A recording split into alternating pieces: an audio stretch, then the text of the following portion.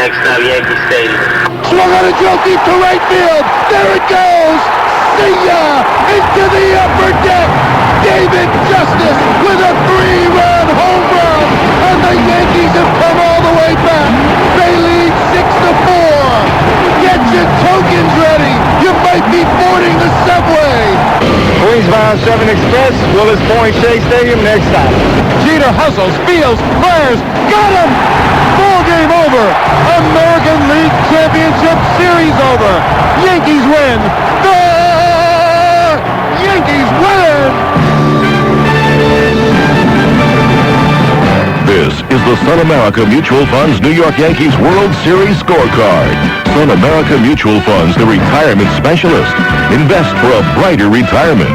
Brought to you in part by Anthem Health of New York. Visit us at anthemny.com.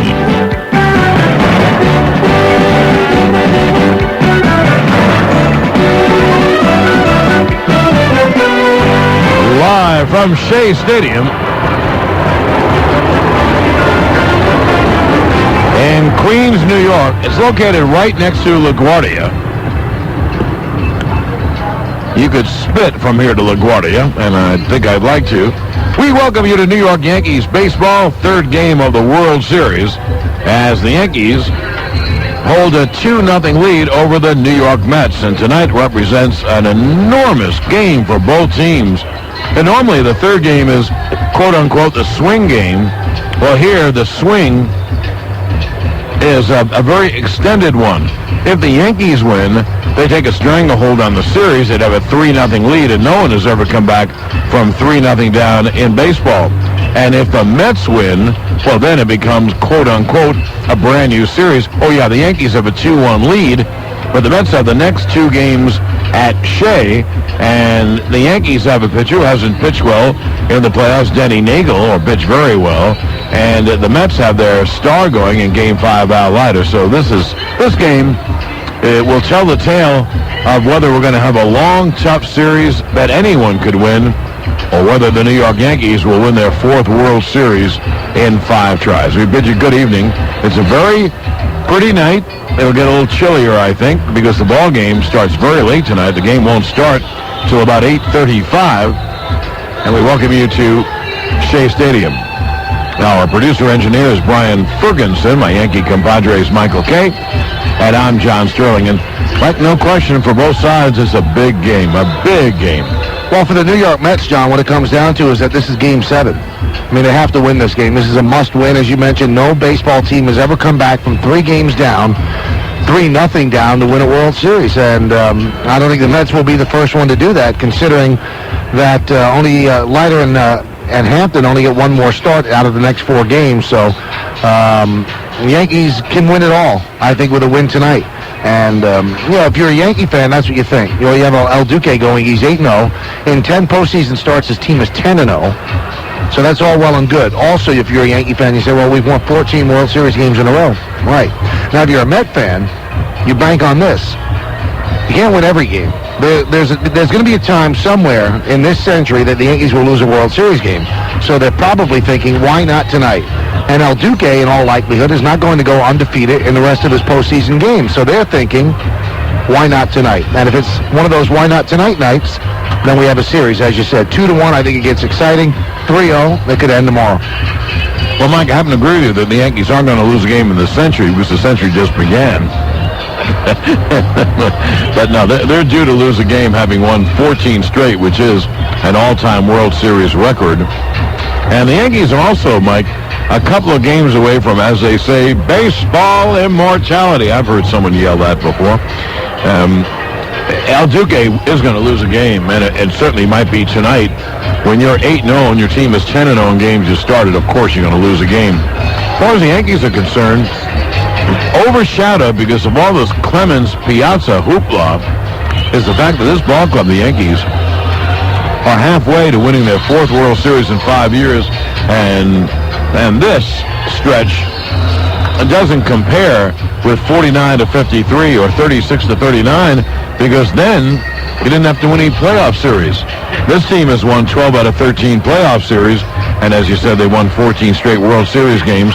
And I think if the Yankees beat the Mets in this World Series, they will take their place with the greatest dynasties that have ever played baseball, and it's arguable that this would be the best because of all the postseason series they've had to play. Oh, you would think so. I think right now they've got to be there. I mean, you win 14 World Series games in a row. That's kind of incomprehensible.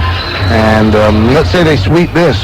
Well, that's never been done. 14 in a row has never been done. So obviously, 16 in a row has never been done. And the Yankees just know how to win. I think there's an art to that. And, you know, on the K corner, Reggie Jackson is on, and he says, you know, there is a certain something about a team that can put games away, and the Yankees have that certain something, because you cannot tell me that this team is that much better than the Braves, the Padres, and now the Mets. They're just not. But I believe that they have a little something. Now, they didn't get that little something by winning, because they had that little something against the Braves. The Braves had already won a World Series when they played the Yankees in '96. And they were up 2-0, and you would think they were about to put them away. But somewhere on that trip to Atlanta, maybe they caught that little something in the air conditioning vent. I don't know. But they won 3 in a row in Atlanta. Then back in Yankee Stadium, they won the Game 6 against Greg Maddux. And you know, they haven't come close to losing a game in the World Series. So it's been an amazing run. Now, again, what Met fans are thinking is, you know, El Duque has to lose sooner or later. Well, if you're a Yankee fan, what you've got to think, is there a better team for El Duque to match up against, John, than the New York Mets? No, there's no lefty scary, anything. You know, Ventura, that's it. That's it. No, the White Sox would be that way, maybe, or it's tough to think of a team more right-handed. Timo Perez is a singles hitter. So, I mean, when you say El Duque has trouble with lefty hitters, not with singles hitters like Timo Perez. And there's only one other lefty hitter who can hit the ball out, and that's Robin Ventura.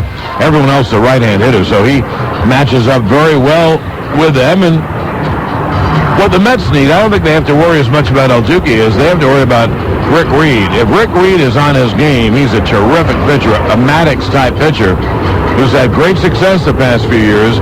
And what they want to do is make it a game. So they can beat El Duque, or El Duque might leave if it's 1-1, 2-2.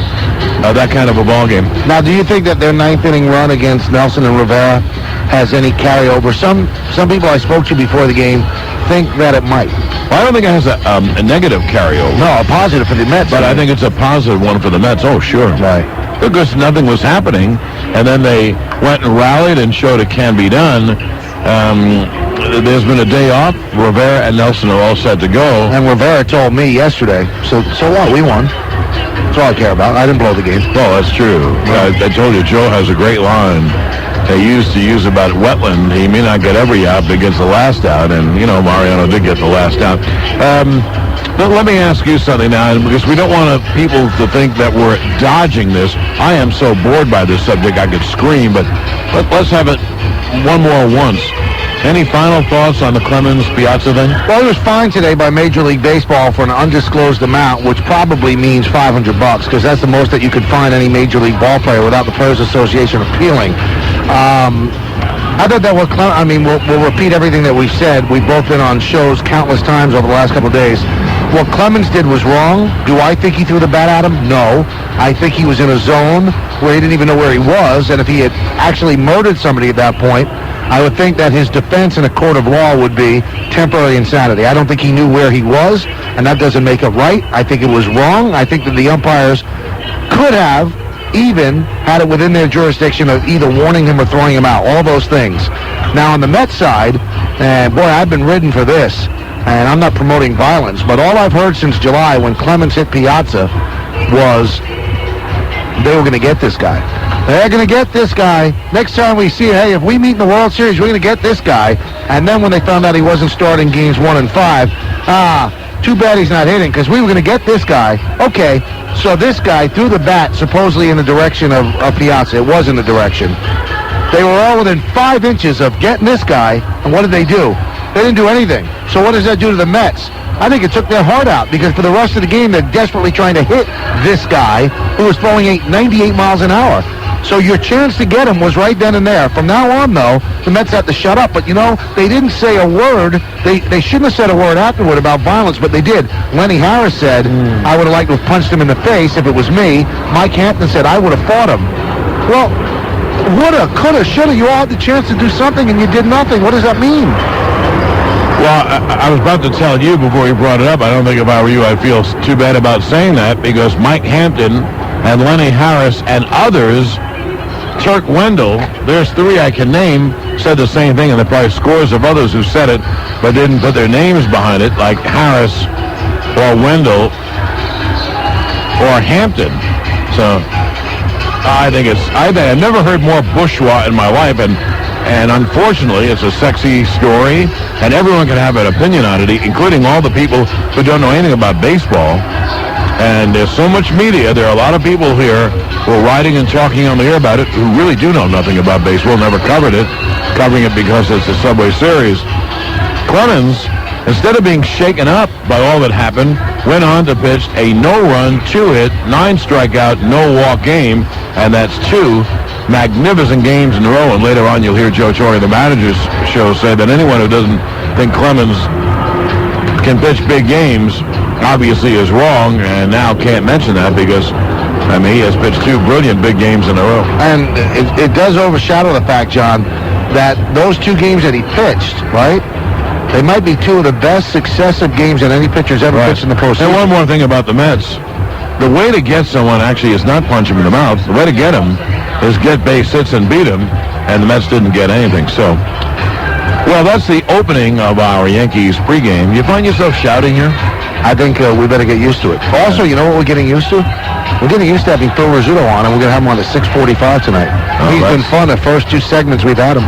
He's going to come on by the Alexander Graham Bell, right? Yeah, he didn't want to take 2 bridges. You're going to have him on the Don Amici. Well, right now, let's get a late traffic report, and with traffic, here is Heather O'Rourke. Hey, John and Michael. We'll check out and see how those delays are looking eastbound LIE. Very heavy out of the Queens Midtown Tunnel to the Kew Gardens interchange. Westbound side slow from the Nassau line, and that service road of the westbound LIE is closed down at the Van Wyck. That's all because of an overturned tractor-trailer. Grand Central Parkway, not too bad at this time. Throgs Neck, Whitestone in the Queens, minor delays. Southbound Whitestone Expressway slow off the bridge down to the stadium. Make sure you hop on that 7 train, which is free 2 hours after the game. Long Island Railroad is a good ride. New York Waterway Mets Express will get you also to Shea Stadium. Do not attempt to drive. This report is brought to you by AT&T Wireless Services. As part of their ongoing commitment to wireless safety, AT&T encourages you to position your phone within easy reach while driving. Wireless from AT&T arrives safely. I'm Heather O'Rourke, and that's Yankee Traffic. WABC. You can't wear the Yankees World Championship rings on your finger. You can't wear their robust batting averages to work or their supermodel girlfriends on your arm. But this fall, you can wear something they wear. Look for the exclusive MLB Authentic Collection label on Yankees caps, jerseys, and jackets. And wear what the players wear on the field. Available at Modell Sporting Goods or MLB.com. The MLB Authentic Collection. How close to the World Series are you? There's only one newspaper big enough, bold enough, and colorful enough to cover something as big as the Subway Series. And it's not from New York. It's New Jersey's Star Ledger. Real sports fans know where to find the best baseball coverage, the key stories, the smartest stats, and columnists Mike Vaccaro and Jerry Eisenberg. And tomorrow, look in the Star Ledger for the full Mets lineup in your own set of full-color Mets baseball cards. Can't get enough of the Subway Series? You only need to make one stop. The Star Ledger, the voice of New Jersey. Now available in New York City. Look for it. If you are a New York sports fan, listen for the single best collectible ever offered. The Yankees are playing the Mets in a Subway World Series. The 2000 Subway Series is the biggest event this town has ever seen. And now is your chance to own a piece of the history. AllAmericanCollectibles.com has for the first time ever created a commemorative baseball to capture this historic event. It is a Rawlings World Series ball featuring Rawlings MLB logo as well as a special Subway Series logo featuring the Yankees and the Mets. All 3 logos on one commemorative ball. The best part about this deal is the price. Each ball is only $24.95. That's right, $24.95. It is exclusively available from All American Collectibles. Just call 1-800-WOODY-64 to order your Subway Series ball for $24.95. This is the first and only time that an official MLB Subway Series ball has ever been done. Now is your chance to own a keepsake to cherish for years to come. It's a great holiday gift. The number again, 1-800-WOODY-64. Or log on to allamericancollectibles.com to purchase this collector's edition ball 24 hours a day. Announcing preseason savings opportunities on select 2001 models from Lincoln, Tri-State's reigning domestic luxury brand, featuring $1,500 cash back on the unmistakable comfort of the 2001 Lincoln Town Car. This remarkable car comes with rich leather-trimmed seating surfaces, automatic climate control, and an exceptionally smooth and quiet ride. Now receive $1,500 cash back when you buy your new 2001 Lincoln Town Car, and for a very limited time, special pre-season leases are also available. Luxury's most affordable time of year is right around the corner, but why wait even that long? Your Tri-State dealers have made it possible to afford the 2001 Lincoln Town Car right now. But don't delay. By definition, pre-season savings must end soon. See your Tri-State Lincoln dealers today. Lincoln, American luxury. Residency restrictions apply. Dealer participation may affect savings. Take new retail delivery from dealer stock by January 16th, 2001.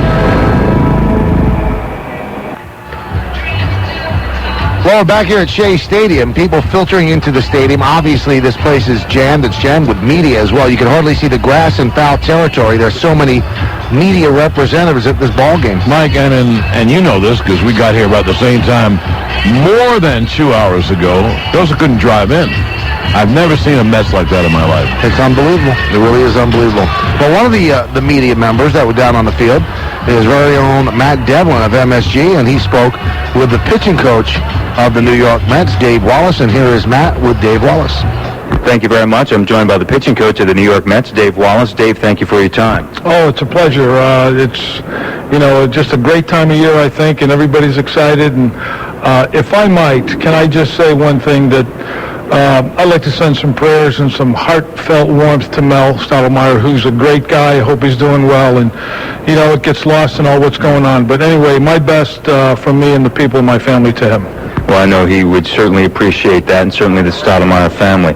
Let's talk a little bit about Rick Reed. Last time out, he said two things. One, mechanics, and two, nervousness. That kind of got to him, one of the reasons why he was an early exit. Let's first talk about the mechanics. What did he not do out there?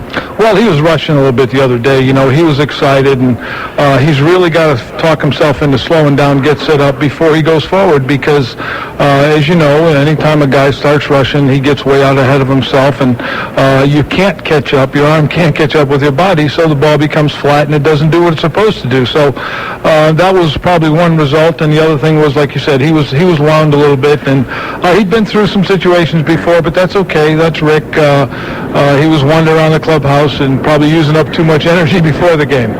Okay, so how do you combat the first problem of not getting ahead of himself a little bit out there on the mound? Well, he had a couple good side sessions, and Rick, one thing about him is that he knows what he has to do, and we looked at some tape and reinforced what he felt and what we saw, and as I said, had a couple good side sessions, so, matter of fact, I think day before yesterday threw real well, so he's comfortable with it, and as long as he is, it doesn't matter what we think, because he's the one that's got to go out there.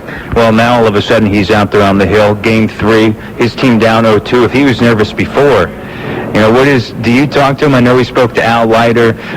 What do you say to him in this situation? Well, you just say, go ahead and go out there and compete the best you can and make pitches and accept the consequences. I mean, I think all we can ultimately do is make quality pitches to a very good lineup who makes you throw quality pitches. So other than that, once in a while, if you get a ball hit at somebody and you're making the pitches you have to make and you score some runs, things turn around. There's a lot of things in this game we can't control, but we can control our emotions and ourselves, and that's what we try to reinforce. All right, let's talk about the Yankee lineup. You have Jose Vizcaíno instead of Chuck Knobloch. I looked up the numbers. Knobloch hitting .333 against Reed, and Jose Vizcaíno .357, but he's hot right now. So how do you go after Vizcaíno compared to Chuck Knobloch? Well, Jose's a good hitter. As with a lot of hitters, I know Jose from our Dodger days, and he's just a guy that's going to make you throw the ball over the plate, and, he's just not going to give in. If Rick is making his pitches and he keeps the ball down and gets all of his 3 or 4 pitches over the plate, which is what he has to do, and he gets ahead with a breaking ball or puts him away with a breaking ball or changes speeds and comes in and out, and that's what he has to do. I mean, it's Jose, when you get the ball up to him, he's going to punch the ball the other way. We know that. He's going to lay the ball down. He's going to bunt on occasion, and very rarely he's going to strike out. He's a contact guy, and he's a quality hitter and puts a tough at bat on you. Dave, when you take a look at the Yankee lineup, you can say this for anybody that's in there. They're patient. They work the count. They work the pitcher. They'll take what the pitcher gives him. Because they do that, is this a tough matchup for Rick Reed? Well, we'll tell right away. I think that's what we'll find out. We'll find out in the first couple innings how tough it's going to be, because Rick is either going to be on right away or he's going to be struggling. So, but as you said, there's 1 through 9. They are tough, but we found that if you make your pitches and you go after guys, you're not intimidated by the fact that you make a heck of a pitch, and as much as the other night when O'Neill fouled off some pitches, and that's tough on a pitcher. But we have to be stronger mentally to say, hey, you know what, I'm just going to make another good pitch right here and accept the consequences. Psychologically, just for a pitcher to get a run early on. As you know, this team, the Mets, have only had the lead a couple of times during this series, so to get something early, which they haven't been able to get, like a run, how important would that be for Rick Reed? Well, I think it's important because against St. Louis and against San Francisco, the last couple games we went out there and got a couple runs early, and it just seems everybody relaxed, the hitters as well as the pitcher. But I think anytime you get a run or two up on somebody, you have that benefit of going out there and say, okay, here we go. I've got a run or two to work with, especially in your home park, because you're going to come up last. So I think it's important. We've got to come out and jump ahead, and hopefully we can do that. Thank you for your time. Oh, you're welcome. Dave Walsh, pitching coach of the New York Mets. We appreciate it, and we'll have more right after this. This is New York Yankees baseball. The Subway Series, the ultimate New York sports dream, has become reality. Everybody's talking about it. And now you can remember the moment forever with an exclusive limited edition Mets and Yankees Subway Series Collector's Plaque from Steiner Sports Marketing. This 12 by 15-inch plaque features a color photo collage of Dave Justice, Derek Jeter, El Duque, Bertie Williams, Mike Piazza, Robin Ventura, Mike Hampton, and El Guardo Alfonso. Call right now to order. Only $39.95. Get a free catalog. Call 1-800-759-SCORE or go to SteinerSports.com to check out other Subway Series items and hundreds of other collectibles. That's 1-800-759-SCORE. Call now for this exclusive limited edition Mets and Yankees Collector's Plaque. Own a piece of history. Call right now. 1-800-759-SCORE or log on to SteinerSports.com to win tickets to the 2001 World Series. Remember, the Steiner seal means it's real. Now, for the first time ever, New York's dream of a Yanks-Mets Subway Series has come true. Don't miss this once-in-a-lifetime opportunity. Wrap up your tickets for the 2000 World Series right now by calling 1-877-MAGIC-00. That's toll-free, 1-877-624-4200. Operators are standing by to help you be part of New York sports history. Pick up the phone right now and call Ticketmagic.com at 877-642-4200. Catch all the intense action live and in person. The Amazing Mets or the Bronx Bombers. Who will it be? All tickets include entrance to an exclusive Ticketmagic.com party at the world-famous Planet Hollywood. Call now, 877-MAGIC-00. Don't miss the fun. Get into the game. You can also visit us on the web at Ticketmagic.com. CBS Tuesday. F-14s are falling from the sky. Mayday! Mayday! Now, JAG lawyers are about to find out it's no accident. Law enforcement is responsible for the death of those two aviators. All new JAG. And a teen dies in the streets of Northern California. So why are the cops arresting his friends? All new edition of 60 Minutes 2. Then on Judging Amy, rumors have been flying about Judge Amy Gray and her assistant. Bruce Van Exel was my first CSO, and I feel very comfortable with him. Yes, so I've heard. But now the truth will come out. No way I could ignore such serious allegations. When her personal life is put on trial, I have been damaged by this. My reputation, my very credibility has been diminished. can her career be saved? I want my reputation back. Amy Berman, Time Daily, all new Judging Amy after an all new JAG and 60 Minutes 2. Tonight at 8 on CBS 2. Sterling K back at Shea with Yankees pregame, and the ball game, and now is only about 2 hours and 5 minutes away from beginning. Well, more on the Clemens finding, and Mike has a couple of releases in front of him. Well, here's the Major League Baseball release. It says Major League Baseball has fined New York Yankees pitcher Roger Clemens an undisclosed amount for inappropriate conduct during the first inning of Game 2 of the World Series at Yankee Stadium.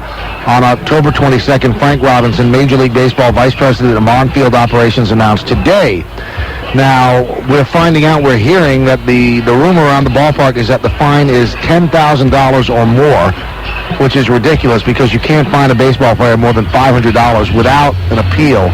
And they'll appeal and they'll win. And there's no way he will ever pay $10,000 or whatever it is, because if it's over $500, it's got to be something awful. And the funny thing is, Frank Robinson's here, Bud Selig is here. A lot of people from Major League Baseball here, but no one's commenting on the fine and why they gave the fine other than the release. Now, the Yankees just issued a statement by Roger Clemens. It's not on Yankee stationery, so this is probably just from Roger Clemens. And the quote is, "I have been advised of the fine, and under the rules, I have 7 days in which to decide whether or not to appeal it. I want to stay focused on the task at hand, helping my team win the World Series, so I do not intend to consider the question of an appeal or respond to questions about the fine or the incident itself until the series is over," which is quite convenient because he has 7 days and the series only has 6 more days if it goes the full 7. The one thing I don't understand, John, is yesterday Sandy Alderson, one of baseball's vice presidents, said he didn't think that the umpires did anything wrong. He thought they handled it right. Well, if the umpires handled it right, then how was Clemens fined for inappropriate conduct? So if it was inappropriate conduct on the field, then in fact the umpires didn't handle it right. They should have at least issued a warning, wouldn't you think? No, what's the warning? Don't anyone else throw a bat at another player? I can see how that's such a loose term, such a wide term, inappropriate conduct, and it is inappropriate, I guess, because really, he really should have handed it to a bat boy, just flip it underhand, you know. And he was wired and took it and flying it off the field. I also don't think he'll pay it. And Joe Torre had a nice line. And he said, "What did he do, miss curfew?" So, much ado about nothing. And also, one other thing, even if he had to pay it, $10,000 to Roger Clemens is, like you and I just paying $1 somewhere. Tipping money.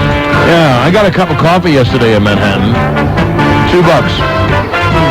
The old, all those comic lines, bum stop me, can I have a dime for a cup of coffee? Those are old lines. Now it's $2. Yeah. Latte. That was one of those places, yes. Sterling K on Yankees pregame. We're back in a moment from Shea after this. Babe Ruth hit his 600th home run in a Elevator, a new invention patented today by Mary, Queen of Scots, arrived in France with flying monkeys at the premiere of... From the History Channel, those are this week's headlines. It didn't all happen this year, but it happened this week in history. Join anchors Josh Binswanger and Giselle Fernandez for This Week in History, Fridays at 9, 8 Central, only on the History Channel. For the year 2000, Capital Audio congratulates the American League Eastern Division champions, the New York Yankees. Capital Audio, 120 Queen Street, 2 blocks north of City Hall. It's where you'll find Panasonic video camcorders, where you can capture all the fun and memories of the upcoming winter holidays. Capital Audio is the home of Panasonic, where you can watch your favorite movies on Panasonic portable DVD players. Just in time for the playoffs and the World Series, take home a Panasonic flat-screen TV at Capital Audio. So, you've been in New York 6 months now. How do you like the city so far? Well, it's got great restaurants, museums, and of course the best shopping in the world. But what I'm most impressed with is my new firm's healthcare plan, Anthem Health of New York. You're most impressed with your healthcare plan? Haven't you gone to a Broadway show yet? Hey, Anthem gives me a network of over 54,000 doctors and 175 hospitals, and I don't need permission from anyone to see a specialist. Plus, the medical savings account they offer lets me choose how I spend my healthcare dollars, and it gives me a tax break. So you've been here 6 months and you've fallen in love with Anthem Health? Well, that and that cute shortstop that plays for the Yankees. He's adorable, isn't he cute? To learn more about Anthem Health and Life Insurance Company of New York and the medical savings account plan, call Anthem toll-free at 1-877-ANTHEM-NY. And for a small group quote, visit us online at anthemny.com.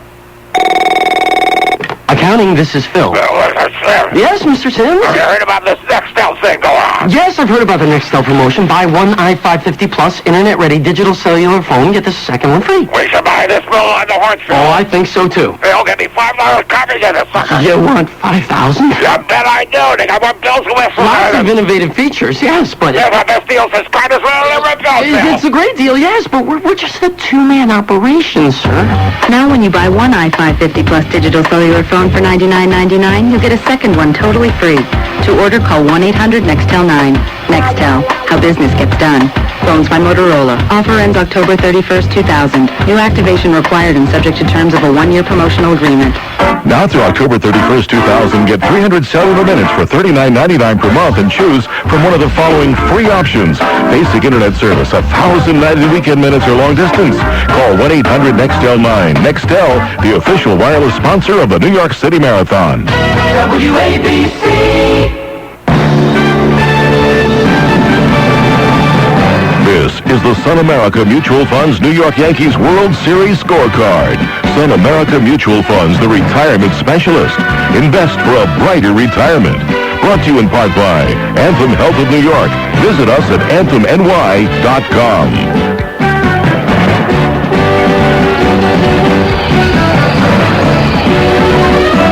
Live from Shea Stadium, New York Yankees pregame, and eventually Game 3 of the World Series. The Yankees have a 2-0 lead, and if you missed the first half hour, we commented on how this is truly the big game in this series, because if the Mets lose it, the Yankees are almost assured of their fourth series win in 5 years, which is truly incredible.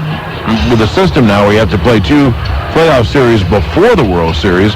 And Mike, of course, they go after their 15th straight World Series win. And for the Mets, you know, all those cliches, backs to the wall, there's no tomorrow. But it's just that no one's ever come back from 3-0 down. And you'd have to come back against a team 3-0 down that's won 15 straight World Series games. So that is improbable. So it's a vital game for the Mets. And down 3-0, you'd have to come back against Nagel, which is a guy you might be able to beat. And then Clemens, Pettit, and Hernandez. Or Pettit, Clemens, and Hernandez. And you know, what's the chances of beating all 3 of them in a row? So they know that tonight is a big win. The last World Series game played at Shea Stadium was Game 7 of 1986. And in effect, the next World Series game here is now another Game 7, although it's really Game 3, if you know what I mean. They have to win this or the series is over. One question for me, John, and we haven't spoken about it yet on the air. We haven't even talked about it off the air, although we saw each other at the gala that Major League Baseball threw yesterday at Grand Central. Very nice party. Joe Torre is not going to play Chuck Knobloch. Now, we understand why he's not playing him in the field. He hasn't played in a couple of months at second base. But in the National League, there is no DH, which in effect shortens the Yankee lineup. Now you've got Orlando Hernandez batting ninth, and you're taking away the spark plug of the Yankee offense. Do you think it's going to affect them? Well, it could, because there's no question, no matter how you gild the lily, that Knobloch is a better offensive ball player than Vizcaino. But Knobloch hasn't played for so long at second base. I thought Joe did the right thing, and I thought if Knobloch was ever going to play here, he would have played in New York. He didn't play in the first 2 games. Chris Vizcaino had 4 hits in the first game. And Mike, I would say Knobloch would be the 3rd-string second baseman. I think if Vizcaino didn't play, I think Soho would play. I think you're right. So I think he's on the 3 deep, as they say in football. He would be 3rd. Now, tonight against Rick Reed, who's not an overpowering right-hander, Yankees really don't have a bad lineup, because Vizcaino is a switcher. He'll bat left. And he hits .357 against Reed. Then Jeter, who's going to hit everybody, and then you have 5 good lefty hitters in a row until you get down to Brocious, the 8th hitter. You know what makes me, it does make me laugh, but it makes me wonder, you know, how am I supposed to suspend belief or reality in this? He got killed, Rick Reed did, against the Cardinals. Killed. And he admitted that at that time, he was nervous. You know, I was nervous. I wasn't aggressive. But now I've decided I'm going to go out and have fun. All right, you were nervous in the NLCS. You're in a must-win situation in the World Series. And now you've decided you're going to have fun. Well, why should I believe you're going to have fun tonight and not be more nervous? Well, I would think he would be more nervous. And he's going up against a guy who has absolutely zero nerves at all, who concentrates much better in games like this. That's why he's 8-0. If I was gauging this, Mike, I would say the Yankees would be the favorite in this game. Oh, absolutely, John. It'd have to be with Hernandez on the mound. And one other thing that I want to get out there, I've been reading a lot of things about how Hernandez is suffering from the flu. Before he gets any reason to have an excuse, he's fine. He doesn't offer excuses. He's fine. And Billy Connors told me he's fine, and Joe Torre will later say on the manager's show he's fine. Right. So if he gets hit and loses tonight, he got hit and lost, not because he has the flu. Everything is overplayed. Yep. I mean, look and how overanalyzed. Look how many media are here. Everyone has to have a story, so that becomes a stride. Everyone's very definitive, including people who never covered baseball till the Subway Series. Well, we'll get back with more on Yankees pregame in a moment. This is New York Yankees baseball.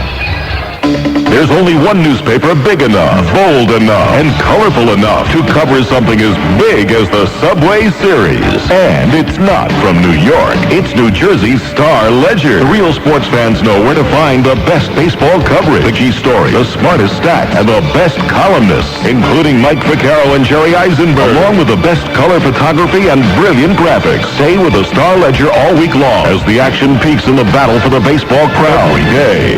Make the connection with Subway Series Extra, packed with the interviews, analysis, and commentary that captures the defining moments of the World Series 2000. Follow the Yankees in the Mets Notebook daily. And tomorrow, look in the Star Ledger for the full Mets lineup in your own set of full-color baseball cards, complete with the stats on each player. Can't get enough of the Subway Series? You only need to make one stop. Catch the Star Ledger at your newsstand. The Star Ledger, the voice of New Jersey, now available in New York City.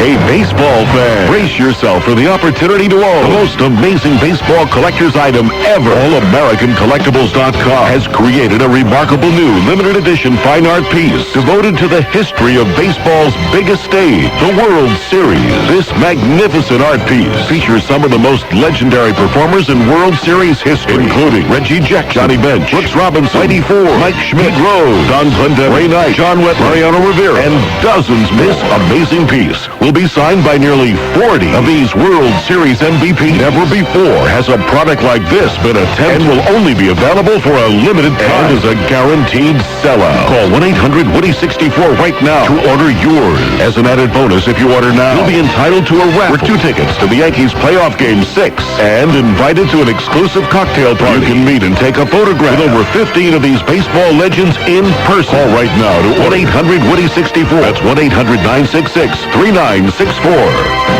Hi, this is John Sterling. I'd like you to join me in supporting the fight for a cure for leukemia and lymphoma. 2 new leaders in the energy service business, Essential.com and Smart Energy, will donate $5 to the Leukemia and Lymphoma Society for everyone in New York City and Westchester County who sign up for their electrical service. When you enroll, you support the fight against these deadly diseases and receive a free month of service up to $50 in value. Essential.com and Smart Energy can save you money, lock you into a stable price plan, and let you pay your bill online. While electricity prices rise, Essential.com and Smart Energy let you lock in a low price. Sign up today. Receive 1 month free, up to $50 in value, and contribute in the fight against leukemia and lymphoma. Go online today at www.essential.com. Click on electricity, enter your zip code, and look for the Smart Energy offer and the Leukemia and Lymphoma Society logo. Thanks. Well, let's update our traffic report, and the traffic report is brought to you by the Star Ledger. And here's Heather O'Rourke. All right, so the LIE eastbound is still very heavy out of the Queens Midtown Tunnel to the Kew Gardens interchange. And the westbound side is very heavy from the Nassau line into the area. Now, that service road of the westbound LIE is still closed down at the Van Wyck with the overturned tractor-trailer that's being cleared. Grand Central Parkway, not too bad getting by Shea. Throgs and Whitestone, minor delays into Queens, but the southbound Whitestone Expressway is slow off the bridge down to the stadium. Make sure you hop on that 7 train, which is free for up to 2 hours after the game getting home from Shea Stadium. Long Island Railroad, New York Waterway, Mets Express, those are definitely good alternates instead of driving. Coming into the city at the George Washington Bridge, it's 20 minutes to the upper level with a tractor-trailer accident just out of those tolls. This report is brought to you by Jiffy Lube. Jiffy Lube's 2-step fuel system and injector cleaning will increase your car's performance, plus increase gas mileage. Stop by Jiffy Lube today and find out how. Jiffy Lube's signature your service. Does your car get it? I'm Heather O'Rourke. That's the Yankee traffic. John, Mike, back to you. Well, thank you, Heather. And Phil Rizzuto's coming up next. And Phil's appearance is made possible by Sterner Sports and Pastime Productions, which are proud to present the World Series MVP show. And that's going to take place from October 28th through the 29th at the Garden State Exhibition Center. That's in Somerset, New Jersey. And this unprecedented event will feature over 40 World Series MVPs never before assembled in one place, and other special guests, all there live, all in person. And you can meet your favorite World Series MVPs all in one place. Rizzuto's going to be there, Jerry Coleman, Dusty Rhodes, Johnny Padres, Whitey Ford, Bobby Richardson, Bob Gibson, Reggie Jackson, Bucky Dent, on and on and on. A lot of people, a lot of big-time people. So that's October 28th and the 29th at the Garden State Exhibition Center in Somerset. So if you need information, I guess you should call them or call Steiner Sports. And now it's time for Phil. Right, and the Steiner seal means it's real. And here is the realest person we know, and it's really good to have him on again, the Scooter, Phil Rizzuto. Hey, listen, you Huckleberries, I can hardly hear you. Well, that's because we're at Shea Stadium with all these planes. Now, listen, Michael, I've got to congratulate you. You were on the ball. You tore that guy upside down. I want to tell you, if I ever get in trouble, I'm going to get you for a lawyer, even though you're not a lawyer. I mean, you were... I'm telling you, John, he was great, wasn't he? Yeah, so you kind of think that if, instead of talking about it, if someone wanted to do something, they should have done something? Absolutely. I mean, they had their chance, and now today in the paper, I see where, what's his name, the pitcher, the left-hand pitcher. Mike Hampton. Yeah, he said, we should have started a fight. Yeah, you heard Mike in there. Now they said they should have started a fight. But I tell you what, I'll tell you one thing. I mean, I know they fined them a large amount of money today, and a lot of the teachers' union were going to get after them if they didn't take care of them some way, fine them, but to me, there was no intent, and I watched it, Mike and John. If you guys, there was one camera that I only one I saw that picked it up. You know, when that bat comes at you, you don't know what it's going to do, or what kind of bounce it's going to take. The answer just had the handle of the bat as he was walking down the first baseline. But I watched that bat come out, and it was like a magnet in the hand of Clemens, because it hit the ground, bounced right up in his hand. Right. And maybe he thought he had a hand grenade or something, had to unload it, and I have no idea what. But he's so intense. He's tight as a drum. So, and then I noticed. Am I talking too much? No. Then I noticed that when Beata started walking toward him, and he was walking toward him too, but he went to the umpire and wanted to grab the ball out of the umpire's hand so he could warm up. I don't think he even realized what he had done. I agree with you. I really don't. That's just what we thought, that there was no intent, and first of all, a bat's coming at you, and then he realized it's a broken bat, and he just took it and kind of flying it to the sideline, and it's been so overplayed. But driving here today, Phil, and I wanted Mike to hear this too, I want you to search back in your memory for an incident that happened to you. Now, my dad told me about this, and he told me the next day after it happened. And but you know, when you hear things on radio, maybe it was different. So here's when a ball club came to your rescue. Now, tell me how true this is and what happened. In St. Louis, with a short right field, and they put a screen all the way up to the top of the roof because they didn't want all those home runs. A guy named Clint Courtney hits one off the screen. It's a single, and Bauer fields the ball, and you don't go to second because it's like, I guess, the screen in Fenway or the wall in Camden Yards. And Bauer threw a strike to Rizzuto. And Clint Courtney went to second. He was going to be out by a lot, and he spiked you around the leg or the knee. Right. And the Yankees ran to your rescue and beat the tar out of him. Now, what was that story? No, you hit the nail right on the head. You got all the facts right. It's just what scared me was that the throw, like you say, from Bauer, we had him by about 10 feet. And all of a sudden, like a Comanche Indian, he lets out this war whoop and jumps at me with his spikes. He would have spiked me in the Adam's apple if I didn't move. As it was, I jumped and he spiked me in the knee. And next thing I know, Woodling is dragging me away. I'm bleeding. I saw the best fight I ever saw. Whitey Ford came over and knocked Courtney's glasses off. I think Reynolds stepped on him, and Rasher, and Bauer, they were punching, and not one St. Louis Brown player came out to help him. Really? Unbelievable. Now, a lot of people are criticizing the people say the Mets should have done something, Phil, that the World Series isn't the right situation. When you're in a situation like that, do you think, oh, is this the right situation, or do you just let emotions take over? No, your emotions take over. It's very difficult to just say, well, should we or shouldn't we? And I'll tell you something, that McCarver was making me madder by the minute. He really ripped. I don't know whether you guys heard it, about McCarver getting on Clemens. What was he saying? Oh, he was saying terrible things. He says he should be kicked out of the game. And later on, our general manager, Brian Cashman? Brian Cashman was sent down to talk and tell him to quote it a little bit. I don't know whether he did or not. But, he was terrible. Now, was it a tough call for you, Phil? Because, Clemens is a Yankee and Piazza is a Paisan. So which way do you root there? No, it was not a close call, and I mean, the way I saw it, Clemens wasn't looking at Piazza when he threw the ball. When the bat jumped up in his hands and he threw it, he didn't throw it at Piazza. He could, if he wanted, he could hit him with his control, but he didn't. He just threw it away for some reason. No one could understand, but it's because he's such a focus. He's like, you know who he's like?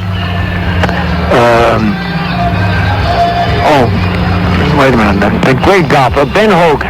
Ben Hogan focused so much that if his wife or mother walked up wanted to talk to him, he'd whack him with the club. Was there any player you ever played with the Yankees that was that focused, almost maniacal? Never. Really? Oh, I mean, he scared me. He could scare you. I mean, it might be that he might have to give him some easy pills or something to relax him.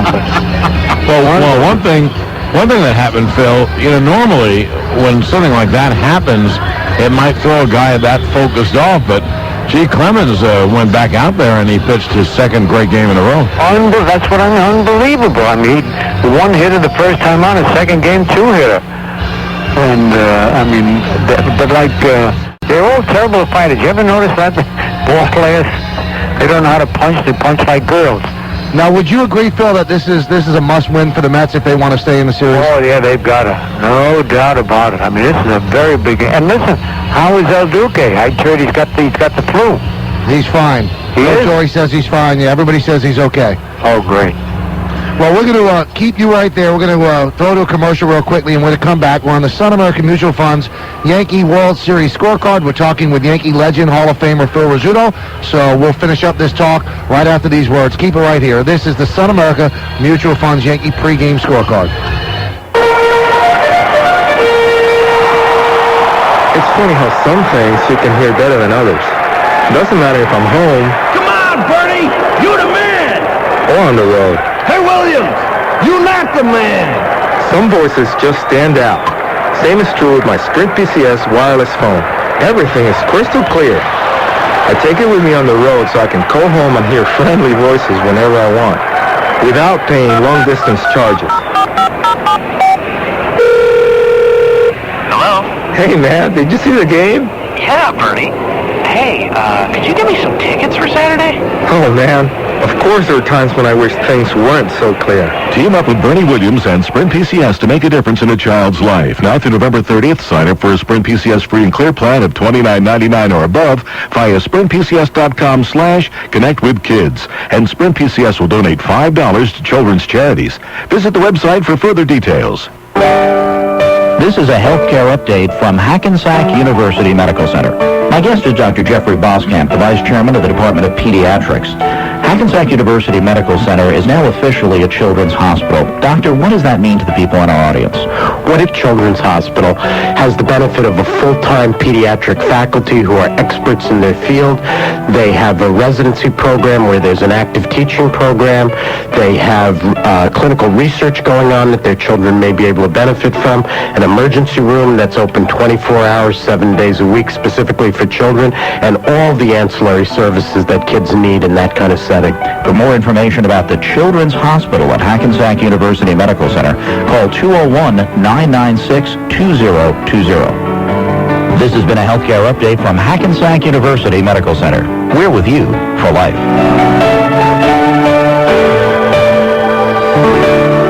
Baseball. The rules are simple. 3 strikes, and you're out. Each team gets 3 outs per inning. There's 9 innings per game. A lot of things have changed over the years, but baseball remains pretty much the same. Much like Jeep Cherokee Sport, an American original, there when you need it, genuine from the ground up. Which is why, much like the New York Yankees, Cherokee is a favorite of people across America. And right now, much like being a Yankee fan, it's a great time to be a Cherokee fan. That's because you can lease a Cherokee Sport for just $279 a month for 39 months with 0 down and just $11.04 due at signing, plus title, tax, and license. And still get air conditioning, power windows and locks, and remote keyless entry at no extra charge. Now that's a great value. I guess some things never change. For lease example details, call 1-800-768-JEEP. Ends January 8, 2001. See the Cherokee Sport at your Tri-State Jeep dealer. Jeep is a registered trademark of Daimler Chrysler. Jeep, the most award-winning brand of 4x4s on earth. Well, the Scooter is with us on Yankees pregame, and we want to talk series memories, and Phil played in so many World Series, and almost every one but the 50 series against the Phils, I guess, was a Subway Series, because either the Giants or Dodgers won the pennant. But Phil, as you go along in a series, you're going to play Game 3. Is there still a feeling of butterflies or nervousness, or does now it become just ball games? No, then it becomes a ball game, but you got to catch a break. It's like when we played the Giants in the 51 World Series. We were having a little trouble with our pitching rotation, and if it had not rained that one day, they could have beaten us. We would have had to pitch Johnny Sane. Not that Johnny Sane wasn't that good, but then they gave Rashi that extra day of rest. He came on, and Reynolds came on, and they couldn't be touched. But then you got to get the breaks of the game. And one thing about World Series, I know especially with me, I worry all the time. Anyway, you worry about, are you going to get a hit? Are you going to make an error and cost your ball team all that money? And until, like I say, until the first ball is hit to you or the first time you're at bat, and then things. But the night before the game, I remember Bill Dickey telling me way back, he told Yogi way back, he said, if you don't have any nervousness or excitement and be ready for a ball game and be on your toes, he said, you're not a real athlete. Because some guys try to nonchalant it all the way through, you know. Phil, you've been on Yankee teams that won 5 World Series in a row. The Yankees now have won 14 World Series games in a row. How unbelievable is that to you? It's hard to believe, but I can believe it, because when you're with the Yankees and you're winning, that feeling is so great, you just don't want to lose. I mean, you do better than you thought you could do. Everybody tries harder. Does this team compare with those teams that you were on, Phil? Oh, absolutely. No doubt about it. I mean, the thing that we had was the same lineup for almost all of it until DiMaggio was too old and had to retire. But every day from 41 to 51, or 50 anyway, Joe's last year was 51, I think. It was the same lineup. You never had a lift, just you're on the lineup, play every day. Now, before we let you go, I'm interested in this. I'm very curious. Phil Rizzuto is obviously not here at Shea. He's at his home. What do you do when you watch a World Series game? Do you order in cannolis, pizza? I mean, do you have people over? I mean, how exactly do you sit in front of the set in your pajamas? Forget it. I get in my pajamas. The only thing you got right was the pajamas. I get in my pajamas. I don't want anybody bothering me. Sometimes I'll lock the door. I won't even let Cora get in. Well, listen, you got to do me one favor. What's that? Get some batteries in that phone, because I have had to stretch so much with my ears, I'm getting a headache. Well, we don't want that to happen. I know one other thing you do, and this is something I know. I know you turn the TV sound down and turn on the radio. Oh, that's for sure. Oh, I told you that before. Yeah, like a script. Thank you for reading that. Well, Scooter, you'll be on with us tomorrow, huh? I'll be on, yes, but not out there. I can't stand that ballpark. Cannot stand that ballpark. Why not? It's cold, it's damp, and the planes. Right. Well, that's 3 good reasons. Remember the little guy used to say, the plane. Right. Yeah. Well, those are three at the top. There are others, but we'll talk to you. We'll talk to you tomorrow night, Scoot. Well, slip in the pajamas and enjoy the game. I'll be right here. Okay. Okay. He's the best. The best. I agree. You know, now, if people are wondering, well, how does he know this about Shea? Well, 2 years when they were redoing Yankee Stadium, the Yankees played here, and the noise in this ballpark, it's not the ballpark's fault, but the planes fly over, so they have to drive the PA sound up to get over the planes. And, boy, what a headache at the end of a game. What a headache. A plane went overhead when I was interviewing Reggie Jackson for the K Corner, and there's literally 10 seconds where we couldn't hear each other. I hope it came over on the mic. I mean, it's deafening. Deafening. Absolutely. Well, we're coming up to the hour, and we'll take a break, then we'll get back with more on the Sun America Mutual Funds Yankees pregame program. So stay right there. This is New York Yankees baseball.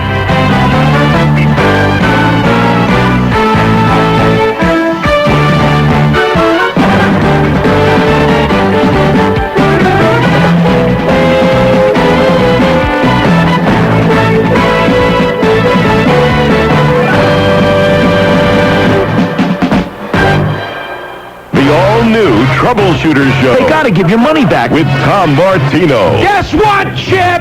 It's not private when you make people miserable. Now heard weekday mornings at 9 right after Curtis and Kuby on WABC New York. You can't wear the Yankees World Championship rings on your finger. You can't wear their robust batting averages to work or their supermodel girlfriends on your arm. But this fall, you can wear something they wear. Look for the exclusive MLB Authentic Collection label on Yankees caps, jerseys, and jackets. And wear what the players wear on the field. Available at Modell Sporting Goods or MLB.com. The MLB Authentic Collection. How close to the World Series are you? Well, Michael, Yankee fans and Met fans are really going at it. They're arguing over everything. They're arguing over who has the better team, who has the better stadium, which subway has the better brakes. There's only one area where Met fans and Yankee fans agree. Yes, that both teams have interlocking NYs on their cap. No, it's not that, Michael. It's on what beer to drink. All New York baseball fans know that when watching the Subway Series, you better make it a Heineken. It's all about the beer. Hey, does Heineken have any interlocking letters? Sorry, Michael. Imported by Heineken USA, White Plains, New York. Does the word walk describe the pace of your business? Probably not. Run is more like it. You run to customers. Run to meet deadlines. Run new numbers to close a deal. Well, to that vital word, run, Go America adds the wireless internet. Go America has made the wireless internet ready for business to run. Now, run wireless and run new information right in front of your customer. Run your way with your current laptop, PC, notebook, and handheld, wireless. Go America lets you run email and internet apps across devices and networks virtually anywhere nationwide with true security. Just go to GoAmerica.net or call 888-462-4600. That's 888-462-4600. With Go America, your business isn't bound to a desk. Now, take the internet and run. Announcing preseason savings opportunities on select 2001 models from Lincoln. Tri-State's reigning domestic luxury brand, featuring $1,500 cash back on the unmistakable comfort of the 2001 Lincoln Town Car. This remarkable car comes with rich leather-trimmed seating surfaces, automatic climate control, and an exceptionally smooth and quiet ride. Now receive $1,500 cash back when you buy your new 2001 Lincoln Town Car, and for a very limited time, special preseason leases are also available. Luxury's most affordable time of year is right around the corner, but why wait even that long? Your Tri-State dealers have made it possible to afford the 2001 Lincoln Town Car right now. But don't delay. By definition, preseason savings must end soon. See your Tri-State Lincoln dealers today. Lincoln, American luxury. Residency restrictions apply. Dealer participation may affect savings. Take new retail delivery from dealer stock by January 16th, 2001. Hey, Yankee fans, AllAmericanCollectibles.com is pleased to announce an incredible once-in-a-lifetime cocktail reception with Yankee superstar Paul O'Neill. That's right, Paul O'Neill, one of the current Yankee legends of the last 3 championships, is doing his first ever meet and greet at Mickey Mantle's restaurant in Manhattan. The occasion is to celebrate the completion of a fine art piece of Paul O'Neill, done by world-renowned sports artist Bill Lopa. This fine art piece is a must for any Yankee fan or sports memorabilia enthusiast. If you know anything about Paul O'Neill, you know he puts his heart and soul into everything he does. And this piece is something he's very proud of and is excited to hand sign. If you want to be part of a once-in-a-lifetime event with Paul O'Neill, you must call 1-800-WITTY-64 right now. Only the first 21 people to buy this piece will be invited to the reception. Hurry, this will sell out fast. Call 1-800-966-3964 to purchase this piece. Hang out and take a picture with Paul O'Neill. Call right now. 1-800-WITTY-64. Hi, everybody. Phil Rizzuto here with Mets manager Bobby Valentine. Hey, Bobby, who's number 1 in New York? Well, in Queens, we're amazing. Yeah, but what about all the tradition and history in the Bronx? Yeah, but Scooter, we're really flying high and shag. Well, remember, the house that Ruth built is rocking too. Scooter, you know who's really the number 1 home team? The Jets? The Knicks? No. P.C. Richard & Son. Holy cow! P.C. Richard & Son is New York's number 1 home team. You're right. For appliances, electronics, and computers, P.C. Richard is the number 1 home team for over 91 years. 91 years? That's even older than you, Scooter. You Huckleberry. Right now, see, record, and replay the Subway Series action with huge savings on TVs and VCRs at all 42 family-owned and operated P.C. Richard & Son superstores.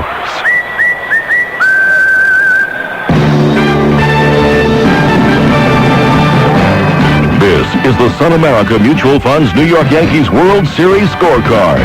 Sun America Mutual Funds, the retirement specialist. Invest for a brighter retirement. Brought to you in part by Anthem Health of New York. Visit us at anthemny.com. And hello again, everybody. Michael Kay here along with John Sterling. They are filing into Shea Stadium. It'll be a sellout every single game of this series, the 4 at Yankee Stadium and the 3 at Shea Stadium, where you cannot find a ticket anywhere, and you can't find any blades of grass visible to the eye behind home plate because there's a media member standing on every piece of real estate behind the batting cage, and pressed up against the side of the batting cage on the Yankee side, third base side, is Frank Robinson, the vice president of baseball, and obviously people questioning him about the fine that was handed down to Roger Clemens. We spoke about that earlier. People are telling us that the fine is for as much as $10,000. So it'll be very interesting to see and hear exactly what Frank Robinson is saying about Clemens and the fine that he handed down. Anyway, we have a lot of show to go. The first pitch is right around 8:30. You'll have the K Corner. John's going to talk to Joe Torre. Matt Devlin talks to Bobby Valentine, and so much more over the next hour and a half. But coming up after this break, I will talk to, on the K Corner, Mr. October. Who else would you talk to at a World Series but the guy who was probably one of the greatest World Series performers of all time? And for being a guest on the K Corner, Reggie Jackson is going to receive a $150 gift certificate, compliments of William Borthman Jewelers, jeweler to the financial district since 1884. Hey, it takes a great team like the Yankees to consistently win on the road, but there's only one team that can consistently win on and off the road. It's the legendary team of Jeep vehicles. Jeep, the most award-winning brand of 4x4s on earth. Next, that's me, Michael Kay, along with Reggie Jackson on the K Corner, so keep it right here. This is the Sun America Mutual Funds New York Yankees World Series scorecard.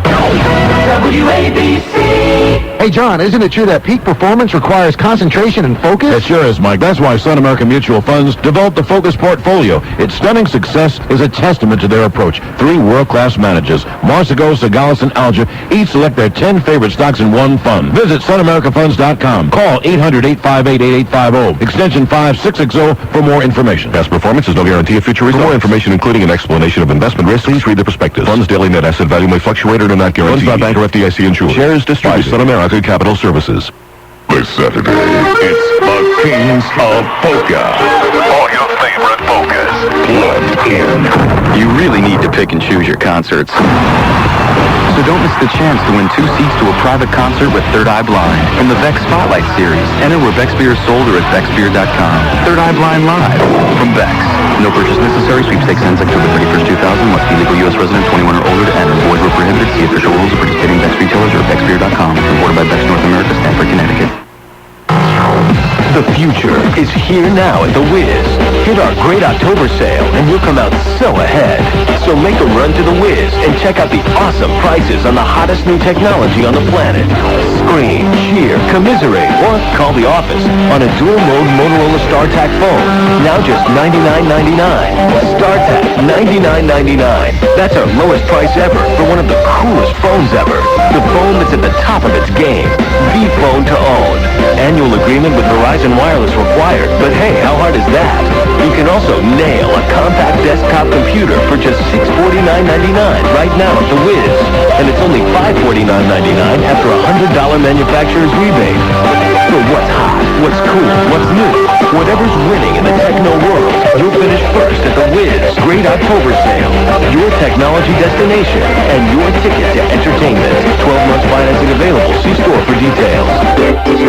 What can you get at the ballpark for under $9,000 these days? Not much. One bat from a shortstop, the bat boy's worn sweatbands, half a right fielder's arm. But at your local Kia dealer, you'll find the all-new long-haul warranty program with limited powertrain coverage for 10 years or 100,000 miles. It's one less bump in the road, and it smells a whole lot better than those sweatbands. Visit Action Kia in Danbury, Connecticut, and Kia of Middletown and New Hampton, New York today. For details including specific coverages, limitations, terms, conditions, and restrictions, visit your Kia dealer or kia.com.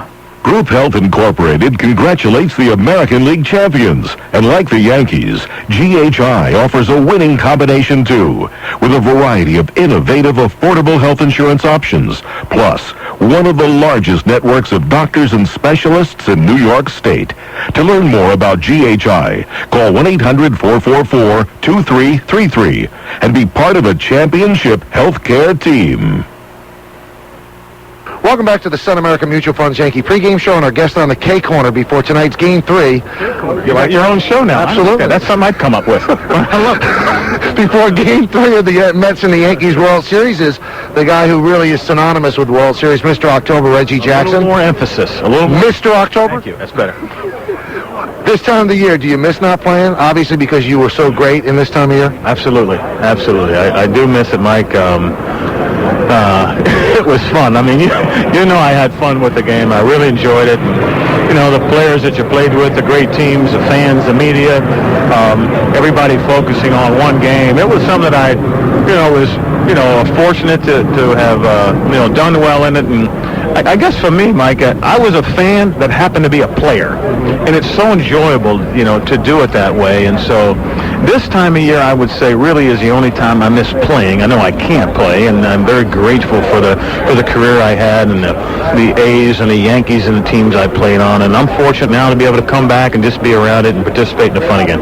So many of the Yankees tell me the greatest compliment that any player could get is that they come up big in the big situations. What did it mean to you? I mean, what a nickname, Mr. October. It's not like being called Mr. April or Mr. June. Mr. October, what did it mean to you? Is that the ultimate compliment? It's the ultimate compliment for me, Mike, in my career. I would say that probably first the Hall of Fame, being selected as a Hall of Famer, but I really do think that I was a first ballot Hall of Famer because of the way I played in postseason. I, struck out 2,500 times.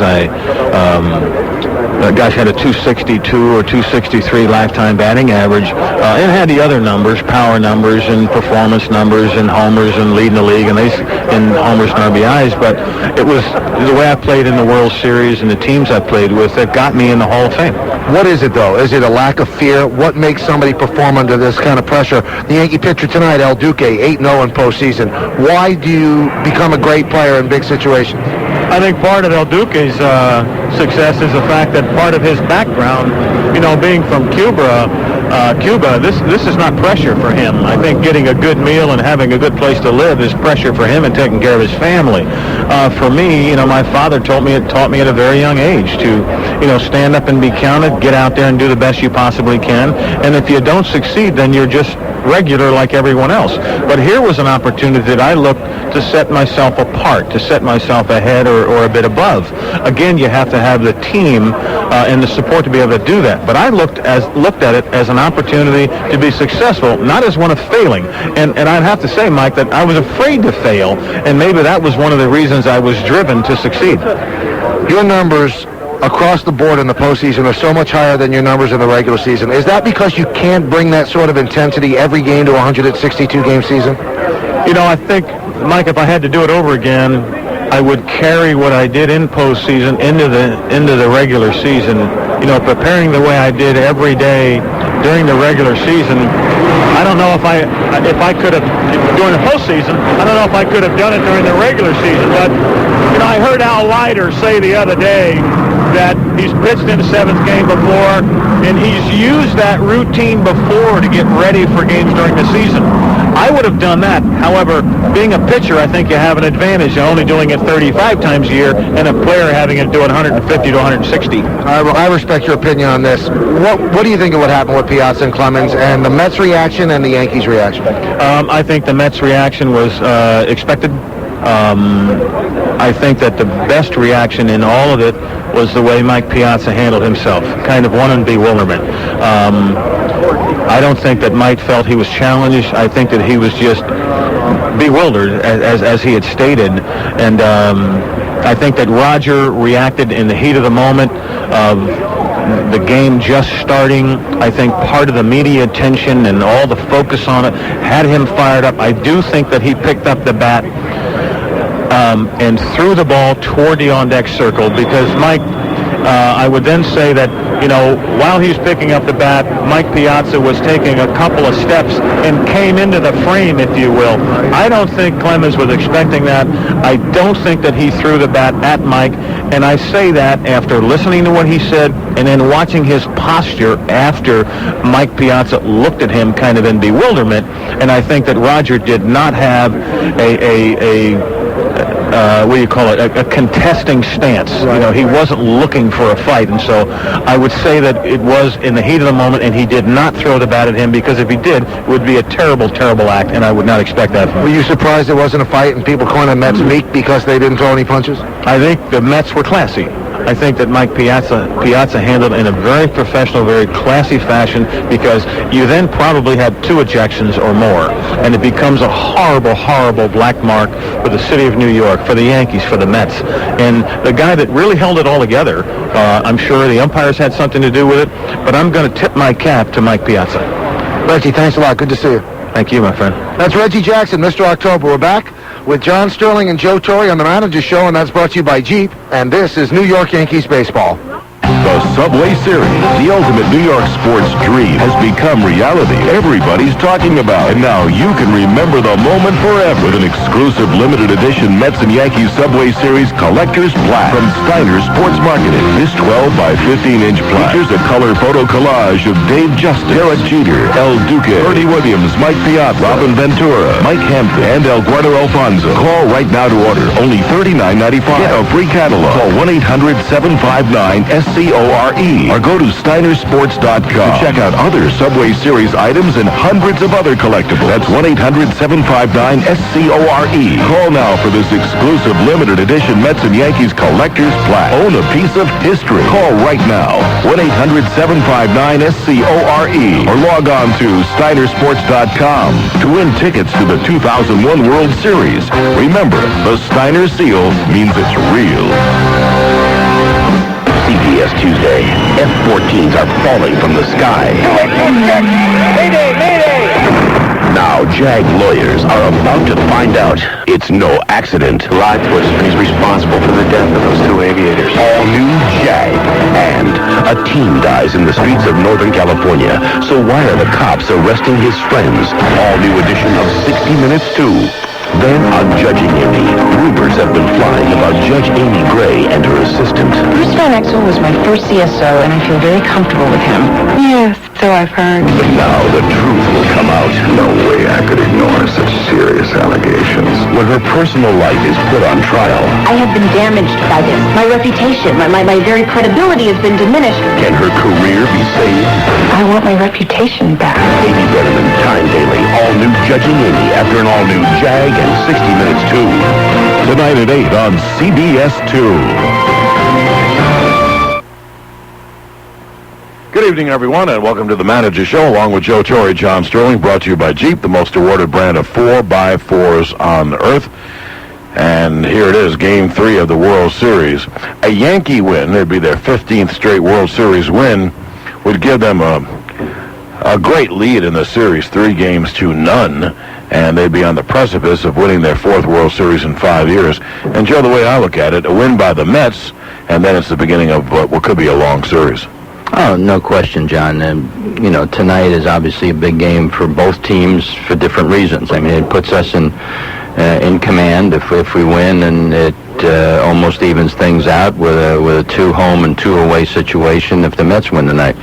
So hopefully El Duque will go out there and pitch, the way we expect him to pitch. Indeed. Well, before we get to El Duque, let's go to Roger Clemens and revisit this thing one more time. I'd just like your thoughts. What happened after the splintered bat came at Clemens? Normally you start dodging that, and he kind of, the bat kind of hopped up and hit him in the stomach. Then what? Well, it's sort of like he fielded it and threw it off the field. And I think by the time he looked up and saw Mike, I'm sure he was a little startled by that. To me, that was just evident that he was just throwing the bat off the field, and Mike, not knowing where the ball was running. And Roger, knowing once he realized that it wasn't the ball coming at him, realized that the ball was foul. Everything that's been made of it is unfortunate. And let's not diminish the fact what he did on the mound as a pitcher. Well, I wish it was played up a little more than it's been. 2 hits, no walks, 9 strikeouts, 8 innings, and that coupled with the Seattle game, those are 2 of the best playoff games you've ever seen pitched. Oh, no question. I mean, Roger was in total command, and, he's going to the Hall of Fame. And, all the criticism he's taken not being able to win big games, I think the last 2 he's pitched should put those thoughts to sleep. Yeah, I would think so, too. It didn't help you. You didn't like it, but how much did it bother you, the 9th inning, when Jeff Nelson and Mariano gave up 5 runs? Well, it bothered me the fact that I didn't want to go to Mariano because he had pitched, thrown 30-plus pitches the day before. And Nelly came in. He had good stuff in the bullpen. He came in just like he was just basically just trying to throw strikes as opposed to, grinding at people. Sometimes that you get a false sense of security when you have a lead like 6-0 with 3 outs to go, and that may have gripped us in the 9th, but fortunately enough, we were able to hold on. Any carryover? Let's say in the minds of Nelson and Rivera? Oh, no. I think it's probably going to help the Mets more than it's going to hurt us, because it made them... I'm sure it made them feel a lot better about themselves scoring 5 runs in the 9th inning like that. But we've been down that road before where it hasn't always been perfect, and it's just a matter of coming out the next day, and it's all brand new.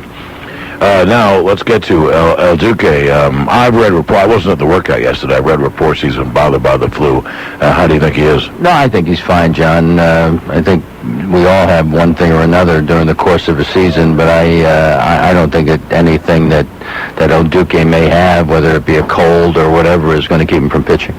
And with the day off, your bullpen is all ready to go? I'd like to believe that. Hopefully El Duque will get us late into the game, and it's a little bit different here now. We're playing National League rules, so I think it's important to obviously stay alert, and if you get a lead, it's more important because you won't be tempted to pinch if you're a pitcher. And one more, just your thought about this guy, starting at second base. Well, after thinking about it, and the media had asked me day in and day out about starting Chuck at second when he hadn't played a whole lot, and I got to thinking about it, and it really made sense not to play him. Chuck was disappointed because he wanted to play, but I just felt, just the fact that he hasn't been out there, so it really wouldn't be, I'm sure he wouldn't be as relaxed as you'd like him to be, and Vizcaino's done a nice job for us, so I just made that decision, and I feel a little bit better about it. Okay, Joe. No, I thank you. That'll do it for the Manager Show for tonight. More on the Pre-game in a moment, and this is New York Yankees baseball. Introducing the Coors Light Queen of Halloween, supermodel Heidi Klum. Heidi, work with me? Oh, that's great. That's the one. These Coors Light Queen of Halloween posters are going to be fantastic. Oh, that's beautiful. Okay, Heidi, snag an ice cold Coors Light out of the cooler. Open it. Now pour it in the glass. Oh, yes. I can almost taste that Coors Light. Oh, that looks refreshing. How about you set that down right here next to me? Heidi, seriously, hand me the Coors Light. Where are you going? Heidi, we're not done with the poster. That's my Coors Light. This Halloween, stock up on Coors Light and original Coors beer, and pick up your free Heidi Klum Queen of Halloween poster, only while supplies last. Coors Brewing Company, Golden, Colorado. This Halloween, you can help scare away a child's worst nightmare. Pick up a pumpkin donation card wherever Coors Light is sold and help support St. Jude's Children's Research Hospital. New York City OTB congratulates the Yankees for another outstanding season. The New York City Off-Track Betting Racing Network on Channel 71 has also had a successful year. Tune to NYC OTB's winning lineup of racing personalities Saturdays for Racing Desk from 9:30 till 11:30 a.m. and Mondays and Tuesdays for Thoroughbred Central, where you can enjoy all the action from noon to 5:30. You can see it all live on Channel 71. To open an NYC OTB phone account, call 1-800-OTB-8118. That's 1-800-OTB-8118.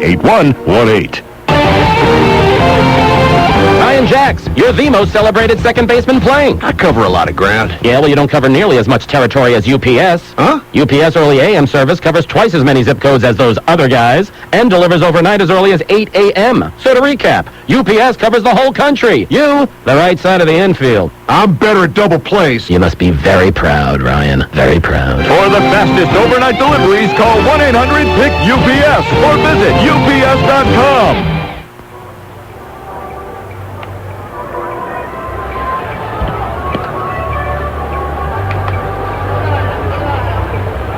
Well, we're back at Shea as the Yankees take batting practice.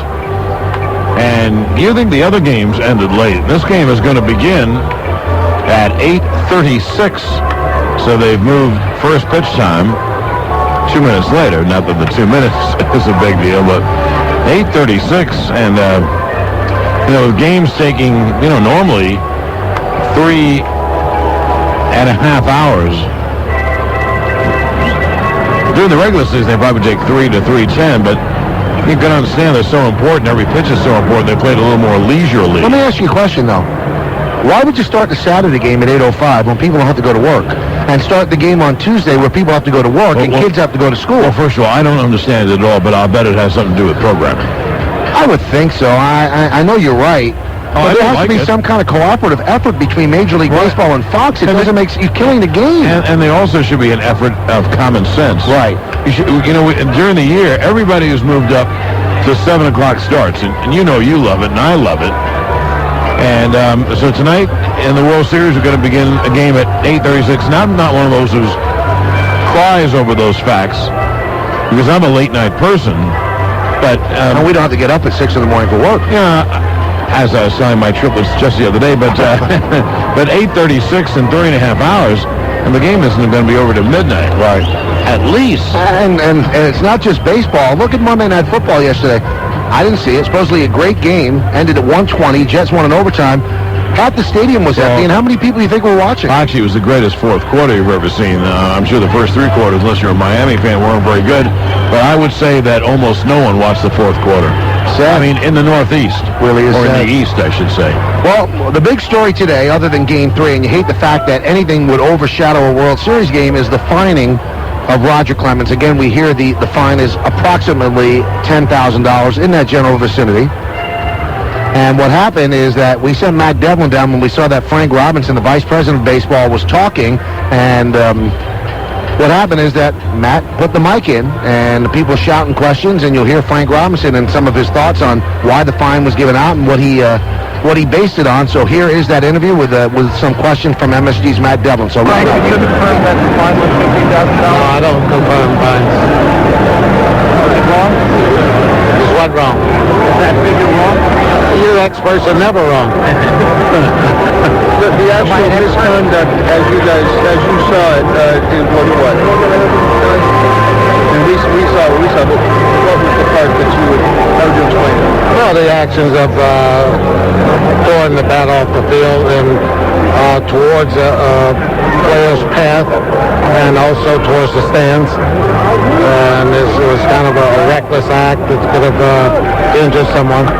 Frank, why did Major League Baseball feel that they needed to find, and considering that the umpires didn't take any action on the field toward Roger Clemens? Well, you don't have to be ejected. I think number one, let me say this, the umpires acted very well. I commend them for the way they acted and handled the situation because it could have gotten out of hand. But it's not necessary for someone to be ejected or umpires to eject someone for us to act. What I do in an incident like this, even during the course of the season, is I go back, I talk to the umpires, look at the report, talk to them personally, interview other people, and collect information, look at videotapes. Then I make a decision whether there should be some type of action taken. Did you think that there was intent there by Roger Clemens? As I said before, the intent is not the important thing. I didn't look and have to feel like I have to say it was intent. It was the act itself that I felt like was inappropriate and inappropriate, and it was kind of reckless, and it could have led to some injuries. Did you do anything about suspending him at all? No. Did you look at anybody else as far as you came on the field or anything like that? Was that ever a consideration for you? No, because they did come out on the field, and I didn't think they came out in an orderly manner, and nothing happened after that. A few words was thrown out there, but this is one of the mildest ones I've ever seen, and it wasn't necessary to take any action against anyone else. Is the image baseball's trying to present in this kind of venue harmed at all by that whole or anything? Well, I think it is to a certain extent because you have young people sitting at home watching the game and stuff, and they see these type of actions, but I hope they understand and don't go out here and try to copy or emulate that, and I don't think they will, but it certainly could lead to some, I guess, some, not bad or anything like that, but some young people trying to say to do the same thing and say, well, I saw it done by Major League ball players, what's wrong with me doing it? It's just something that we would hopefully would not happen because the focus should be on the game and the players and at all times, and especially now. This is what the players play for all season long, and the attention should be given to the game and themselves and not a side incident. Is that why you acted on it now? Because some people would say there's a lot of attention on it continued now. Maybe if you didn't act on it, it would go away. Well, it's going to go away. But I think it was important to act now to tell the players that they, act inappropriately, they would be dealt with quickly. And I don't think it would have the same effect on the players if we'd have waited. In other words, we're saying, gentlemen, if you act inappropriately, you will be dealt with. And so hopefully they can go out and play baseball. Do you expect them to appeal? You always expect the players to appeal because that's their right. And he has 7 days to consider that. So you always expect it. Well, there you have it. Frank Robinson, as it happened moments ago, and if you're talking about it, we're talking about it, and we were talking about it, and Frank Robinson explained what went on. So what's your take on what he said, John? I thought it was pretty funny when he said we don't discuss the amount of fines. Well, is the number wrong? And what Frank Robinson then should have said, you mean the amount that we won't discuss? But I thought they did exactly the right thing. I thought it was the wrong action. So Clemens got fined. It wasn't worthy of a suspension. I thought the umpires handled it beautifully. You heard what Frank Robinson was in the middle of a lot of fights himself. Right. Said that it was the most peaceful gathering at the mound that he's ever seen. I thought baseball handled it perfectly. See, I am not one who really cares about the amount. I'm sure that Clemens will appeal it, but I mean, he can certainly afford the money. He should not have done that. I like the way baseball handled it. And it doesn't matter how much they suspended him, how much they fined him, because obviously he can afford it. Unless they fine him $1 million, I don't think he's really going to bother him. Absolutely. And he will appeal and he'll win, because there is only a certain amount of money that you can be fined and not have an appeal of. Frank said it was the wrong, I forget his words, but he said intent had nothing to do with it. It was the improper action, and he's right. It was an improper action. Right, absolutely. When we get back, we have a special treat. One of the great voices in baseball history, Ernie Harwell. He has called many Subway Series. Actually, that's true. He was involved not just in one, but in 2 Subway Series. One as a young announcer with the Dodgers, and then he got a better job, the second man to Russ Hodges with the Giants. And he was doing TV when Russ Hodges did radio, because radio was much bigger than TV then, when Bobby Thompson hit the home run. And it's weird. No one ever here says call the Bobby Thompson home run because they tape Russ Hodges. Well, let's talk about that with him. All right, that's coming up next on the Sun America Mutual Funds Yankee World Series scorecard. Lots more to go, and then the game first pitch is scheduled for 8:36. Why would you want to go anywhere else? We'll be back. For the first time ever, New York's dream of a Yanks-Mets Subway Series has come true. Don't miss this once-in-a-lifetime opportunity. Wrap up your tickets for the 2000 World Series right now by calling 1-877-MAGIC-00. That's toll-free, 1-877-624-4200. Operators are standing by to help you be part of New York sports history. Pick up the phone right now and call TicketMagic.com at 877-642-4200. Catch all the intense action live and in person. The Amazing Mets or the Bronx Bombers. Who will it be? All tickets include entrance to an exclusive TicketMagic.com party at the world-famous Planet Hollywood. Call now, 877-MAGIC-00. Don't miss the fun. Get into the game. You can also visit us on the web at TicketMagic.com.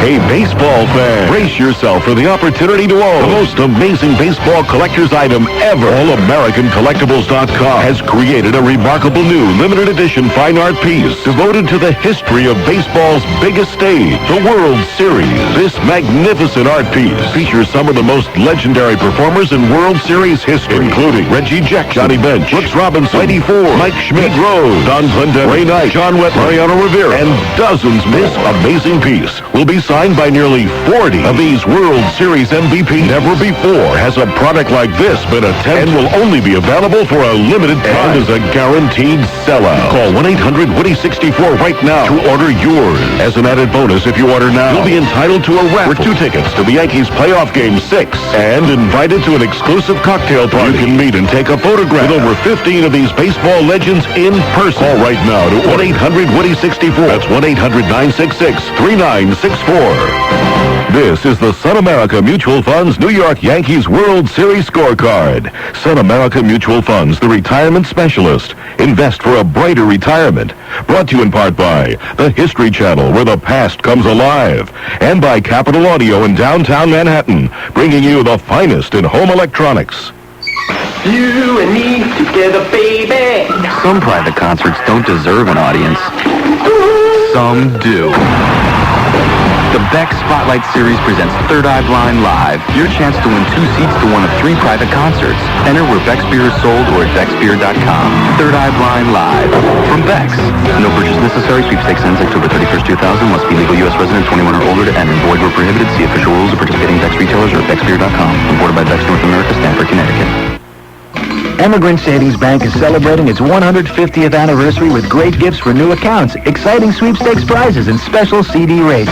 Open a qualifying Emigrant Savings account or CD and choose from name brand gifts like GE Clock radios and Proctor Silex coffee makers. Enter our anniversary sweepstakes and you may win a fabulous Sony home theater system, a JVC digital camcorder, or one of many other valuable prizes. Call 1-888-EMIGRANT for more details. Sweepstakes rules available at any Emigrant office. Emigrant Savings Bank, member FDIC. The New York Yankees World Series is brought to you by Ford Cars and Trucks. Built for the way you live at your tri-state quality Ford store. By The Wiz, your ticket to entertainment. By OurHouse.com, the official home improvement website of the MSG Yankee Radio Network. By Coors Light, naturally brewed, reach for the silver bullet, the pure taste of the Rockies. And by The Daily News. Okay, we are back with more of the Sun America Mutual Funds Yankees pregame program. We're proud to say one of the longest pregame programs of its kind. And here is a gentleman who is nothing less than a Hall of Famer who began his broadcasting in this town his Major League Broadcasting, I should say, in this town with the Dodgers and then the Giants, and has been the longtime voice of the Tigers for about 40 years, I believe. He's a good friend, Ernie Harwell. Ernie, John, and Mike here at Shea Stadium. You can hear us above the noise. How you doing? Now, you were a young fella when the Dodgers, I believe it was the Dodgers, and if we're wrong, simply correct us.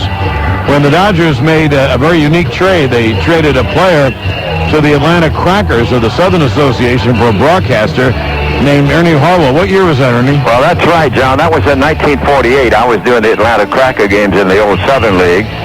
And Red Barber, on a trip to Pittsburgh, became ill.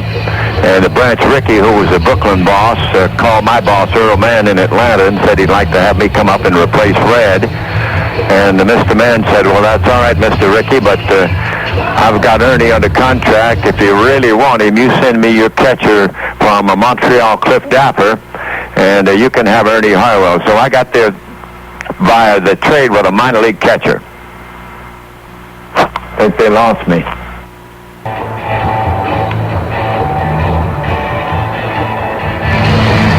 Well, where we left off, Ernie, Earl Mann was telling Branch Rickey, well, I've got Ernie under contract. And what did Branch say? Well, Branch wasn't very loquacious when he asked that question. Actually, he was loquacious. He just spoke very quietly. So we're still trying to get Ernie back, obviously. But what an unbelievable story. I mean, people wouldn't trade popcorn for us. Right. I know I wouldn't. And you know what's interesting? Obviously, Red got well in a hurry, but Ernie stayed on. I want to hear that he must have done in the 49, I guess, series. We're going to find out. And then he got a better job, and then he left. He's with us now?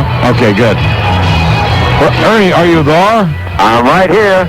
Okay. Well, last we heard, they said that they had Ernie Harwell on the contract. Earl Mann said. Oh, yeah, Earl Mann said I was on the contract, and then he said, Mr. Rickey, you can have Ernie, but you've got to send me your catcher at Montreal, Cliff Dapper, in exchange. So I was traded for a minor league catcher, and I got to Brooklyn.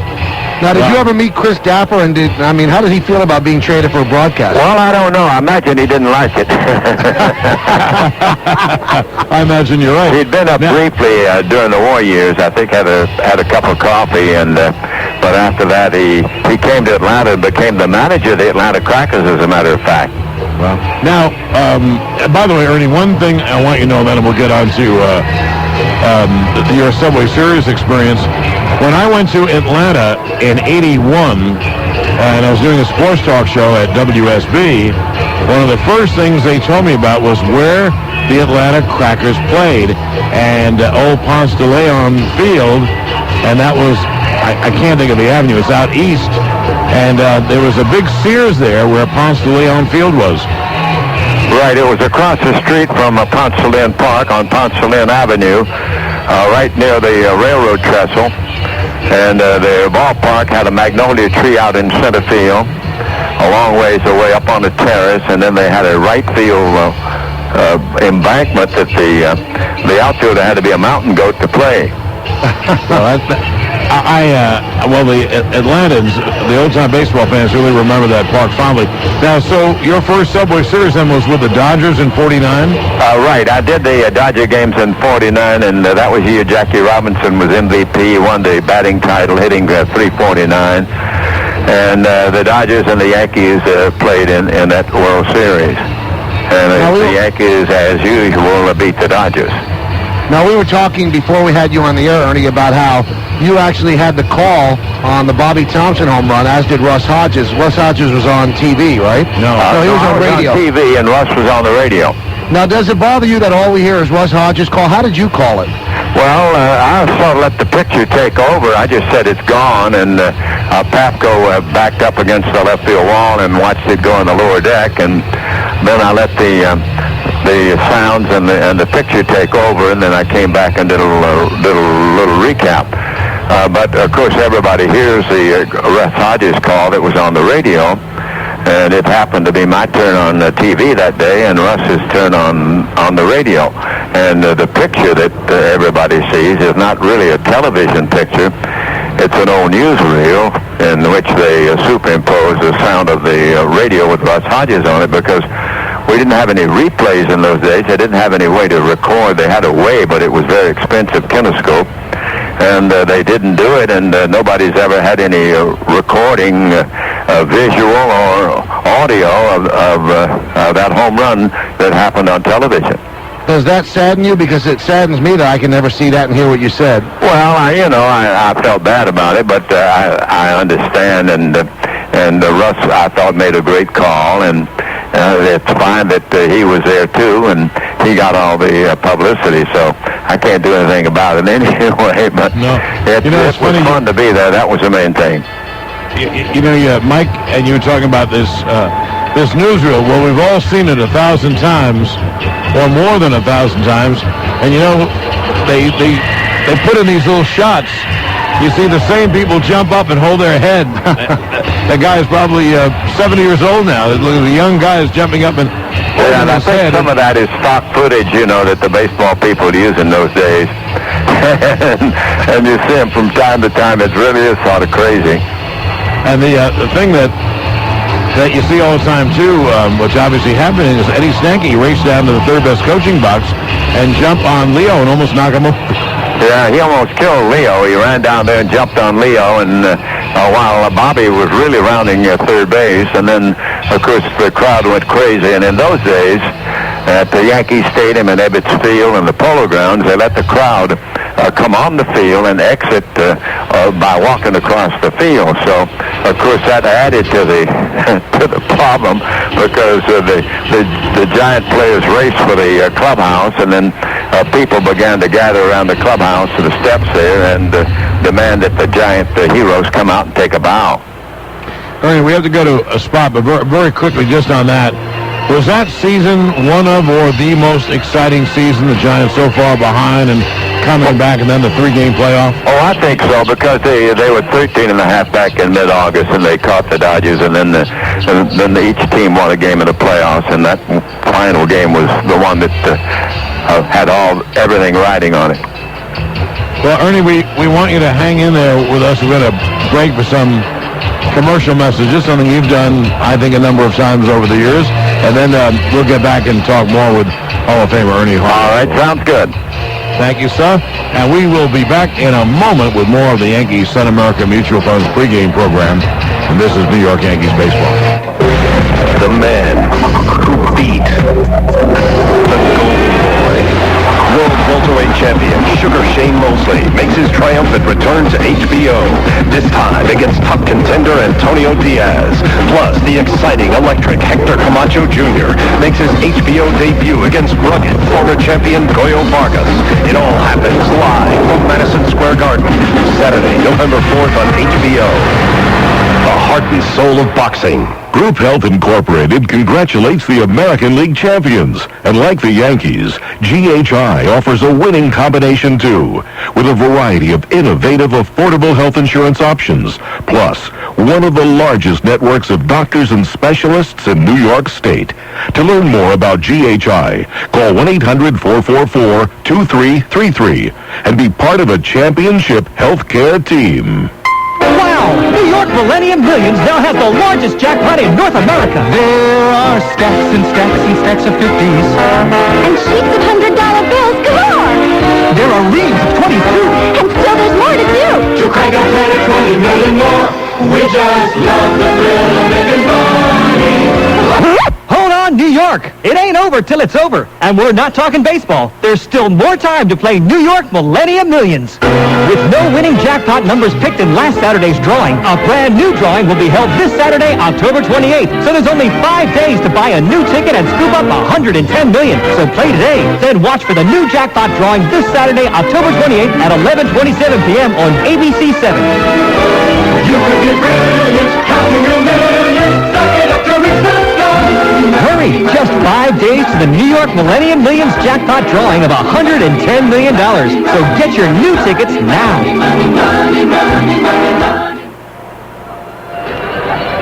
Well, back here at Yankee Baseball, and it's the Yankees-Mets, Game 3, and that'll happen at about 8:30. We're talking with Hall of Fame broadcaster Ernie Harwell.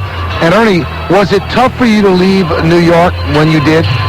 No, because I went to Baltimore, and Baltimore just was coming into the major leagues. It was sort of interesting that the Giants didn't renew my contract after 53, and then the Orioles came and got me, and it was pretty good for me because I was in on the ground floor at Baltimore, and there was a lot of excitement there about coming into the major league. So it was probably a pretty good break for me.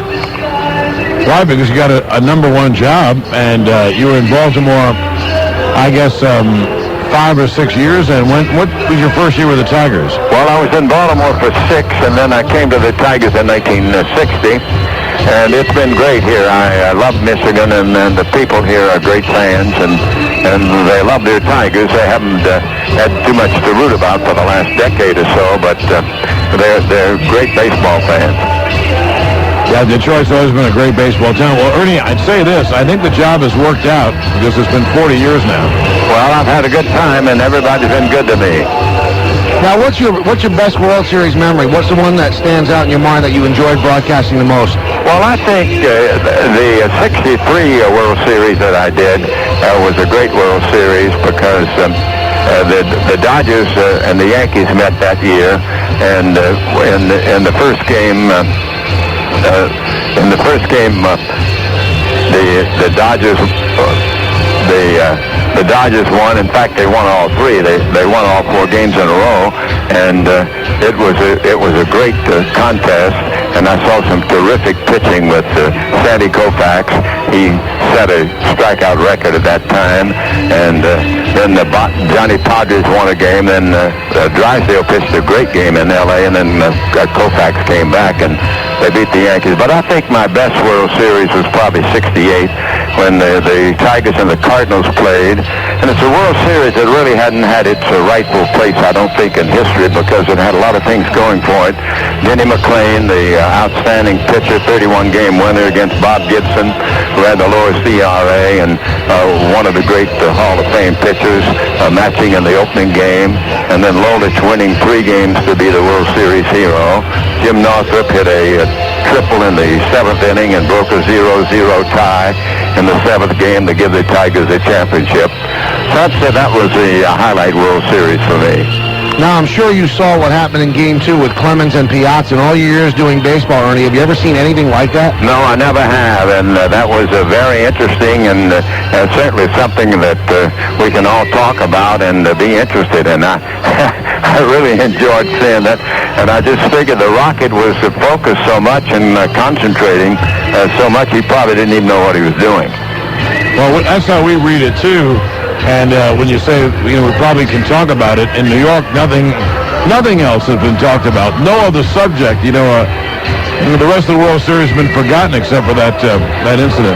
Well, anyway, I think that's good that you've got a focal point like that, a very unusual play that people can focus in on and talk about so much and discuss. And there are all kind of angles to it and all kind of opinions about it. Right, I guess years from now they'll remember that as an integral part of the series. Well, thank you very much for coming on with us. And we look forward to seeing you next year at Comerica in the Yankee Stadium. All right, and good luck, guys. Just keep up the good work and keep it going. All right, enjoy the rest of the series, Ernie. Thank you. Sure. Thanks so much. Hall of Famer Ernie Harwell. What a gentleman. Oh, he's great. He's great and loves it as much as ever. And he's at, every game. And terrific. More power to him. He's great. Well, the noise is just beginning. I didn't even hear anything, really. So we'll get back with more from Shea before Game 3, and this is New York Yankees baseball. Joyce Mills. What? You are now the most powerful insurance shopper in the universe. I am. You have web access, right? Right. Okay.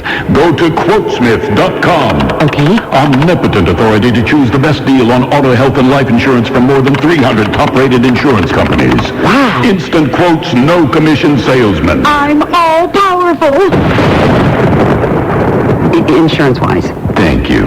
Quotesmith.com makes everybody an insurance genius. So does it seem to you that with all the .coms and internet stuff out there that soon people won't have to leave the house anymore? Well, I don't believe it. At least not until somebody comes up with a wind in your hair on a winding country road.com. That's why we're introducing NapaOnline.com. With the world's largest inventory of ready-to-ship parts and accessories, and your order shipped to your door, usually within 48 hours. But once you've got your car looking and running its best, climb in, because seeing the world from behind the wheel beats seeing it from behind a desk any day. NapaOnline.com. Do you think every day should be casual day? Have you ever fantasized about a 4-day work week? At Hampton Inn, our hit-the-road rates start at $50 a night, so you can at least have a weekend away. Our free breakfast bar means you'll start each morning with a full stomach. So why not hit the road this weekend? Rates not available in all locations. Call 1-800-HAMPTON and ask for our hit-the-road rates. Hampton Inn. We're with you all the way. I pledge to love and protect my children. And plastics are here to help from the first heartbeat on an ultrasound monitor, so I could meet my daughter before I ever held her, with safety gates and outlet protectors when I have to hold her back. Even her first trip was nestled in a plastic car seat, helping to bring our new family home safe. How has plastic touched your life? The American Plastics Council. Plastics make it possible. Here's your slice of pie, hon. Look at that sliver of apple pie. It's a mere portion of something much greater, just like Megaband. Right now, you're only using a small slice of its capacity, only 14%. The rest is waiting. For what? Who knows? But it'll be ready. It's an all-you-can-eat buffet for your brain. A live wire ripping with information, entertainment, communication, sound, light, music, numbers, facts, friends. Sweetie, I've got one word for you. Decaf. Forget broadband. This is the Megaband fiber optic network from RCN, the live wire of communications. Hey, what are you doing? Oh, just filling in these darn mole holes. You know those little burrowing rodents? Deserve some respect. Under your lawn, they're building a massive network of tunnels connecting them to the rest of the mole world. But that's not the only network under all your crabgrass. No. As we speak, there's a fiber optic network being built from the underground up. From scratch, it's all new, nothing borrowed, nothing rebuilt, repurposed, or refitted, and it's all coursing under your feet like a raging river of energy. Well, does it work on moles? Forget broadband. This is the Megaband fiber optic network from RCN, the live wire of communications. Well, they have cleared everyone from the field. All the media is moving to wherever they have to move. There's not much media space to sit, so a lot of them will be standing in different areas of the ballpark. And, you know, this is a situation now in baseball where so many people want to cover the games with the internet and things like that. There's just not enough seats, so they issue the credentials, and they say good luck about sitting. Well, they're off the field, and the grounds crew is manicuring the infield, getting everything ready, and we're about a half hour from baseball, a little bit more than that. But our Roberto Clemente Jr. had a chance to talk to Timo Perez of the Mets. Perez had a great NLCS, but he's had a very bad World Series.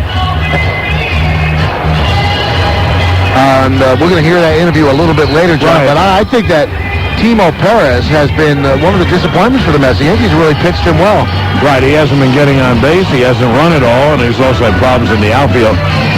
And so we're going to hold on to that interview. And we'll hear that in the next half hour. We go forever. The game may never start. We may just do a show like Monitor. This is what it reminds me of, Monitor. They used to go all weekend on NBC. A lot of commentary, a lot of interviews. And we might decide to do that till midnight. I never heard of that show. Really? I might have watched it through my crib. I'm not sure. Well, this is Sports Monitor. Now, we'll hear from Roberto Clemente Jr. with Timo Perez right after this break. So hang right in there. And then the start of Game 3, Yankees and Mets from Jay. And this is New York Yankees baseball. At Geico Direct, our mission is clear. Like lavender bath beads and a masseuse named Helga, we make you feel tingly all over. So close your eyes, breathe deeply, and chant after me. A 15-minute call could save me 15% or more on car insurance. Feel the tension melt away as you imagine life with smaller bills. To achieve this level of nirvana, call 1-800-947-AUTO, 1-800-947-AUTO. Think of us as aromatherapy for your wallet. Geico Direct, the sensible alternative. Good old-fashioned one-upmanship. Yes, outdoing your neighbor is an American tradition. When old Bob gets a weed whacker, we've got to have the turbo weed whacker. Maybe it's time the DirecTV installer made a little house call. That's right. Now that proud satellite slinger in the blue felt cap is offering free standard installation when you buy a DirecTV system and sign up for Total Choice programming, guaranteeing that you and not your neighbor, has the best, nay, the ultimate in television. Imagine access to over 225 channels of digital nirvana to his analog same old, same old. Local channels, mister, you got 'em. After all, why settle for cable TV that's had to burrow through the ground like some lowly rodent when you can enjoy crystal clear television beamed to you all the way from outer space? Call 1-800-DIRECTV today to learn more about our free installation special. Hardware and programming sold separately. Programming subject to change. Offer ends 1/14/01. Other conditions apply. See retailer for details. Call 1-800-DIRECTV today. See this beauty? This is my car. Got some serious horses. Don't make them like this anymore. Not gonna make them like this ever again. That's why I use Chevron Supreme Motor Oil. Chevron Supreme reduces the heat and friction that can cause damage. Keeps her running smoothly and increases the life of her engine. I wouldn't trust anything else with something this important. They're not gonna make them like this again. But that's okay, because mine will last forever. Now it's time for Great Moments in Yankee History, presented by MCS Cannon. October 2nd, 1998. Shane Spencer at the plate. Swung on a drill deep to left field. Let's see if he got enough. Turning around his Greer.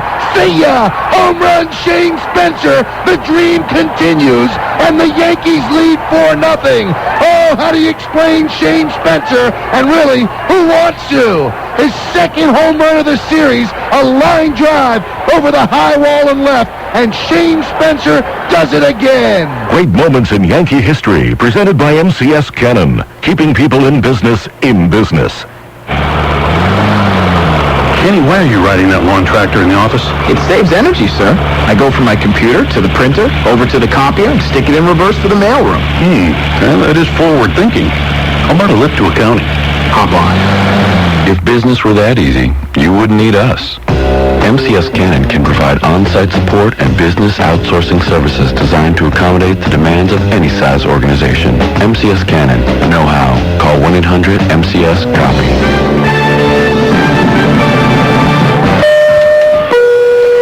Southbound D train, next stop Yankee Stadium. Swung on line drive, base hit to left field. Here comes Tino. He scores, and the Yankees win the game. A big base hit for Jose Vizcaíno, and the Yankees win 4-3. Queensbound 7 Express, Willis Point Shea Stadium, next stop.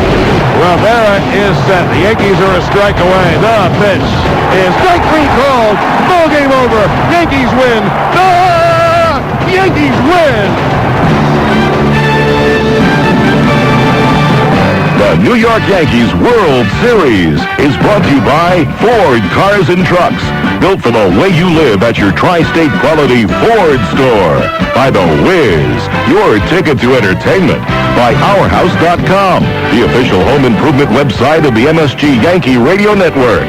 By Coors Light, naturally brewed, reach for the silver bullet, the pure taste of the Rockies. And by The Daily News.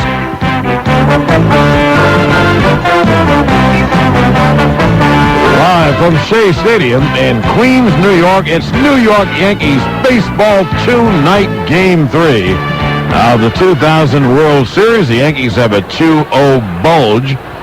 Along with producer-engineer Brian Ferguson, my Yankee compadre Michael K. This is John Sterling. We've been with you now for 2 hours. And the game is still about a half hour away from beginning, half hour and a few minutes. And as we go to our next segment, look who's here. Anthony McCarron of the Daily News with our Daily News segment. We have a couple of more minutes, Anthony, so I can put you in that chair, turn the bright light on, and grill you. But I promise one thing. No Clemens Piazza. I've heard enough of that to last me about 3 lifetimes, unless you have something you have to get off your chest. No, I don't. Not on that topic. You're right. I mean, we've heard a ton about that. It's amazing, but it seems to be an incident that has captured everyone's attention. Yeah, because it's a sexy subject, and you know there are a lot of people covering this who really don't know anything about baseball, and anyone can comment on that. You don't have to know anything about baseball to comment on that. Well, why don't you talk a little bit about Game 3? If the Yankees win it, they'd have won 15 straight World Series games. And even though you're never going to be assured of anything, they would be virtually assured of winning their 4th World Series in 5 years. I think it's one of the most signal achievements in playoff baseball history. But If the Mets win tonight, then they're down 2-1. The Yankees don't have a great pitcher going in Game 4. The Mets have Al Leiter going in Game 5. So the Mets can make this a long series and even win it. Yeah, and I think that's exactly what's going to happen, too, John. I think this series is far from over. And I think even if the Yankees do win tonight and they do go to 3-0, I know no team has ever come back from a 3-0 deficit to win a World Series. I think the Mets, you look at the way that they play and the bizarre, crazy comebacks that they have and the amazing, the way they can rally and they play with so much emotion that they might be the team that could come back and at least make it a 7-game series, which has never been done before either. So, I think we're still in for a lot of baseball. Well, that would be great for baseball to have that kind of a playoff. Now, El Duque would figure to match up very well. First of all, with anyone in postseason, he's 8-0. Every games he started, his team is 10-0. But the Mets have a right-hand hitting team outside of Ventura and a single hitter, Timo Perez.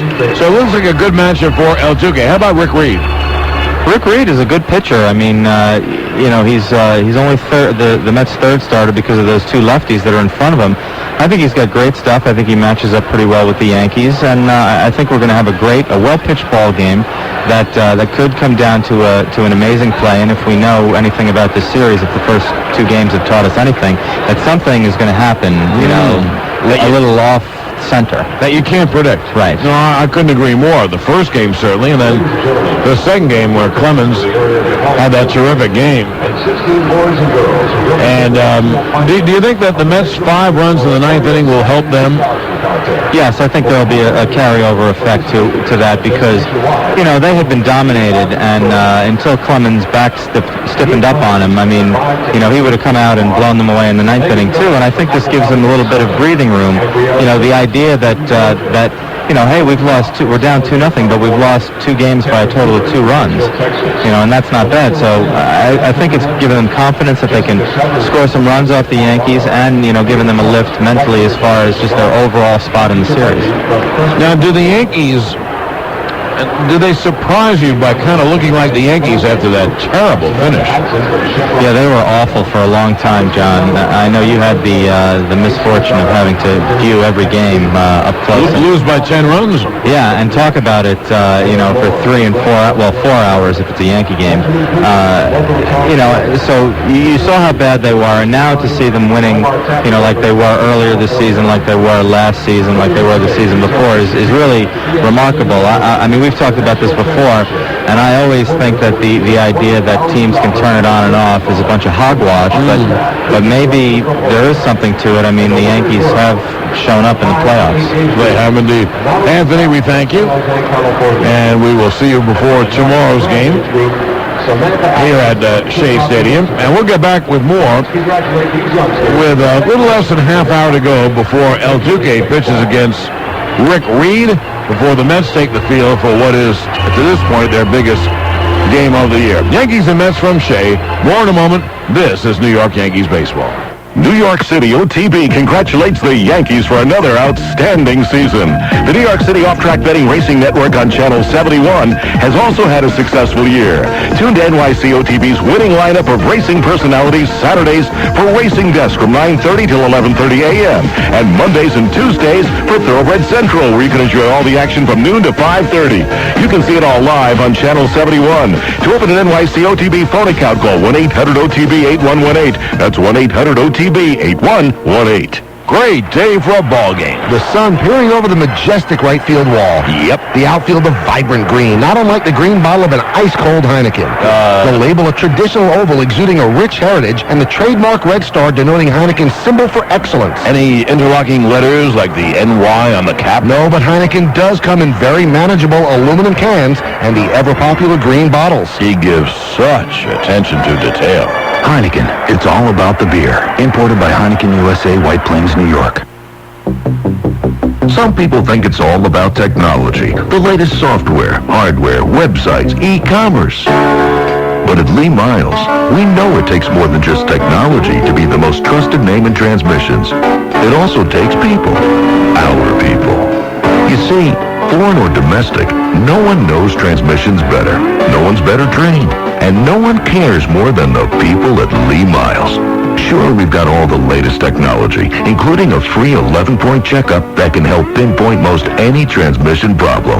But the biggest reason why Lee Miles is and always has been the most trusted name in transmissions is our people. Get me to Lee Miles, and everything's gonna be fine. The most trusted name in transmissions. Get me to Lee Miles. For the independently owned and operated Lee Miles Transmission Center nearest you, check the yellow pages or call 1-800-LEE-MILES. We're back here at Shea Stadium. Some empty seats still around the ballpark for people filing in. I'm sure the traffic outside is horrendous, and the parking is probably horrendous. And when you get this many people in this small of an area, that's what's going to happen. But when the first pitch is thrown at 8:36, I think everybody will be seated, or at least standing in their seat. It should be great. Game 3 of the World Series, the Subway Series. Yankees lead 2-0. This is the first game at Shea, the first of what could be 3. Game 5, if necessary, would be on Thursday night.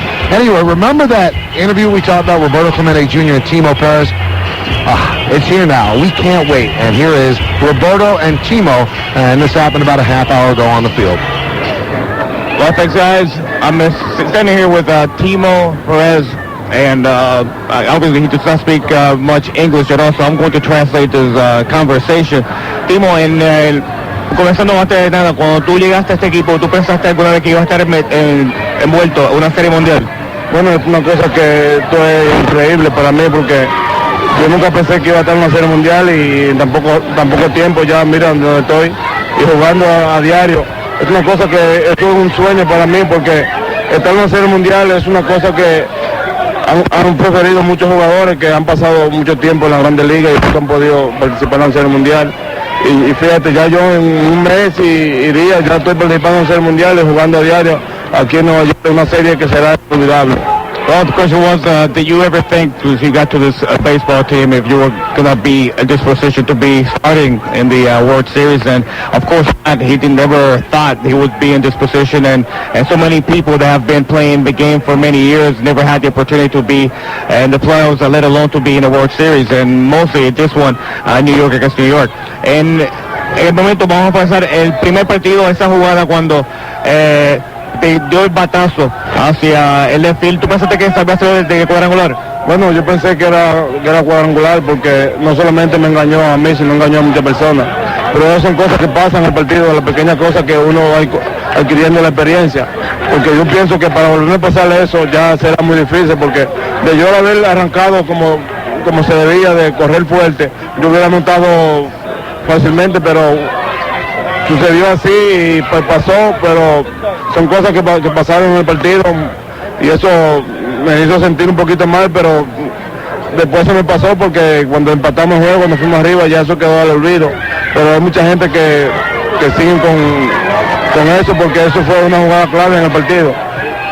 Well, of course, the question was what happened when that play running from first to home and that double. And the answer is that it was something, a rookie mistake that I made, and it really took me by surprise that the ball did not leave the yard, and something that will never happen again. At the same time, it was not only me that thought it was a home run. Also, everybody on the dugout thought the ball was gone, and so I took a little time, but it was a rookie mistake. It would never happen again.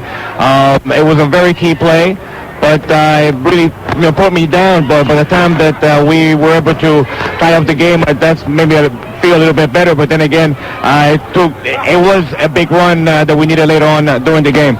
Bueno, empezando en estos momentos, están abajo 2-0. Están en el tercer partido, llegando a su casa. ¿Cómo está la moral del equipo? Bueno, la moral del equipo está muy contenta porque cuando llegué en la tarde al clubhouse, vi a los compañeros míos alegre y con muchos deseos de salir del terreno porque tenemos que ganarle esta noche porque estamos en la casa donde el equipo es un equipo muy difícil de derrotar. Esperemos que sea así como Dios lo manda, pero que tenemos que ganar porque de no ser así será muy difícil la cosa para nosotros. Pero tengo esperanza y la fe en Dios que vamos a ganar esta noche y vamos a jugar un juego agresivo diferente a lo que jugamos allá en el Yankee Stadium. Gracias, Timo. Te agradezco mucho.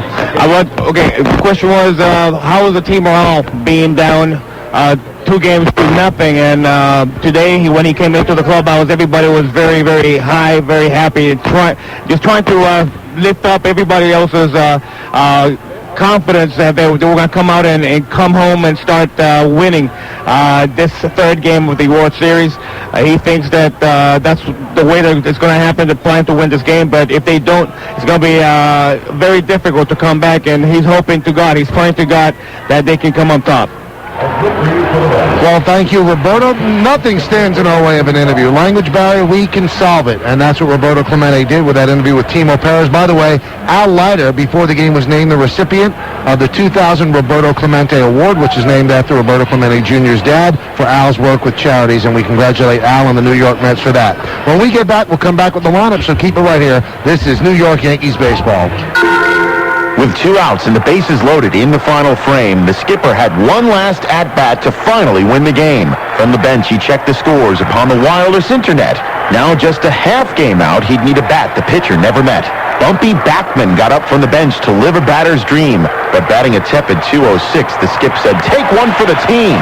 Bumpy marched up to the plate to take one in the back, but to his surprise and the skipper's, he took a mighty hack. He cracked a hanging curve and tore the cover off the ball. He cleared the bases as it sailed right past the right field wall. As Bumpy crossed the plate, the skip said, "Bump, you saved the day. Now pull a stunt like that again and I'll send you back to AAA." Get the latest scores and news with AT&T Digital PocketNet and your internet-ready phone. Free and unlimited access to the wireless internet. Call 1-800-IMAGINE for your nearest AT&T store or authorized dealer. Wireless from AT&T. Your world close at hand. Compatible phone calling plan required. Available to purchase in most areas. Annual term required. Other conditions apply.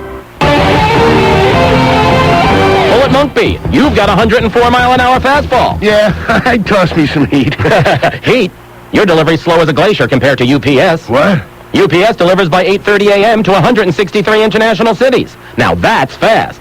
Can you even throw a baseball across the ocean, Bullet Boy? Well, I never tried. There you have it. Bullet Monkby, failure. Hey! For the fastest international express deliveries, call 1-800-PICK-UPS or visit UPS.com. Group Health Incorporated congratulates the American League champions. And like the Yankees, GHI offers a winning combination too, with a variety of innovative, affordable health insurance options. Plus, one of the largest networks of doctors and specialists in New York State. To learn more about GHI, call 1-800-444-2333 and be part of a championship healthcare team. Well, we are back here at Shea Stadium, and we are moments away from the first pitch of tonight's ball game. Let's not say moments, because moments would say a couple of minutes, and we don't want to misrepresent. The first pitch is supposed to be at 8:36, but we will have the actual ceremonial first pitch, and what's happening now is that many Olympians are lining the first base line and the third base line, and the ceremonial first pitch is going to be thrown out by the manager or the coach of the gold medal baseball team, and that is Tommy Lasorda. Tommy happens to be a father figure to the Mets manager, Bobby Valentine. So as they march out and surround the infield, we'll give you tonight's pitching matchups, which are brought to you by Sun America Mutual Funds, the retirement specialist. Sun America Mutual Funds is a proud sponsor of the Yankees. Orlando Hernandez goes for the Mets. He's 12-13, 4.51 regular season. And in the 2000 postseason, he's 3-0 with a 3.68. And lifetime in the postseason, 9 starts, 8-0 with a 1.91 ERA. In World Series games, he's 2-0. He's allowed 2 earned runs in 14 innings pitched. For the Mets, Rick Reed, 11-5 this year with a 4.11 ERA. And in the postseason this year, 0-1, 5.79. Now let's join Roger Luce, the PA director here at Shea Stadium, as he introduces first the New York Yankees.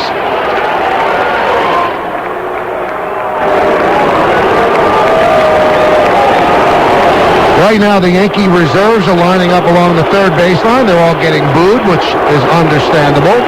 A lot of people felt that the crowd at Yankee Stadium in games 1 and 2 very corporate and very quiet. And many people feel that this crowd will be a little bit more boisterous. And so far they sound like they're into it. Now here is the Yankees starting lineup, starting with Joe Now Torre. the Yankees starting lineup.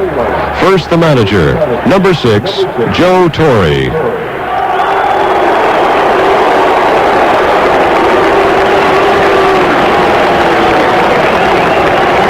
Leading off, the second baseman, number 13, Jose Vizcaino. Batting second is the shortstop, number 2, Derek Jeter.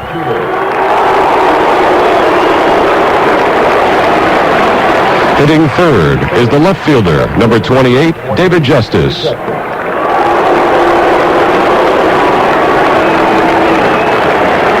Batting cleanup, number 51, center fielder Bernie Williams.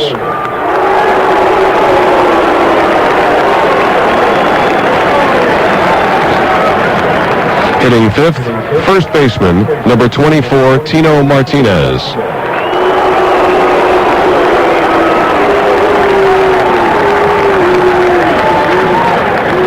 Batting sixth, in the visiting bullpen, is number 20, catcher Jorge Posada.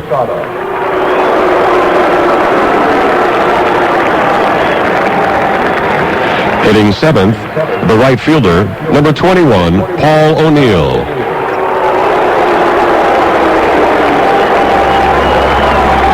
Batting eighth is the third baseman, number 18, Scott Brocious.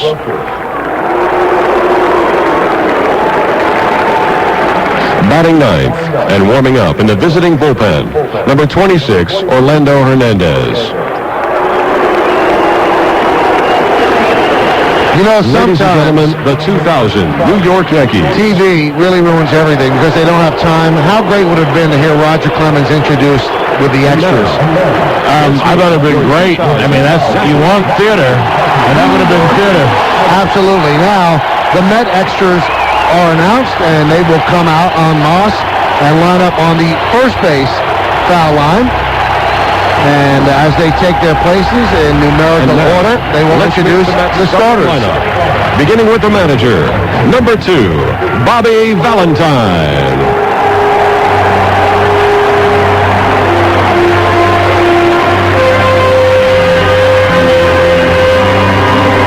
In the leadoff spot is the right fielder, number 6, Timo Perez.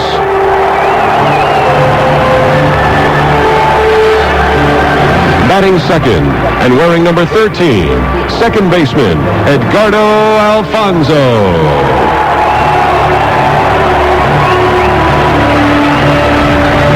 Hitting third, the catcher, number 31, Mike Piazza.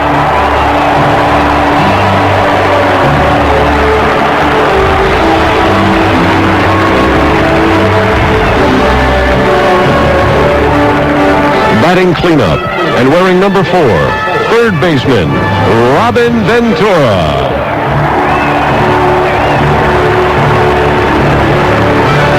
Hitting fifth is the first baseman, number 9, Todd Zeile.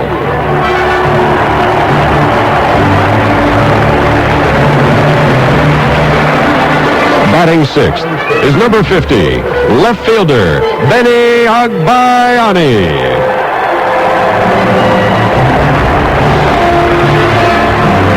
Hitting seventh is the center fielder, number 44, Jay Payton.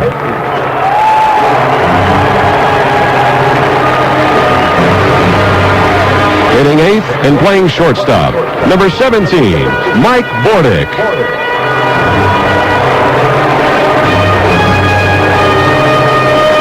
Pitching and warming up in the Mets bullpen, number 35, Rick Reed.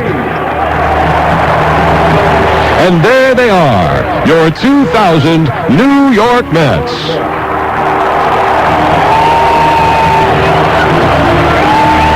Ladies and gentlemen, at this time we ask that you please rise and remove your caps for the singing of our national anthem.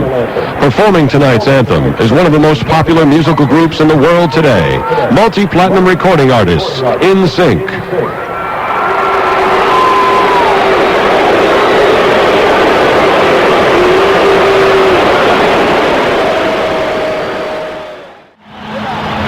A beautiful rendition of our national anthem by NSYNC, and to my nieces that are home, no, I cannot get their autographs, and no, I will not attempt to. So Ashley and Chelsea will have to pursue that in other ways. They'll have to find them themselves.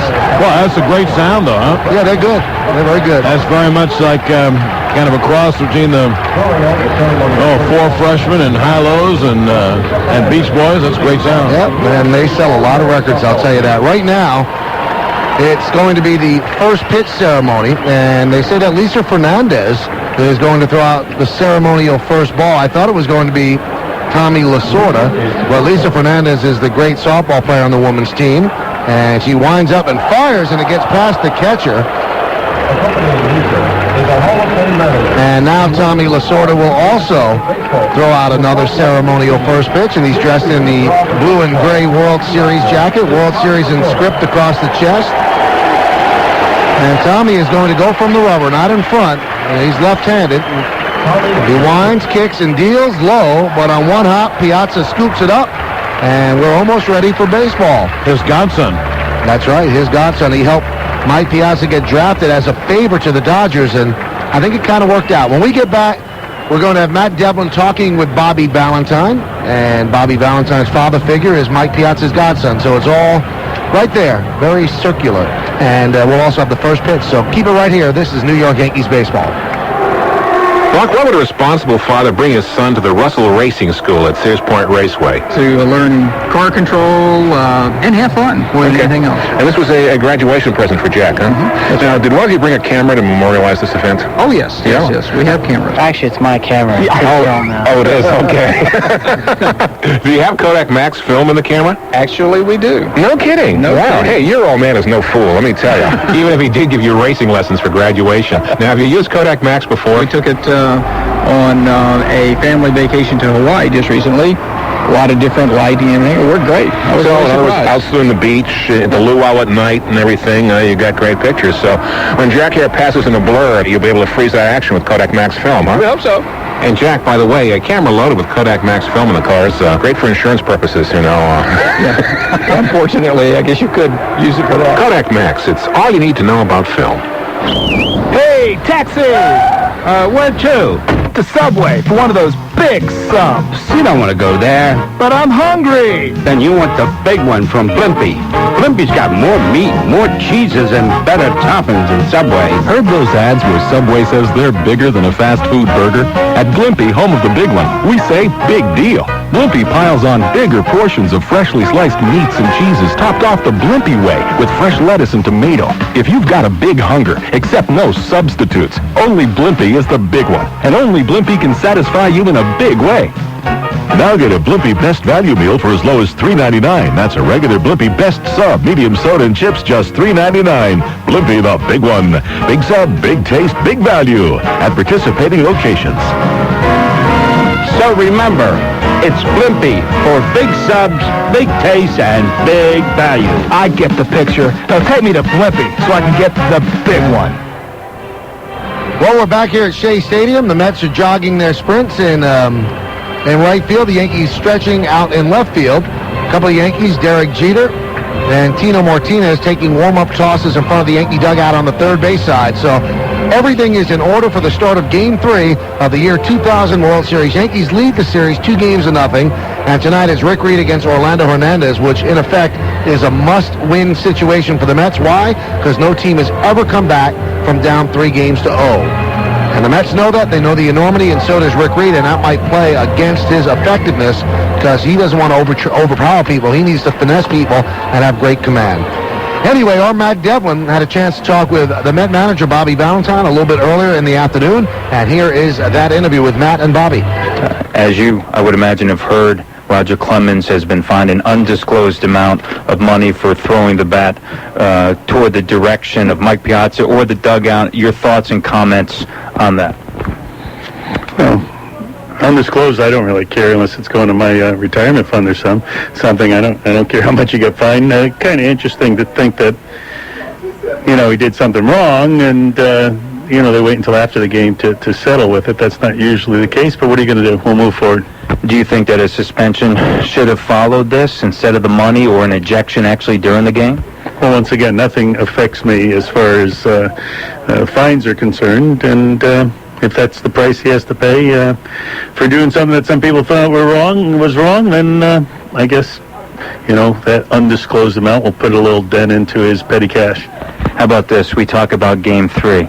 That sounds like a good thing, doesn't it? Cool. That's what I want to talk about. Let's talk about Rick Reed. He had mentioned that mechanics and a little bit of nervousness against St. Louis Cardinals caused for his early outing against them. What does he need to do to settle down tonight and be successful against the New York Yankees? Well, have his stuff. If he has his good mechanics, then he'll be able to hit his spots. If he's hitting his spots, he's usually getting a lot of outs, and that's what we need. We need 27 of them before we get our 24th. When you take a look at the Yankee order, Vizcaino at the top now, but extremely patient against a pitcher like Rick Reed, who needs corners, needs his control. Because of that patience and their willingness to go the opposite way, how difficult is it a matchup for Rick Reed against the New York Yankees? As you know, he hasn't had success in the past against them. Well, we'll see how difficult it is. I think he's up for the task, and I think he's a heck of a pitcher against anyone if he has his good stuff, his mechanics, and his team behind him, and we're all behind him. When you take a look at the past, you've been in the American League, but now you come back home. You're here at Shea. You've only lost one time here at home during this postseason. With the way this club is built, how much more comfortable is this club here at home? The Yankees don't have the DH, and you're back to playing your sort of baseball.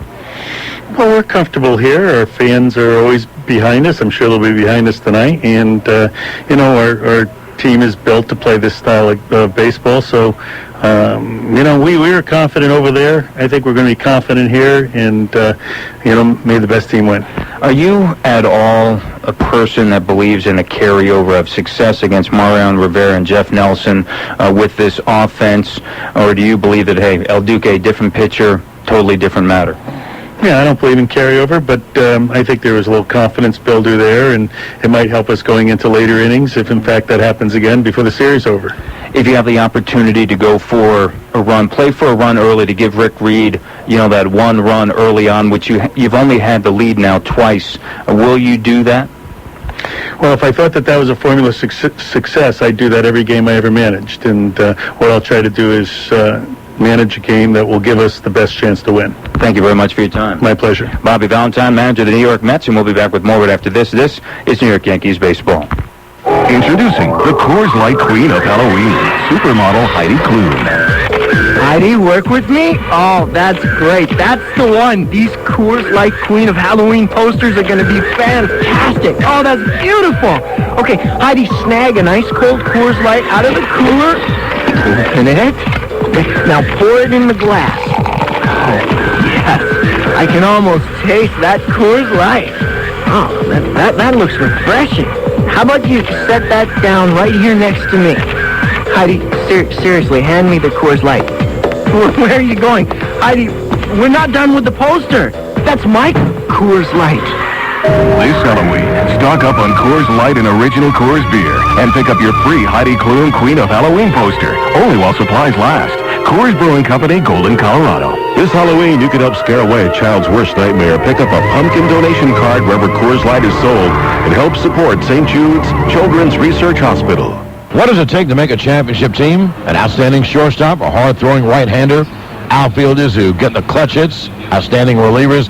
Yes, but there's one more big key, a manager capable of getting the most out of his team by focusing on each player's talents and then putting it all together. And if you're looking to put it all together for your company in the emerging world of e-business, you'd better take a close look at DMR Consulting. That's DMR Consulting, the leader in providing technology solutions to forward-thinking companies around the world for over 30 years. That's a long time at the top, and they have the experience to prove it. And DMR Consulting has been integrating systems for key industries in the new economy, including telecommunications, financial services, and energy services. DMR Consulting knows that to make your company an e-business champion, you need to put all of your best players in the right spots for maximum results. DMR Consulting, the results people. For more information, visit www.dmr.com. Well, we are back here at Shea Stadium exchanging the lineup cards at home plate. Joe Torre brings the lineup card out for the Yankees, and John Stearns for the New York Mets. It's Orlando Hernandez against Rick Reed here in Game 3 of the series. It's a must-win situation for the Mets. They are down 2-0, and the Mets are about to take the field, so the crowd is going to respond in that way, and they do take the field, and it is absolutely deafening here at this ballpark. They have added extra speakers in center field, and I am very curious now whether you can hear me or not. That's how loud it is. Anyway, the defensive lineup for the Mets is brought to you by Delta's Business Elite, the business class that thinks it's first class. And for the Mets, Benny Agbayani is in left, Jay Payton in center, and Timo Perez is over in right. In the infield, Robin Ventura at third, Mike Bordick at short, Edgardo Alfonso at second, and Todd Zeile is over at first. Behind the plate is Mike Piazza, and on the mound is a veteran 35-year-old right-hander Rick Reed. He's a free agent at the end of the year. He's asked the Mets for a 3-year, $18 million extension. And I'll tell you what, if he gets roughed up in this game, you wonder if they bring him back after he got roughed up against the Cardinals as well. $6 million is a lot for what, in effect, is a 4 or 5 starter. But I guess on this team, he's a number 3 starter right now. But a lot of people will be free agents for the Mets, including Reed and Mike Hampton. So they might have to completely redo their pitching staff. Well, this copyrighted broadcast presented by authority of the New York Yankees and may not be reproduced or retransmitted in any form without the express written consent of the aforementioned New York Yankees. The umpires tonight, Jeff Kellogg behind the plate, Tim Welke at first, Tim McClellan at second, Jerry Crawford is at third, the crew chief Ed Montague is in left field, and Charlie Relaford is over in right. Well, in the Yankees' history, where they've had 25 world titles, they appeared in 36 series. This is the 37th. 14 previous times they had 2-0 leads. 12 times they went on to become world champions. Now, the 2 times that didn't happen, well, you might remember, 1955, the only time the Brooklyn Dodgers beat the Yankees. Yankees started off 2-0. And then in 1981, the Yankees started off 2-0 against the LA Dodgers. Now, in the 12 previous times that they were, or should I say the 14 previous times they were up 2-0, Game 3, they have a 9-5 record. Now, for the Mets, they have to play Shea Stadium to their advantage, and during the season, they certainly did that. They had a record of 54-27 at home, and that was the best in the major leagues. Rick Reed finishes his warm-ups. Mike Piazza tosses down to Edgardo Alfonso, and that means only one thing. It means it's time for Game 3 of the year 2000 World Series, the Subway Series.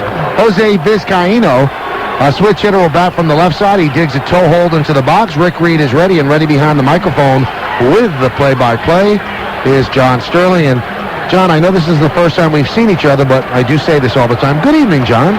Well, Michael, good evening to you and everyone listening to New York Yankees baseball. Here we go. First pitch, game time at 8:37. And Reed deals, and the pitch a strike on the outside corner. As the flash bulbs explode around Shea. Shea jam-packed and looking great on a Tuesday night, and Vizcaino takes strike 2 on the inside corner. Jose has good numbers against Reed. He's 5 for 14 against the right-hander lifetime. Switch hitter batting left. Reed, a control artist, and the 0-2 foul back. We'll give you Reed's numbers, but one thing Rick Reed does not do is walk people. Jose is 6 for 12 in the postseason, no homers and 3 RBIs. 4 of those hits came on opening night, Saturday, when the Yanks beat the Mets in 12 innings, 4-3. It'll be an 0-2. Swung on and shot foul on a breaking ball outside of first. Well, the count holds at 0-2. Reed this year was 11-5, and ERA 4.11. He has good numbers, and he has great control. Absolutely great control. We'll give you those numbers in a moment. It'll be an 0-2, and the pitch is swung on and hit in the air to fairly deep right field. Timo Perez moves over, makes the catch in right center, and there's one away. Well, I think it's imperative, John, for the Mets to get off well in this game. If they fall behind early, they will start thinking about getting swept. So it's important for them to get a 0 up in this first inning. And really, as Matt was talking to Bobby Valentine, and Valentine kind of was sarcastic about it. You do have to get a lead any way you can. Even if you have to bunt and scratch, they have not had a lead for many innings of the first two games. I think they need that for mindset. Well, I'll take you back in history in a moment. Here's Derek Jeter. And Reed deals, swung on and fouled away first base side. Reed, 30 games and starts in the regular season, 184 innings, 192 hits.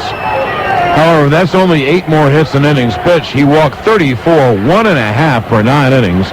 He struck out 121, so better than a 3-to-1 ratio. The league hit 266 off him. The 0-1 swung on foul back. The count 0-2. One thing, though, Reed will give up the long ball. Just like El Duque, he gave up 28 home runs during the year. But he hasn't thrown ball one yet. Now ahead of Jeter. 0-2. The right-hander to the line, and pitch is strike three called, outside corner, fastball. Well, so far, Reed looks sharp. Why? Because he's spotting his pitches, and he's getting the calls right off the outside corner. If he can do that, he's going to be very effective. You mentioned about playing for a run. When the Yankees lost 2 straight to the Braves, opening up the 96 series, and went down to Atlanta in Game 3 in the first inning, the Yankees bunted right away when they got a runner on, and Bernie Williams singled in a run, and Joe said later, I wanted my ball club to have a lead, and the Yankees never relinquished that lead, winning Game 3, and of course then winning Games 4, 5, and 6 as well. Well, 2-way, and here's the left-hand hitting David Justice. And Reed deals outside 1-0. That's the first ball he has thrown. Jeter was 15 for 50 in the playoffs, 2 homers, 7 RBIs. Justice 11 for 52 in the playoffs, 3 homers and 11 RBIs.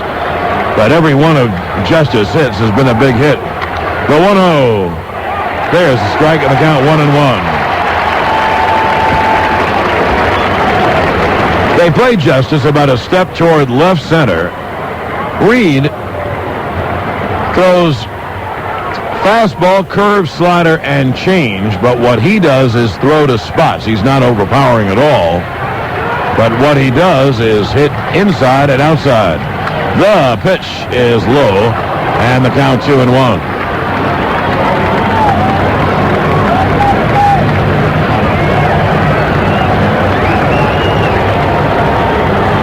Reed probably chops out at about 90 on the fastball, maybe less, but when he hits his spots, he's a very tough pitcher.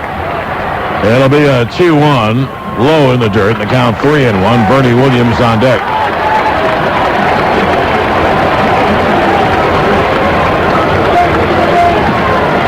We're scoreless. We've just begun. Vizcaino flied out to right center to Timo Perez, and Jeter struck out. Now Justice looks at a 3-1 pitch and takes low ball 4. Justice is on.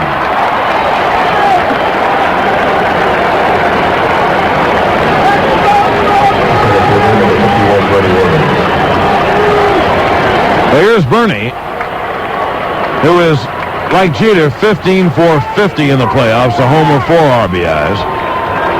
And Bernie 2 for 7 lifetime against Reed. Reed, by the way, is 0-2 lifetime against the Yanks. Obviously, that's in the interleague play during the year with an ERA of 5.26. Well, these are all numbers. You can throw them all out. The only game and numbers that count are the numbers that they compiled tonight.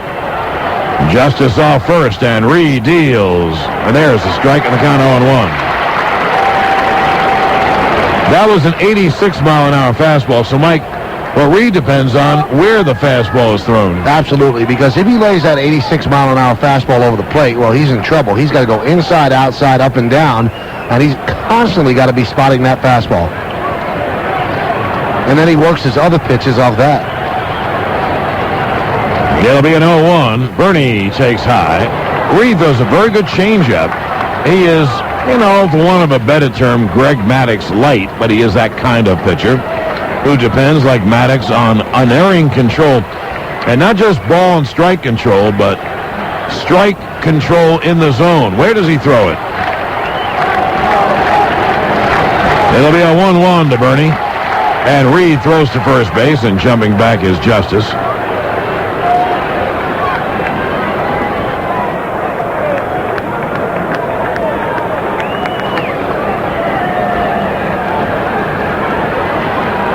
They play Bernie about straight away. Peyton, as I said that, moves about 2 steps to left center field.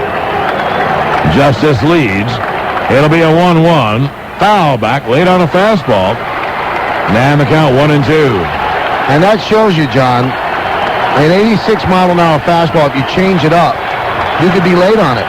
And now if you only throw 98 miles an hour, you can catch up with that. But it's all about changing speeds, and that's what Reed does, keep you off balance.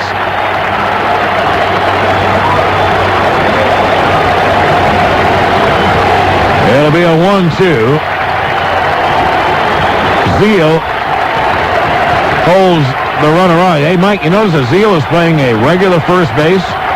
The pitch is a little high, and the count 2-2. So, at least on this base runner, Zeal is holding the runner on in very formal fashion rather than taking the lead with the base runner. You know, one reason I could think of, John, with a lefty batter up there, he got burned once before with a ball down the line because he's playing off the line. This way, he's in better shape to stop the double. Maybe they think the lefty hitters are going to pull Reed, too. And they probably could. That'll be a 2-2 to Bernie. The pitch is a high fastball, and the count 3-2. So Justice will get the automatic start, 3-2, 2 out. And Bernie will see the first payoff pitch of the game. Reed never threw a ball to Vizcaino and Jeter, but he walked Justice. Now 3-2 with Bernie. And recall Sunday, after Hampton got the first 2 batters out, he walked the next 2. And it led to 2 RBI singles and a 2-0 Yankee lead. Now time is called for a moment. You know, in the first game, John, they had a big grounds crew meeting, or grounds rule meeting, about how the Met first baseman holds on runners. Who has the right to the base path? Can you block the base runner? Can the base runner stop you? 3-2 is strike 3 called inside corner. So Reed strikes out 2, no runs, no hits, 1 left. And at the end of a half inning of play, Yankees nothing and the Mets coming to bat. WABC. Cruising in my limo, tunes blasting, sipping my steaming double latte. Yeah, right. If life were that easy, I wouldn't need an alarm clock, more time, a new wardrobe, or Centrum Performance. Centrum Performance helps put back the nutrients your demanding life and less than perfect diet takes out. It's a complete Centrum multi. Then we add energy essential nutrients, including more key B vitamins, plus ginkgo and ginseng to help energize your mind and body. Who needs a limo? I'd rather drive myself. Centrum Performance life demands it. Hey, Bob, how's it going? Going good, Larry. Hey, did you see the game last night? Oh, yeah, good one. Hey, remember that play when Thompson passed the ball to Charles? And he passed it to Richardson. Oh, man, great play. Awesome play. Really great play. Hey, what are you working on? Oh, this is the market report. Just trying to do the quarterly business review. Good numbers? Oh, yeah, great numbers. Hey, there's Sarah. Hi, Sarah. Hi, guys. What you doing? I was just talking to Bob here about the market report. Good stuff? Yeah, real good stuff. Good numbers? Great numbers. Really great numbers. Good morning, people. Beautiful day today, isn't it? Hi, Bob. Sure, beautiful day. Great day. Not a cloud in the sky. I see we're all busy on the Markham report. Good to see you all eager to start the day so early. Hey, by the way, great idea to replace the coffee machine with an espresso maker, boss. Oh, yeah, I've had 6 double espressos already. Going for my 7th right now. Right this second. Want one? There are much better ways to get the most out of your company. By working with a certified public accountant, for instance, with their insight, knowledge, and foresight, CPAs can help with consulting services, performance management, technology services, and a whole host of other ways to help your business succeed. Hey, did you guys know you don't have to brew this stuff? You can eat it right out of the bag. The CPA. Never underestimate the value. This message brought to you by the American Institute of Certified Public Accountants and your state CPA society. Ow. Careful. Jeez. Sorry. Listen, guys, she wants to be kissed, not exfoliated. Shave with Edge Pro Gel for a clean, close shave that'll leave you looking good and feeling great. I'm out of here. Edge. Save your skin and hers. People, please. Yankees, I have some new information. I just spent 3 hours poring over the copier owner's manual. Apparently, this 3-prong plug-like device that was laying on the floor should be inserted into the electrical socket, like so. If business were that easy, you wouldn't need us.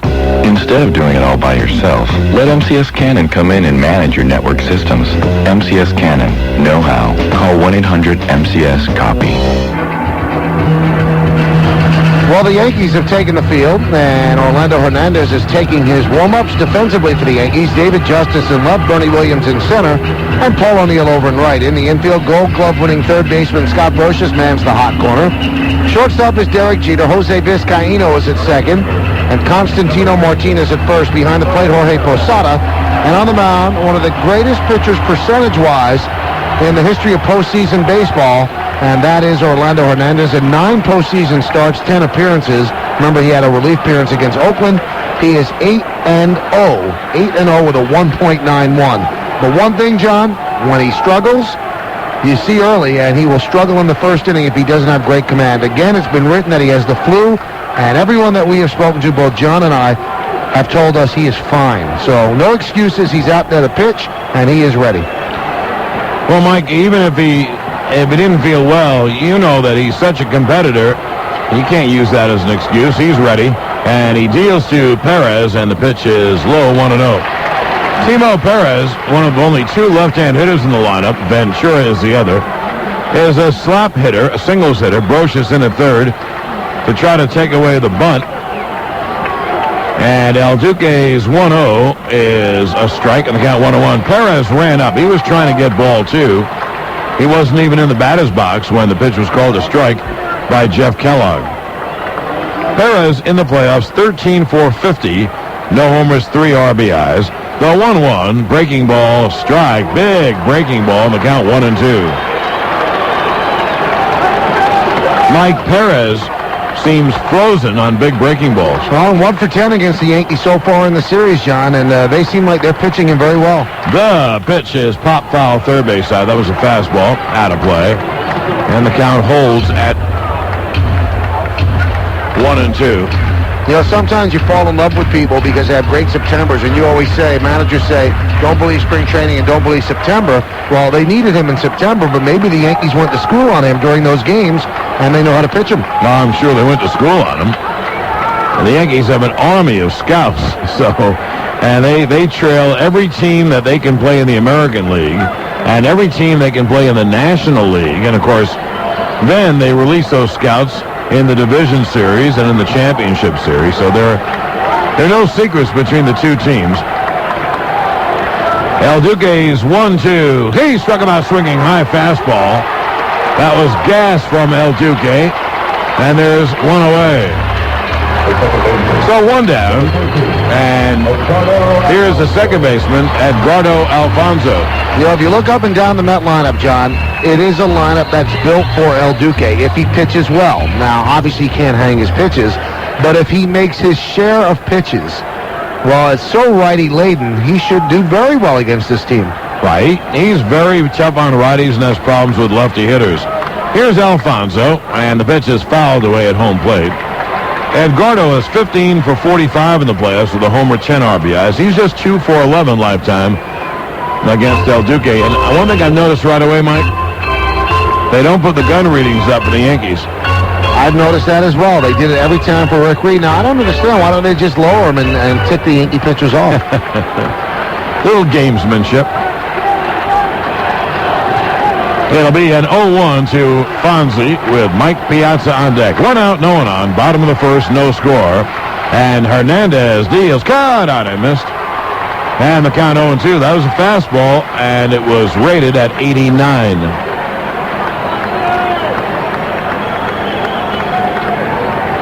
And that one they did put up for some reason. The first couple of pitches of the inning, they didn't. Memory serves, El Duque had one very good game against the Mets this year. It was right here at Shea. It'll be an 0-2 to Alfonzo, and the slider is outside, 1-2. El Duque won the game 2-1. And the thing I recall most about the game, Mike, was that Paul O'Neill saved it for El Duque by catching a ball hit by Derek Bell. It should have been out. He put his glove over that right field fence. Right in front of the whiz sign.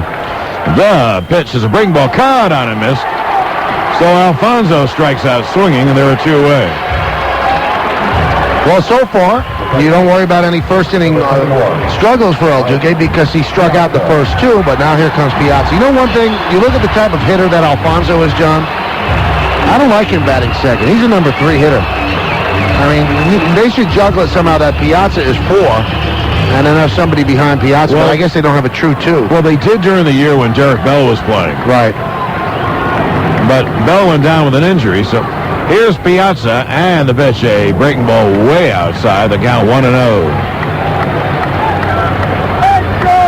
Piazza is 12 for 40 in the playoffs with 3 homers and 6 RBIs.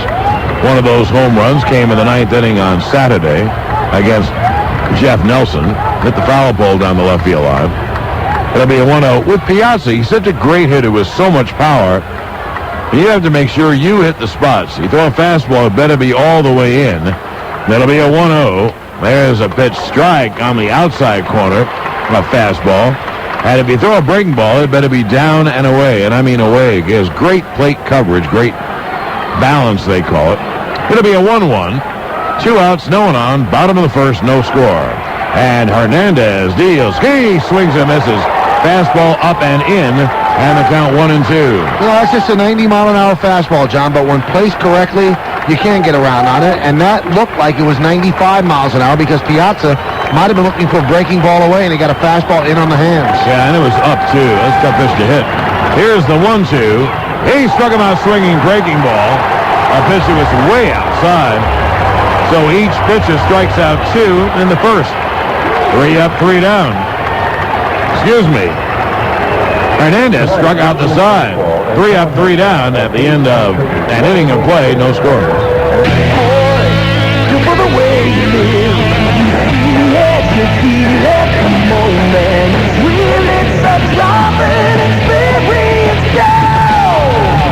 Dude, looking for a smooth ride with plenty of room? Then you want Ford Focus. It's the North American Car of the Year, and that stands for awesome. Plus, it's got the highest fuel economy rating in its class by the EPA. But wait, it gets better. Right now, you can get into a new Focus starting at $12,850 with 5.9 financing. Not all buyers will qualify for lowest APR. Take new retail delivery from dealer stock by 1/16/01. See dealer for details. That's $12,850 with 5.9 financing for a new Ford Focus. That'll have your friends saying, "Way to go, dude!" Ford Focus, built for the way you live. Visit your Tri-State Quality Ford store today. Oh, what a ride, what a thrill, what a drive, what a Ford! For the way you live. Delta Airlines paging a Mr. or Ms. Big-Time International Business Person. A Mr. or Ms. Big-Time International Business Person. Would you please report to the nearest Delta Business Elite flight where you'll get a whopping 5 feet of stretch-out room, a power-adjustable near-flat sleeper seat with lumbar supports and oversized pillows, 5 courses of gourmet dining, your own personal video system, a laptop power port, and other neat things big-time international business people need to feel good. That is all. Delta Airlines is paging Mr. I don't want anybody touching me. Would Mr. I don't want anybody touching me please report to any Delta Business Elite U.S. flight to Los Angeles, San Francisco, or San Diego, where you'll have a great big 5 feet of nobody touching you zone, which is so much space that you can't even touch the seat in front of you and the person behind you can't touch yours, not even if they flail about ridiculously while all stretched out in their near-flat sleeper seat. Thank you, and enjoy all that space you won't find on any other business class but Delta's. If you listen for Ron or if you listen for Curtis. It doesn't matter who gets the credit as long as the job gets done. Getting it done in the morning. Curtis and Kubi. Hi, guys. Great show. And 77 WABC, New York. Well, John, before we get started here in the second, a big hello tonight to Paula Gangoni, or Mrs. G, as her friends call her, one of the biggest Yankee fans that's out there, and we want to tell Paula that all of her friends at MSG are pulling for her, and get well soon. Indeed, Paula. And it's great to have you listening. You take good care. Here's Tino to lead off the top of the second inning, and Reed deals breaking ball strike, and the count 0-1. You can't tell anything by one inning, but from one inning anyway, Rick Reed and El Duque look unbelievably sharp. Both breaking balls and fastballs nailing the corners. The pitch, fastball cut on a miss. Breaking ball down and in, fastball up and away. And the count 0-2. John, Martinez is 21 for 55 in the postseason, and the all-time record for postseason hits was 25 hits, and that was by Marquise Grissom back in 1995 for the Braves. Tino, after a very poor regular season, the 0-2, he struck him out swinging. Fastball up. Tino is having a terrific postseason. So one away. And here is Posada. We have played an inning and a third.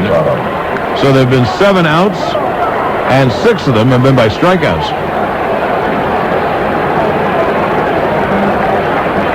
And Reed is certainly not a strikeout pitcher, and in reality, neither is El Duque. No, not at all. El Duque fools you. Anyway, one away. Posada is 10 for 44 in the playoffs. No homers, 5 RBIs. A switch hitter batting left. Scoreless top of the second. And Reed deals. There's a breaking ball low inside. The count 1-0. Ventura and Bordick on the left side. On the right side, Alfonso and Zeal. In the outfield, left to right, Agbayani, Payton, and Timo Perez. And, of course, Piazza catches Rick Reed. The field is in great shape. It looks wonderful. It'll be a 1-0. As a strike fastball on the outside corner. Boy, is Reed hitting the corners. Reed said about his pitching style, look, I worked both sides of the plate. He said, I can't afford to throw the ball over the plate. He said, most guys can't. That's true. Fastball's up and in the count 2-1. The Yankees Radio Network salutes our MVP kid of the day, Darrell White of Dumont, New Jersey, at Hackensack University Medical Center, a New Jersey State designated children's hospital. That'll be a 2-1. And caught on a miss, high fastball. And Mike, I don't know what Reed is throwing tonight, but the Yankees are unable to catch up with his high fastball. And the count 2-2. And now, parts of the crowd get up, imploring Reed to get the strikeout. The pitch, strike 3 is called. A fastball inside corner. 15-second station ID. This is New York Yankees baseball. You could wake up with those other guys. Yuck. The Yent is in the morning.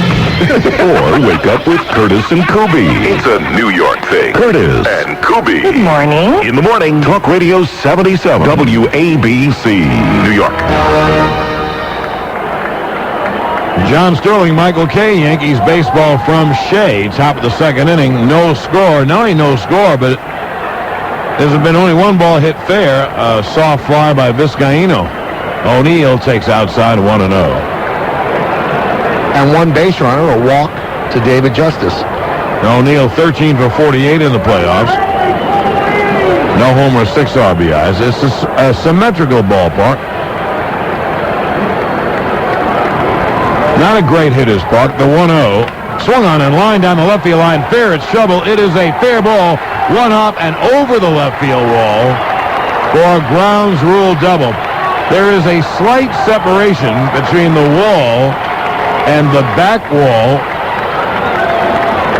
and that ball hopped over the home run wall, let's say, and disappeared into a crack in the wall. So O'Neill doubles. O'Neill really struggled for September and the first 2 rounds of the playoffs, and now he is 5 for 9 in the World Series. So somehow he found his stroke. Now, here is National League Baseball. Scott Brocious, the 8th hitter, is up. That's why I like the DH. If you're Rick Reed, you don't give Brocious anything to hit. You go after the pitcher, Orlando Hernandez. O'Neill off second. The pitch is a strike at the knees on the outside. Now, what Reed might be thinking, if I can get Brocious, well, then I can have El Duque lead off the third. That gives me 1 out. Which is what you want. Right. But you don't want to give up a run. Brocious 9 for 41 in the playoffs, a homer, 3 RBIs. So O'Neill at second with the first hit of the night. That'll be an 0-1. High fastball. It's 338 down the lines. 358 to the bullpens. Mets bullpen in right, Yankee bullpen in left. 371 to left center. 396 to deep right and left center. And 410 to straightaway center field. There'll be a 1-1 to Brocious. And the pitch strike on the outside corner. The count 1-2. Well, Brocious is a guy, John, who has certainly done a good job World Series-wise. 16 for 39, that's .410, and that's the 4th highest batting average in World Series history. Bobby Brown, Paul Molitor, and Pepper Martin are the only ones ahead of him. Wow. All very good hitters. It'll be a 1-2 to Brocious. And the pitch is fouled straight back. It was a fastball. Boy, Reed has come out and throwing a lot of fastballs. And you know what? It could very well be that the Yankees have been told to look out for the change and look out for the breaking ball, and he's come out and throw fastballs. And for him, he's pitching backwards, though. For most people, you do throw fastballs early, but he's pitching backwards. O'Neill leads off second with 2 out. It'll be a 1-2 to Scotty. Now Reed set at the belt. And the 1-2. He struck him out swinging. Another fastball. No runs, 1 hit, and 1 left. Reed struck out the side at the end of an inning and a half. No score. WABC. There's only one thing better than color maps on the Palm 3C handheld, and that's getting $30 off a Kodak Palm Pix camera when you buy the Palm 3C handheld, and then marrying for love, which I guess is 2 things technically. Also, talking to animals might be better than color maps. But besides those 3 things, the $30 rebate on a Kodak Palm Pix camera, the joyful union of you to someone really phenomenal looking, and being able to gossip with squirrels and monkeys, there's really nothing better than glorious instructional full color maps on your new Palm 3C handheld. See retailers for details. Hike into your local Suzuki automotive, motorcycle, or marine dealer and cast an official vote for the Heisman candidate of your choice. You could win a Suzuki V6 Grand Vitara plus a 4-day, 3-night trip for 2 to the 2001 Heisman Trophy ceremony in New York City. Other prizes include a Suzuki motorcycle, an outboard motor, and Heisman Trophy autographed footballs. Entered by November 30th, no purchase necessary. U.S. residents only, 21 and over with a valid driver's license. Odds of winning depend on the number of eligible entries received. Log on to Suzuki.com or see participating dealers for official rules or call 877-MY-SUZUKI. Children will always take risks, and parents will always worry about them. But thankfully, because of plastic safety helmets and protective gear, we can all breathe a little easier. On a bike ride or on the playing field, plastic is tough enough to absorb the shock and flexible enough to get up and try again. We can't protect our children forever, but we'll always try. How has plastic touched your life? The American Plastics Council. Plastics make it possible. Joyce Mills. What? You are now the most powerful insurance shopper in the universe. I am. You have web access, right? Right. Okay. Go to quotesmith.com. Okay. Omnipotent authority to choose the best deal on auto, health, and life insurance from more than 300 top-rated insurance companies. Wow. Instant quotes, no commission salesman. I'm all powerful. Insurance-wise. Thank you. Quotesmith.com makes everybody an insurance genius. Subway Series Memories, presented by MSG Network. It's more than just a game. 89-year-old Harry Danning, Giants catcher in the 36 and 37 series. It was a great feeling to play, against the Yankees. They were some great players. They had some great players. In fact, they were better than we were. Well, Mets and Yankee fans can follow their team's pursuit of glory for extensive highlights, interviews, and expert analysis. Tune to the Jeep Subway Series postgame report immediately following the World Series game tonight on MSG Network and Fox Sports Net. So once the game goes off Channel 5, turn on MSG Network or Fox Sports Net, and the postgame show will be there. Here's Robin Ventura, and he swings at the high drive to deep right center. O'Neill back on the track. That ball is gone.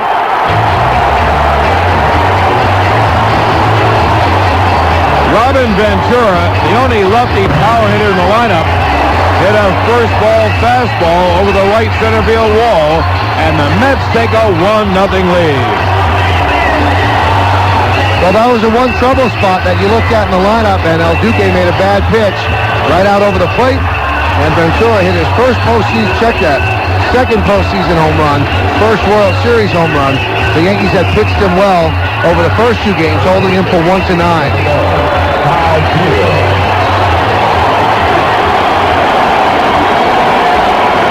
Ventura was 6 for 37 with a homer and 7 RBIs, make it 2 and 8.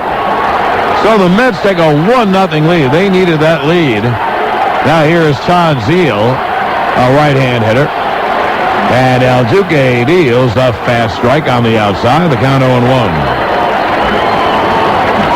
Zeal is 12 for 42, a homer, 8 RBIs. He's hit the Yankees great, though, in the first 2 games of the World Series. And El Duque's 0-1, caught on a miss, and the count 0-2 on a breaking ball down and away. And the Met hitters are really chasing that breaking ball. You would figure, as the game goes along, they would stop. That was a slider, not a slow breaking ball. That was a fastball, or a slider that looked like a fastball, then broke down and away. You know, Zeal had eaten just a couple more Wheaties, John. He'd have 2 home runs in this World Series. Just missed. One off the top of the wall, one Bellinger caught. There's a slider outside, the count 1-2. He has swung the bat very well, 4 for 9 in the World Series. So Ventura gives the Mets a lead, and he's the only lefty power hitter in the lineup, and El Duque fed him the wrong pitch, and Ventura socked it out. It'll be a 1-2. A half swing and a slider. Did he go? No. And the count 2-2. They check the first base umpire, Tim Welke. Hernandez has had a lot of rest since his last game. That was against Seattle. He didn't pitch well. He got the win thanks to the Yankee hitting. That's the game where Justice hit the big 3-run home run in the 7th.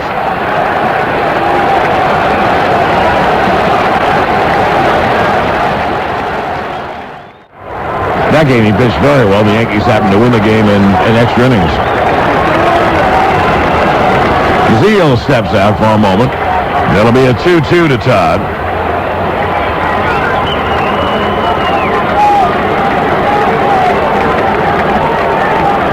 Now Hernandez to the wind, and the 2-2. Fastball, strike 3.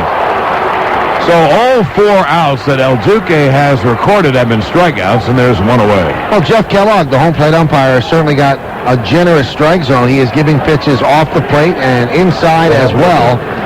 So that's good for the pitchers. And you know what? I think it helps Rick Reed more than it helps El Duque, because Rick Reed will push the envelope. He wants to get those calls off the plate because he doesn't want the ball anywhere near the hitting zone. You know, Mike, I'm sure you realize this. We don't have a monitor in our booth. This is only the year 2000, so electronically they're not able to give us a monitor. Here's Benny Agbayani, a right-hand hitter, and the pitch cut on a miss. And also they moved our booth, visiting radio, and we're off the plate on the first base side, so we're at an angle. So it's very tough to tell if the pitch is all off the plate or not. Does Kellogg have a generous zone, or are these 2 guys hot? The pitch is fouled back by Agbayani, 0-2. Benny, a very strong right-hand hitter, very stocky linebacker type, is 14 for 40 in the playoffs with a homer and 4 RBIs. 1-0 Mets, bottom of the 2nd. 1 out, no one on. The 0-2 slider outside, and the count 1-2. So if we start calling pitches on you tonight, you know we're making it up, because we are absolutely too far away on an angle to see exactly what's on the corners or what's off the corners. Now, if you have a monitor, you can look at that and look at the shot from the center field camera. That gives you a great shot, but we don't have that either, so. It'll be a 1-2. Slider outside, the count 2-2.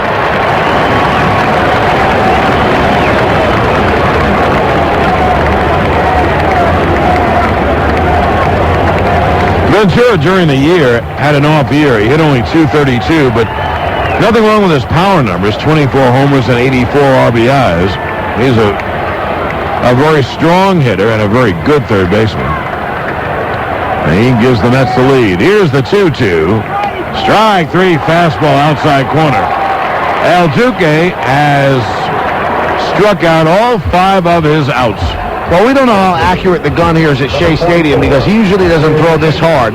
But that last pitch was measured at 93 miles an hour. That's a little quick for El Duque. El Duque is usually 88 to 90.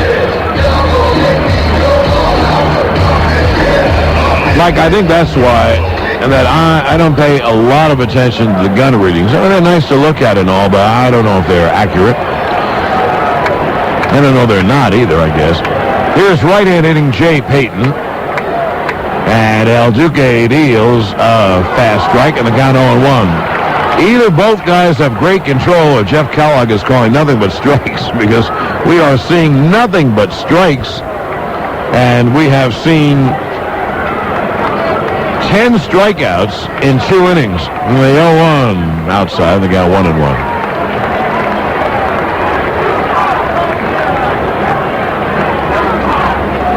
Payton is 8 for 45 in the playoffs, 2 homers and 8 RBIs. He had a 3-run home run off Mariano in the 9th inning on Sunday night. Here's the 1-1. There's a strike. They count 1-2. But one thing I think both benches are telling their hitters, you better swing the bat.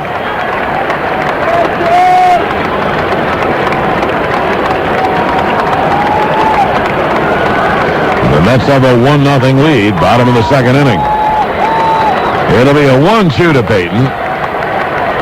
Now El Duque deals. Breaking ball grounded foul toward the Mets dugout off the end of the bat. And the count holds at 1-2. Well, that tells El Duque something, John. If Payton's going to bite at that slider, he'll just push it further outside. That went right off the end of the bat. Otherwise, it would have been the 6th strikeout in 2 innings. Now, either Payton's going to be looking outside now for another slider because he knows that El Duque knows he's going to bite on it, or El Duque could think one pitch ahead, try to bust him inside. All guessing games. He could indeed. And that is how he pitches, not just different arm angles, but different speeds on the pitches, and also, obviously, different locations.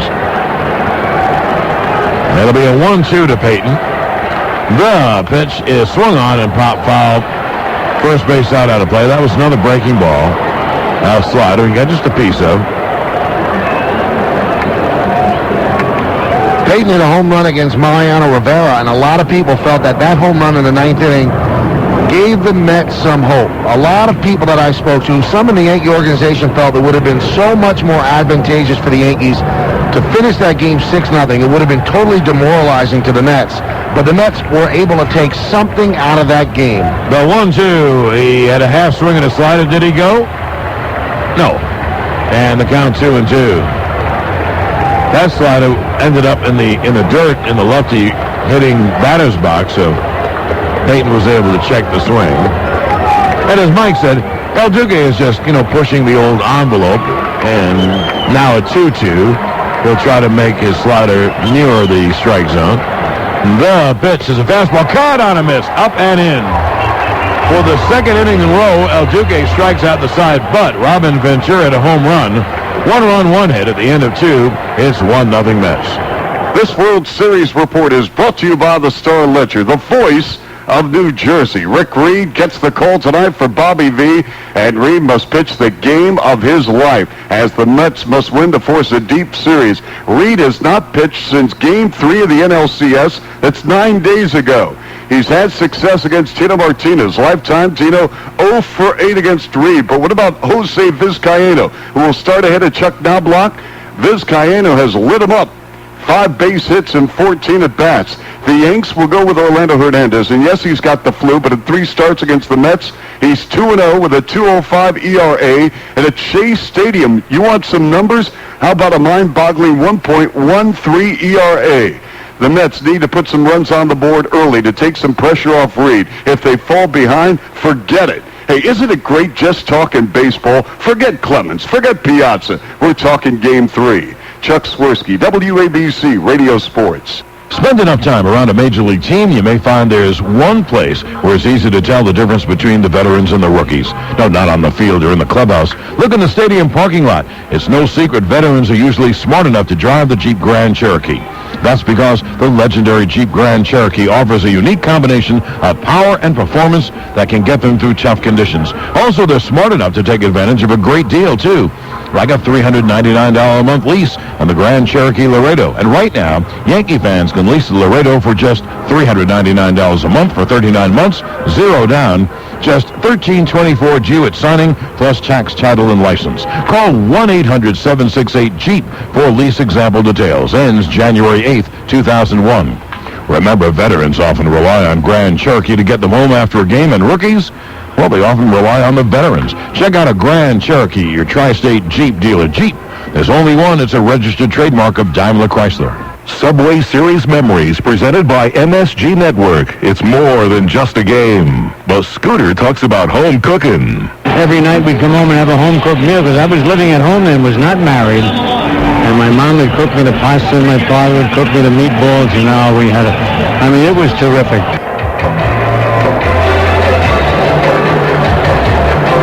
Now here we go to the top of the third inning. Mets have a 1-0 lead. Reed has given up a double, a walk. He struck out 5. El Duque has given up a homer. He struck out 6.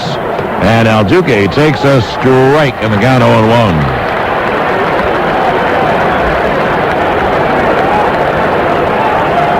El Duque is a right-hand hitter, stands way away from the plate, and takes another strike in the count 0-2. El Duque is a natural athlete. I don't know if he's a hitter. They have the DH in Cuba, too. He probably hasn't swung the bat very much in his life. That'll be an 0-2. Hey, he struck him out swinging, one away. I don't know what's happening here tonight, but in 2 1/3 innings,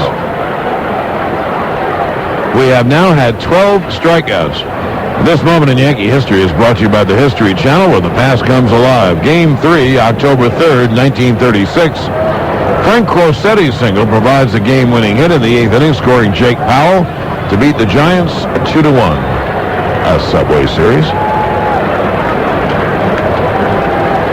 That's the first World Series Joe D played in. First of many. Here is Vizcaíno, and the fastball is outside 1-0. The left fielder, Agbayani, shortens up and plays at Little League depth. And Jay Payton, the center fielder, is over in left center, and he's gone a whole lot deeper. And pitches outside the count 2-0. The walk that Reed gave up was to Justice in the first. Then on 3-2, he struck out Bernie. The hit that Rick gave up came with 2 outs in the second. A line drive down the left field line by Paul O'Neill. Here's the 2-0, check swing foul.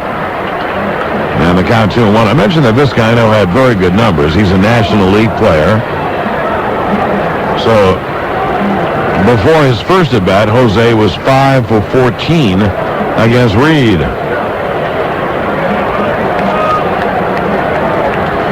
Here's the 2-1. Foul straight back to the screen. So Reed behind 2-0 now gets even at 2-2. It's a very important game for the Yanks because they would move to the precipice of winning the World Series if they get a victory. But for the Mets, it's an almost must game. They're down 2-0. The 2-2 breaking ball, a high chopper over the mound. Bordick hustles, fields, fires, got him. Just got him by less than half a step. So Bordick makes the play behind the mound in front of the bag, and they're a two-way. And now here's Derek Jeter. That was a nice play, and it was bang, bang. Almost got it. Hustling down the line. He's running out of the left-handed batter's box, but not to be.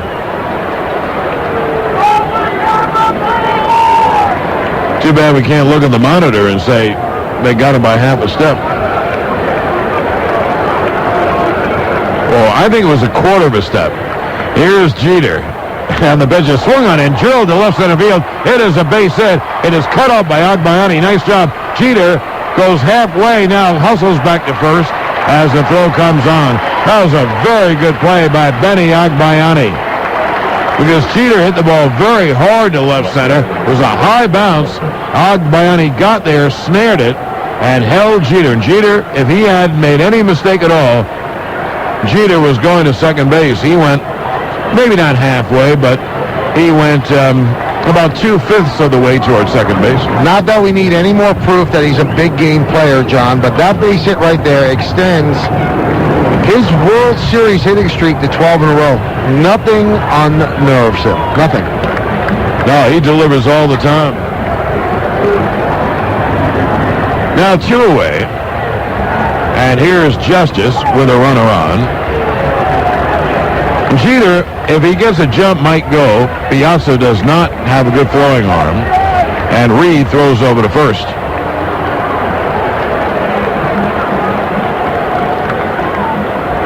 So a very important play by Bordick, who got that high hopper over the mound and just threw out Vizcaino.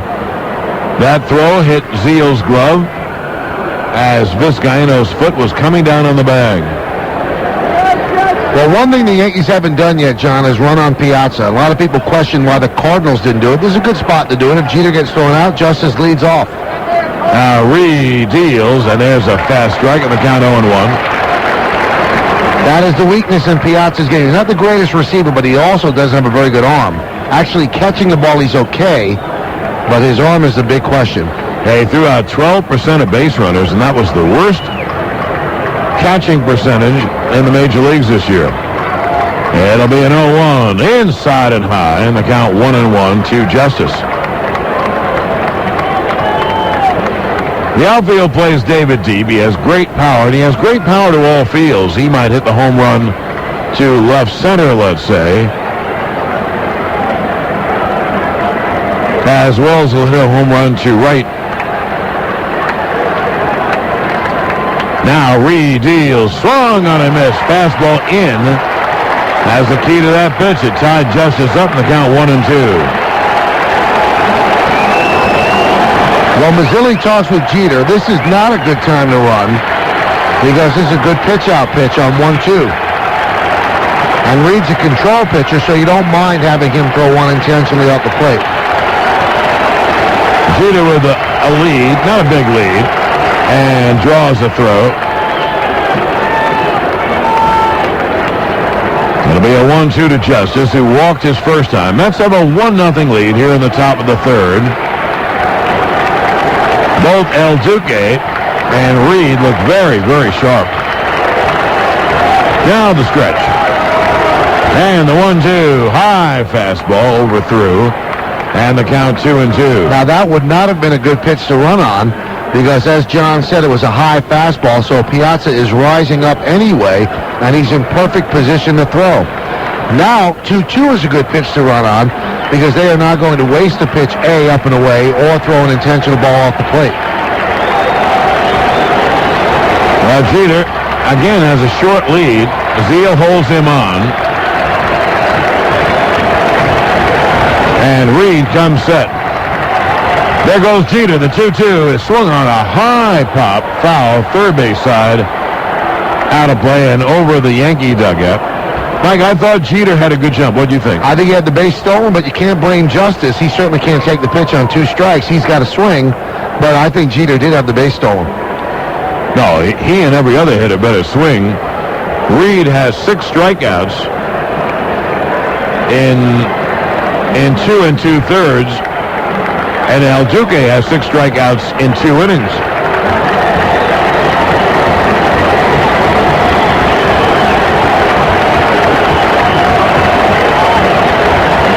Jeter leads, and Reed is set. There he goes, the 2-2, fouled away, third base side out of play, so Jeter will come on back. I think Reed's doing a smart thing as well. I think he knows Jeter's going to go. He's concentrating on Justice. If you worry about the runner and you throw a bad pitch to Justice, then it's 2-1 anyway.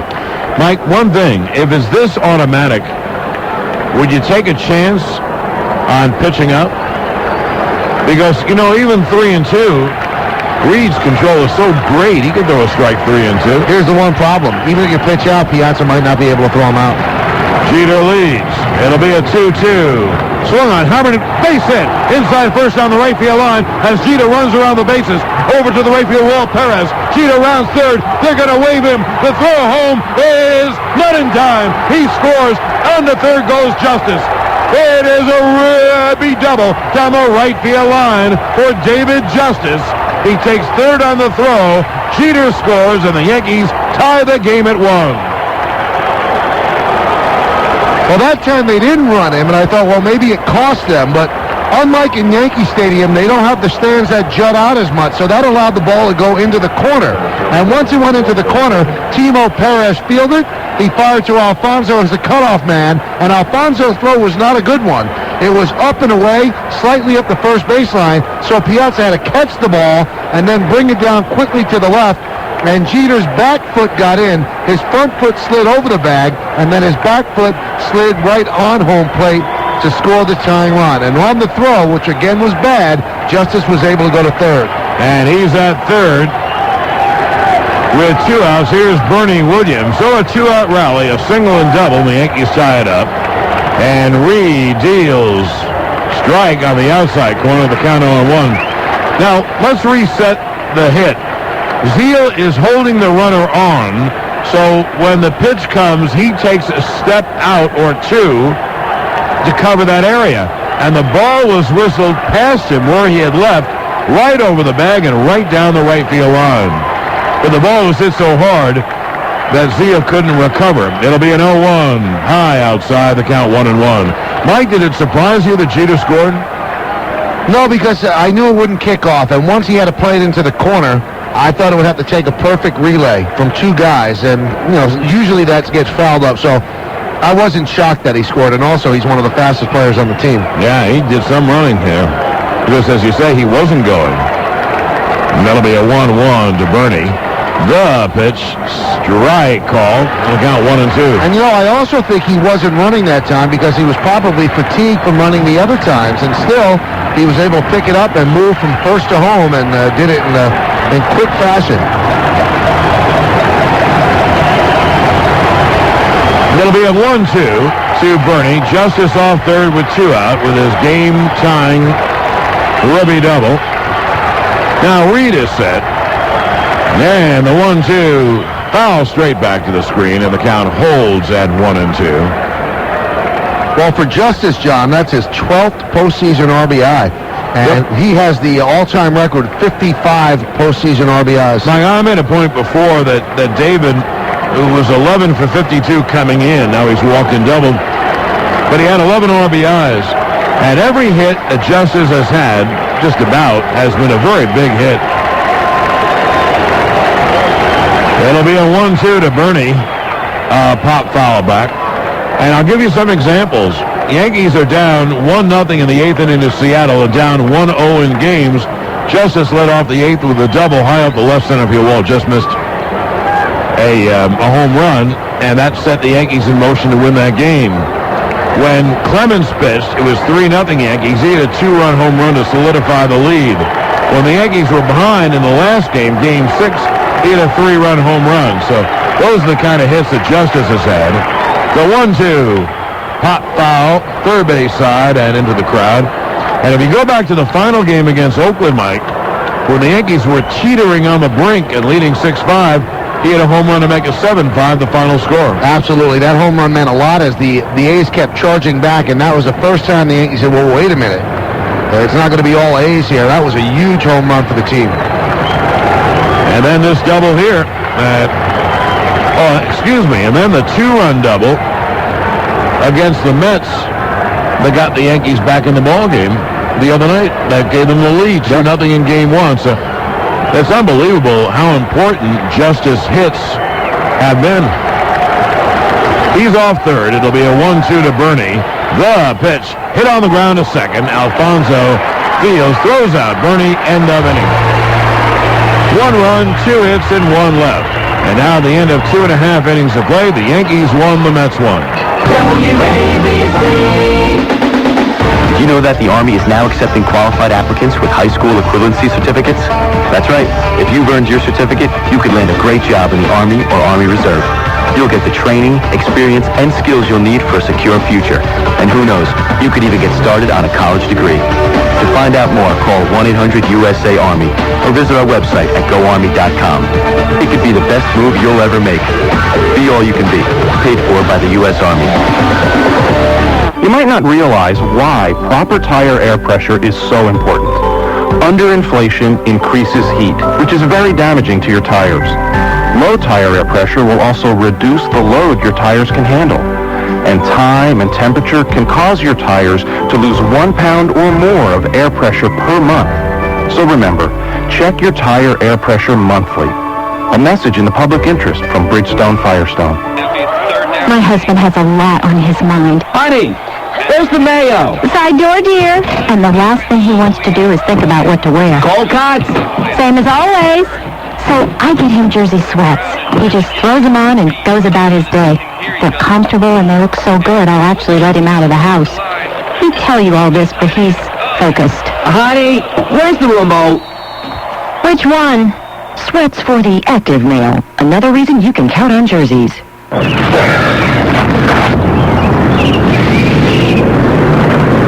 Still trying to make the major leagues? Now here's a shortcut. Just log on to MLB.com, the league's official website, for the best video highlights on demand, live game audio. Make the move at MLB's official online fantasy game. Grab the latest gear at the official store. MLB.com, the quickest way to the major leagues. For most of us, anyway. Subway Series Memories, presented by MSG Network. It's more than just a game. The Scooter's Subway Memory. You know, in 41 and 42, I would take the subway. You know, I loved it. I loved the subway. I loved to get down in the front. Every once in a while, if nobody was there, you could open the window, and the wind would hit you in the... Oh, I mean, it was like being on a big ship. Well, we're back here at Shea Stadium. The Yankees have evened things up. We take 15-second station ID. This is New York Yankees baseball. Curtis and Kuby in the morning. Hey, it's great to hear you guys. The show's awesome. First of all, let me tell you how much I'm enjoying the show. I wasn't a talk radio guy until you guys came on. Curtis and Kuby in the morning. Try it once, and we've got News Talk Radio 77, WABC, New York. Well, we're all tied at 1 as we go to the bottom of the third. El Duque gave up a home run to Robin Ventura for the Mets run, but he has struck out all 6 of the Mets outs, and here's right-hand hitting shortstop Mike Bordick, and the fastball's high.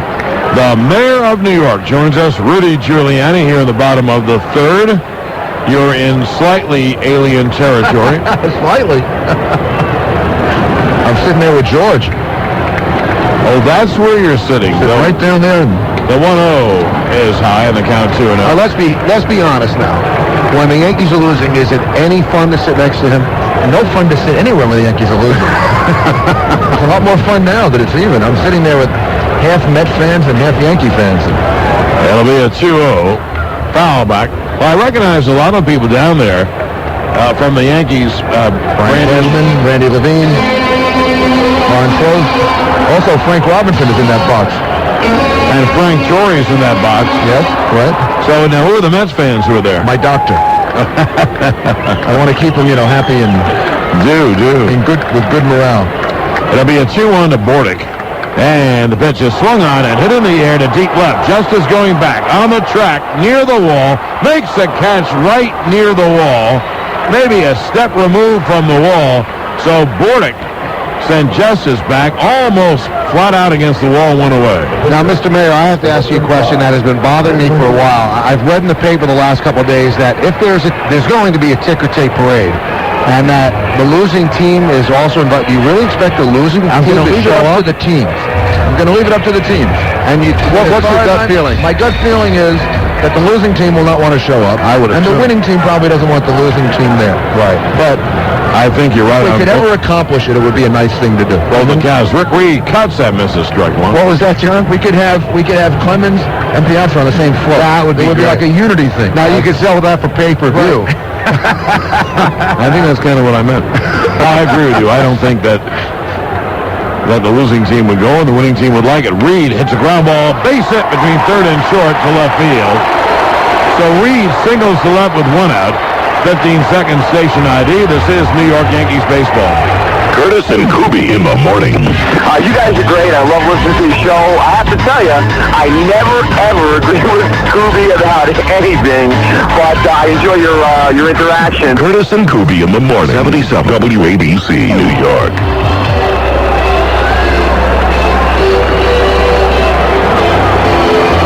Well, Rick Reed helps his own cause.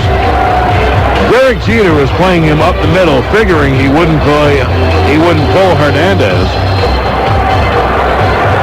El Duque threw out his hands in disgust after he gave up that hit. It was just a ground ball, but Jeter wasn't there. He was up the middle, and the ground ball was in the hole. Here is Timo Perez, and the breaking ball's high. 1-0.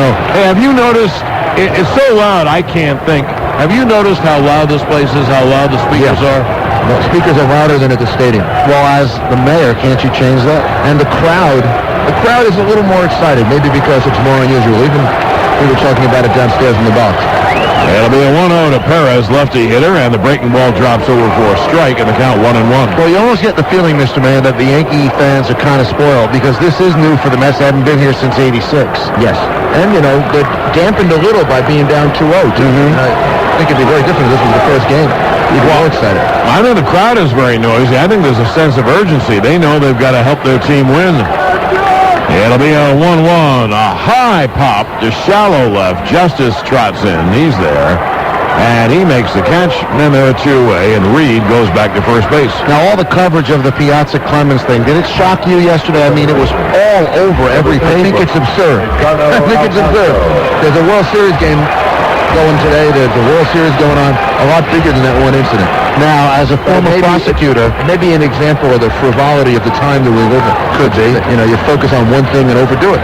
As a former prosecutor, would you have prosecuted Clemens? No, I don't think he was. Well, look, you have to accept my bias. I'm a Yankee fan. Right. I think Yankee fans look at it differently than Met fans, and you can't escape that. But I think you'd have to accept his explanation at his word. He said he wasn't throwing at him. Lots of guys strike out and throw the bat and put a lot of people in danger when they do it. They don't get fined. Very good point. I haven't heard that brought up. Oh, you're very good. I sit right near the dugout, and in my 18 years of doing that, I've had bats literally thrown right up against the dugout. Paul O'Neill would be in the poorhouse. Yeah. Here's Edgardo Alfonso, right-hand hitter, and the breaking ball's outside. The count 1-0. Tied at 1, bottom of the third, 2 outs, a runner at first. Pitcher Rick Reed.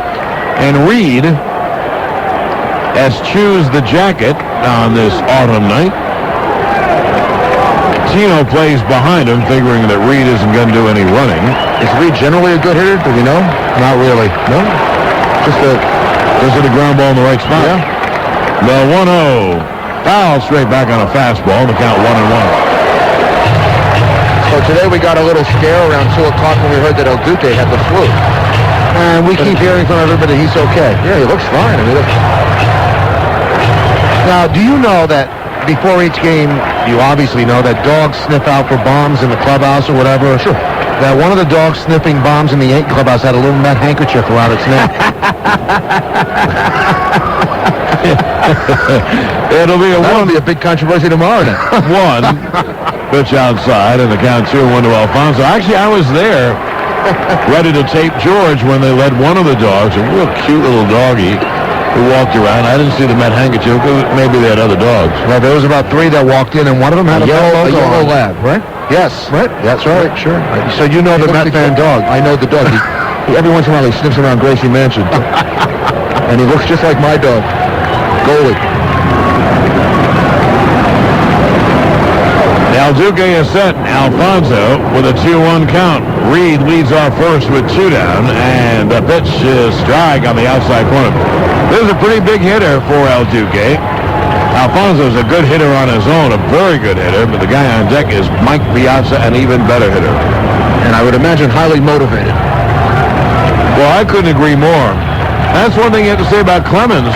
You think the Mets wanted to beat him in the worst way, and he shut him out with 2 hits. Here's the 2-2. Breaking ball just missed outside, and the count 3-2. Now, Alfonso struck out on that his first time, so he's gone to school on El Duque, and he wasn't biting. And now the count will be 3-2, so Reed will get an automatic start at first base. And that helps the Mets, but it helps the Yankees that Reed has to run. It'll be a 3-2 with 2 out. And Hernandez deals foul back to the screen. And the count holds 3-2. And that helps them more. If he has to keep running, that does take something out of your legs. And really, the only pitcher that I've seen in the National League that is an athlete, a real true athlete, is Mike Hampton. I think he enjoys that aspect of the game, but most pitchers aren't on base enough that when they run, it does take something away from their pitching.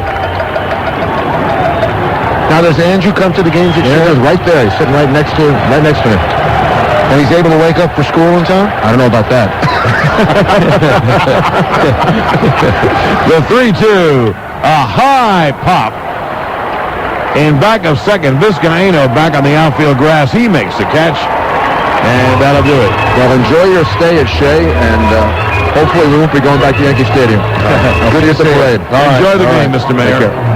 No runs, 1 hit, 1 left, and now at the end of 3 innings of play, we're tied at 1. Now that Napa Auto Parts are available online, are we suddenly hipper? Well, maybe a little. Take a second to click on NapaOnline.com. We've got the world's largest inventory of ready-to-ship parts and accessories and can ship them to your door usually within 48 hours. And if something's not right, ship it back. Or with 6,000 locations, you can bring it by the participating Napa store near you and we'll make it right. So, just about everything people love about Napa Auto Parts stores is available online. And actually, that is pretty hip. NapaOnline.com. There's a solemn oath that accompanies the elite uniform of the DirecTV installer. It's simple, really, and it goes like this. If you cry tears of joy during the free installation of your new DirecTV system, it remains a private moment between you and your installer. Yes, when you buy a DirecTV system and sign up for Total Choice programming, you too can have free standard installation and the confidence to let your emotions show. Because much like the doctor-patient, attorney-client privilege, our installers are sworn to secrecy. If the prospect of enjoying more movies and sports, even your local channels, all with crystal clear digital quality, makes you break down and weep like a baby, well, the world doesn't need to know. Call 1-800-DIRECTV today to learn more about our free installation special. Hardware and programming sold separately. Programming subject to change. Offer ends 1/14/01. Other conditions apply. See retailer for details. Call 1-800-DIRECTV today. In an age when jogging shoes can cost $150, is it still possible to find value? You bet your heart supports it is. Check into Baymont Inns and Suites, where you'll enjoy a spacious, comfortable room, free breakfast, free local calls, and an in-room coffee maker, all for a great rate. Nobody gives you a better run for your money.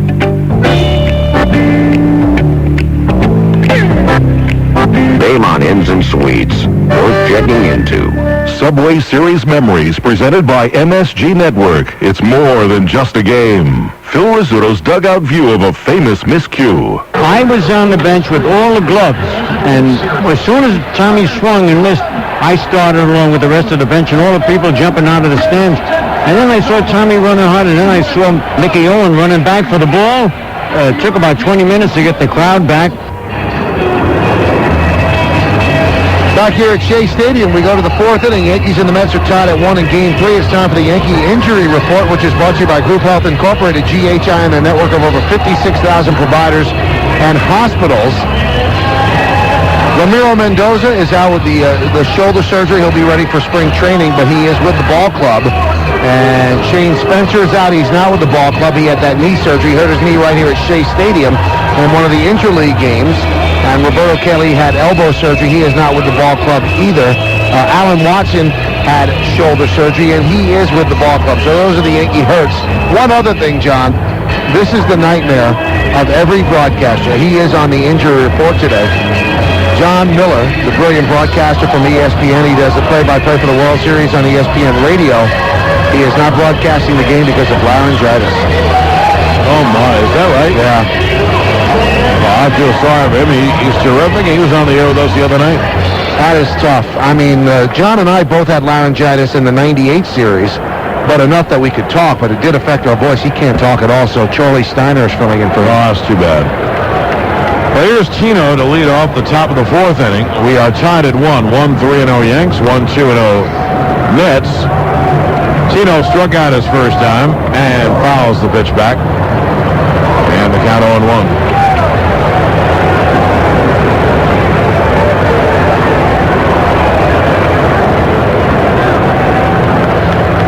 Reed has struck out 6 and walked 1. The Yankee run last inning, a 2-out single by Jeter and a ribby double by Justice. Pitch swung on in line. There's a base hit to right field. So Tino, it's a hard line drive single to right. Mike and I just looked at each other, and so let's put our looks into words. Why? I ask you, sir, why? And where was this during the regular season? And the only thing that I could get out of people, and I've asked this question a lot, is that Tino got himself into such a hole that he looked at his numbers and said, I'm really going to have to do this in this amount of time. And he started to press. I've got to hit 10 homers a month. I've got to pick up like 20 RBIs a month to get to 100, get to 30 home runs. And when you put those things in your head, you really start to press. So his slump at the beginning of the season, well, that happens. But the way his mind affected him, that's what got him into a season-long slump. Here's Posada, and he takes low. Anyway, Tino has a great stroke that a lot of hitters admire and envy. It's a very short stroke. And boy, his stroke looks great now. And in the playoffs, Tino is now 22 for 57. And he is hitting line drives. Now the 1-0. Posada fouls the third base side out of play, and the count 1-1. Johnny very well could be saving his job for next year. I was thinking about it. I couldn't agree more. Because he's young. Everybody loves him on the team. He's just the best teammate. He's a very good first baseman. And if he hits the way the Yankee lineup gets on base, he'll knock in a lot of runs. Posada lays off an outside fastball in the count 2-1 from Reed. Well, we're in the fourth inning, John, and Reed's up around 60 pitches already. Well, you know one thing? When you strike out a lot of people, you throw a lot of pitches. So it probably is not a good thing for Reed and El Duque to keep striking guys out, because normally it takes a lot of pitches to strike a hitter out. Here's the 2-1. Swung on a high foul fly down the left field line out of play. And the count 2-2. Posada struck out his first time. Paul O'Neill's on deck. New York Yankee Baseball is brought to you in part by Blimpie, the big one, big sub, big taste, big value, and by the Claridge Casino Hotel. If you want to be a part of the action, come to the place where the excitement is all around you. The Claridge, smaller, friendlier, and so much more.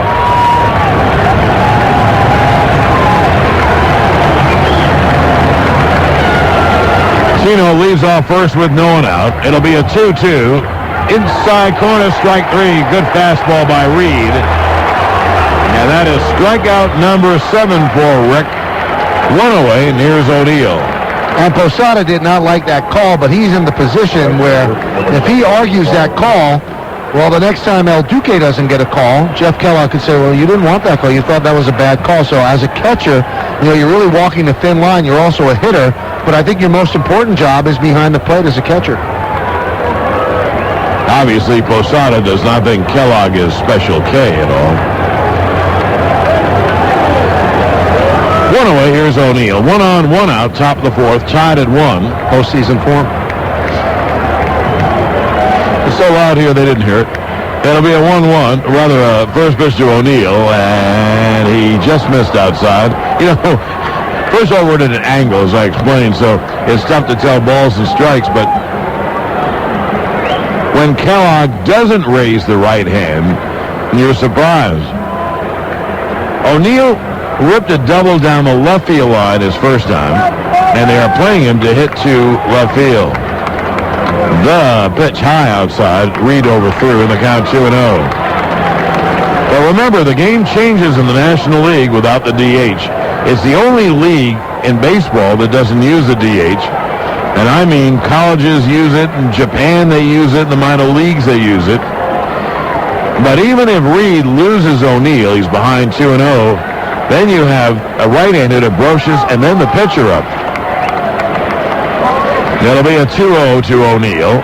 The pitch swung on and line toward the gap in right center. It is a base hit. It will go all the way to the wall. Racing around third, Tino. He will score. O'Neill to third. The throw is not in time, and it goes off the stands. The Mets got lucky. It was overthrown, and it bounced off the stands. If it bounced into the stands, O'Neill would have scored. And the Mets got a great break. Paul O'Neill rips a triple up the right center field alley, scoring Martinez. And the Yankees take a 2-1 lead. And the same questions that we just asked about Tino, we can ask about Paul O'Neill. The big song now is Who Let the Dogs Out? Well, who turned the lights on for these guys? I mean, Paul O'Neill is now 6 for 10 in the World Series, and he's getting Paul O'Neillian type hits. Right.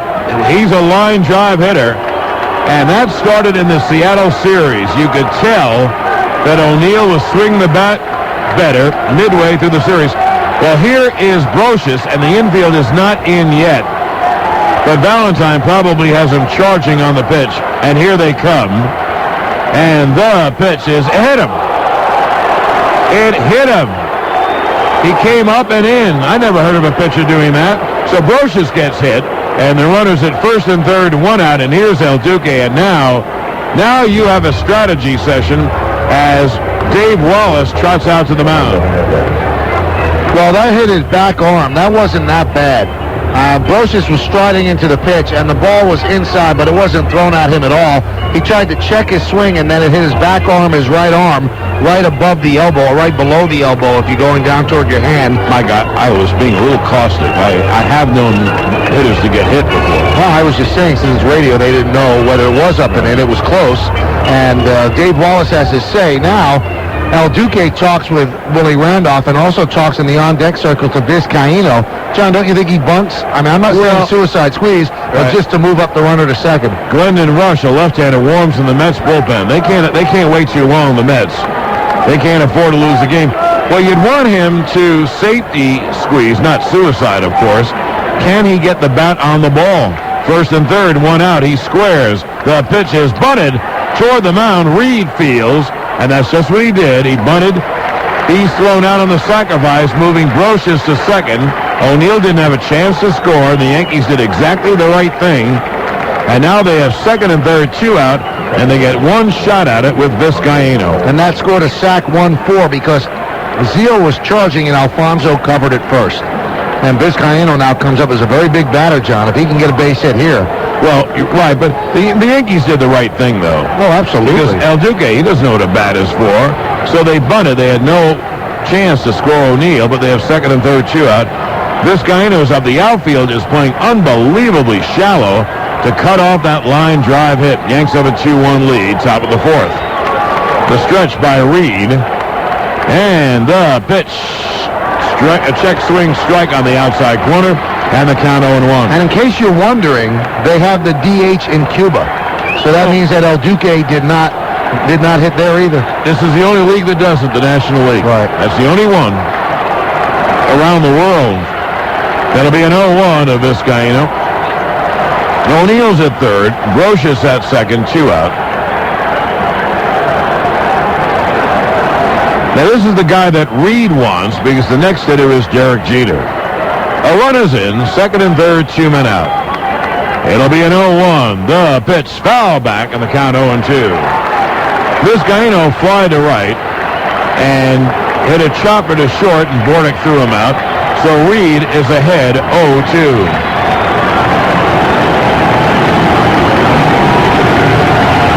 Benny Agbayani in left is at Little League depth. Peyton, the center fielder, is in left center, and he's very shallow. Timo Perez in straightaway right. He's a little deeper. That'll be an 0-2. High fastball, and the count 1-2. They played O'Neill in left center. He used to left center a lot. And when he hit that line drive, there was no doubt that the ball would go to the wall and that Tino would score.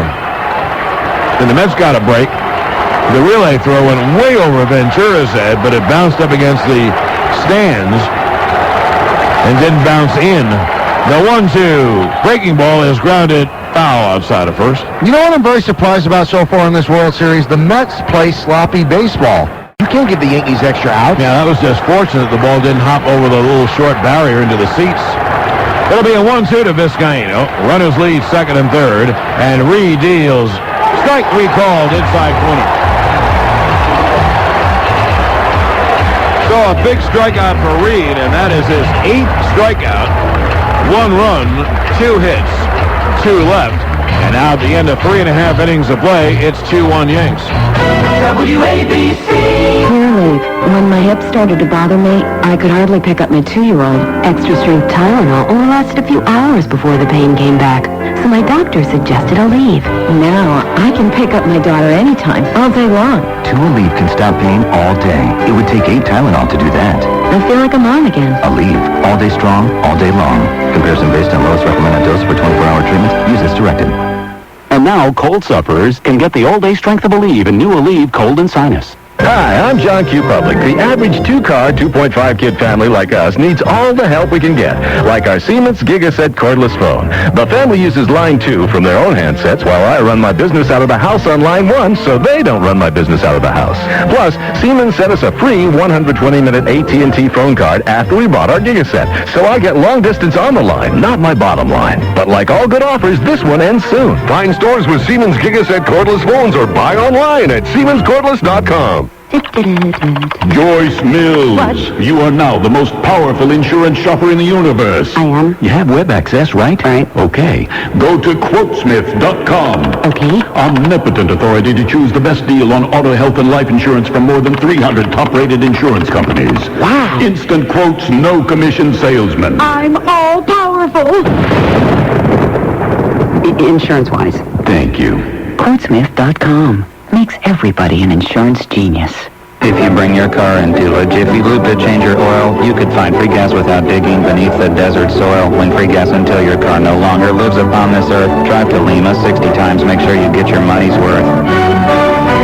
Like antacids, double packs. Jiffy Lube helps gas attacks. Come to Jiffy Lube for your chance to win free gas for the life of your car, or win $10, $50, or $1,500 in free gas. At participating locations, no purchase necessary. Promotion ends 10/31. Must be 18 to enter. See jiffylube.com for details. Void in New Jersey and where prohibited. Subway Series Memories, presented by MSG Network. It's more than just a game. Billy Martin saves the day. And Joe Collins said the sun was in his eyes and couldn't catch it. And here comes little Billy Martin. All of a sudden, Billy had a lunge for us. The wind was blowing in from center field and bringing the ball in towards the catcher. And he rushed, lost his hat, and caught that ball. This guy's going to take New York by storm. I want my freak. Here we go to the bottom of the fourth. El Duque deals to Mike Piazza. Breaking ball cut on and foul. Tip the count 0-1. Piazza struck out his first time. El Duque has struck out 6. He hasn't walked a batter, but he gave up a home run to Ventura for the Mets run. And the Yanks have a 2-1 lead here in the bottom of the fourth.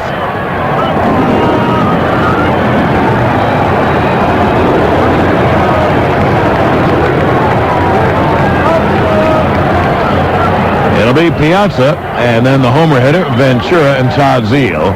The pitch, caught on and missed a high fastball. When you change between the breaking ball and the fastball, it makes your fastball a lot faster. Now, Mike, that was rated at 88, and boy, it looked a whole lot faster. Piazza was very late. And it doesn't just look faster to us, it looks faster to him. It'll be an 0-2. Piazza steps out for a moment. 2 5-0 Yanks, and 1 2-0 Mets. El Duque deals, caught on and missed, breaking ball down and away. And that is strikeout number 7 for El Duque. Don't miss the return of undefeated welterweight champion Sugar Shane Mosley when he defends his title against top-ranked contender Antonio Diaz. Live Saturday, November 4th at 9:45 p.m. That's on HBO, the heart and soul of boxing. Well, Michael and I have been fortunate. We've seen every game El Duque has pitched in the major leagues. And so I want to give you background for the question I'll ask Mike. As Ventura swings, it's a ground to first.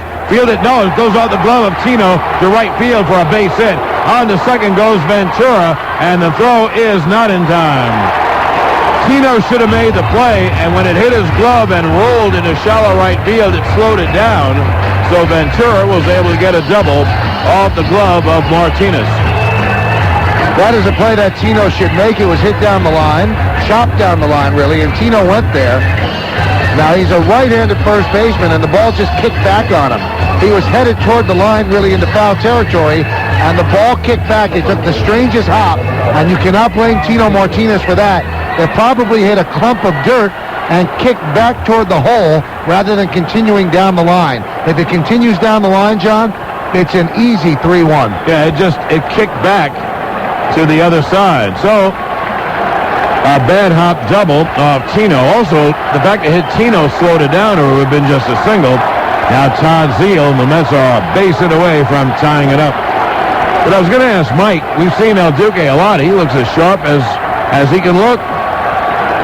He probably made a bad pitch. I think it was in the middle of the plate to Ventura for the home run. Other than that, it looks so sharp. Zeal, a right-hand hitter, takes a breaking ball strike. Zeal struck out his first time. So El Duque has to go after Zeal and Agbayani, two right-hand hitters, with the tying run at second and one out, bottom of the fourth. Tino was about to feel it, and the ball took a left turn. About that simple, and went off his glove. The 0-1. Caught out of missed another breaking ball. The count 0-2. That was a slow breaking ball.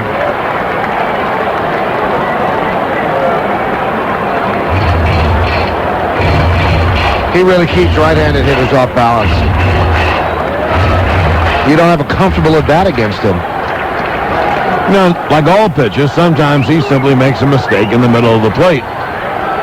He did that with Ventura on the home run. Not on that. The other was just a ground ball. It'll be an 0-2. And there's a fast strike. Zeal, looking breaking ball, got a fastball outside corner. Strikeout number 8 for Hernandez. Well, I think that both pitchers are throwing very good pitches, but for the most part, Jeff Kellogg has a very wide strike zone. That was about 5 or 6 inches off the plate, and he got run up. Well, Mike, you mentioned neither are strikeout pitchers. Reed has 8 strikeouts. And now El Duque has 8. El Duque has 8. They've had 16 strikeouts, so I guess Kellogg has a wide strike zone. Here's Benny Agbayani. The pitch outside 1-0. Well, there are many baseball legends, but there's only one legend in the SUV game, Jeep, the most award-winning brand of 4x4s on earth.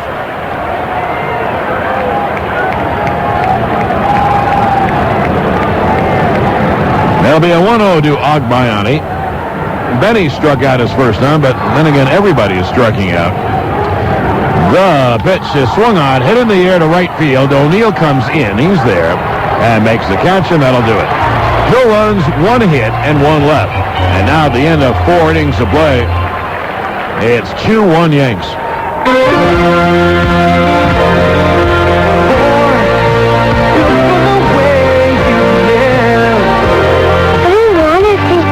Mommy, where are my socks? Have you seen my black belt? He's looking at me. There's a knot in my shoe. Honey, where are my keys? Mommy, I'm starving. Mom, where's my backpack? Ford Taurus is designed to meet the highest safety rating ever because, heaven forbid, you should have a real problem. And now you can get a new Taurus and get 5.9% financing plus $1,000 cash back. Not all buyers will qualify for lowest APR. Take new retail delivery from dealer stock by 1/16/01. See dealer for details. That's 5.9 financing plus $1,000 cash back on Taurus with no charge leather on SES models. Only at your Tri-State Quality Ford store. Talk straight and tell it like it is. That's one rule that I live by in everyday life and stick to with every one of my players. It means I don't have to mince words and don't have to back down from tough decisions. And so far, straight talk has paid off for me and paid off for the New York Yankees. Maybe that's why I like the Daily News. Guys like Anthony McCarron, Mark Kriegel, Mike Lupica, they tell it like it is. I don't always agree with what they have to say, but they sure don't mince words. And I like that. And whether I agree with them or not, I've got to respect what they write. I know that the Associated Press voted the Daily News one of the 10 best sports papers in the country and the best tabloid in New York. You not only get great sports coverage every day in the Daily News, you can get it online anytime just by logging on to nydailynews.com.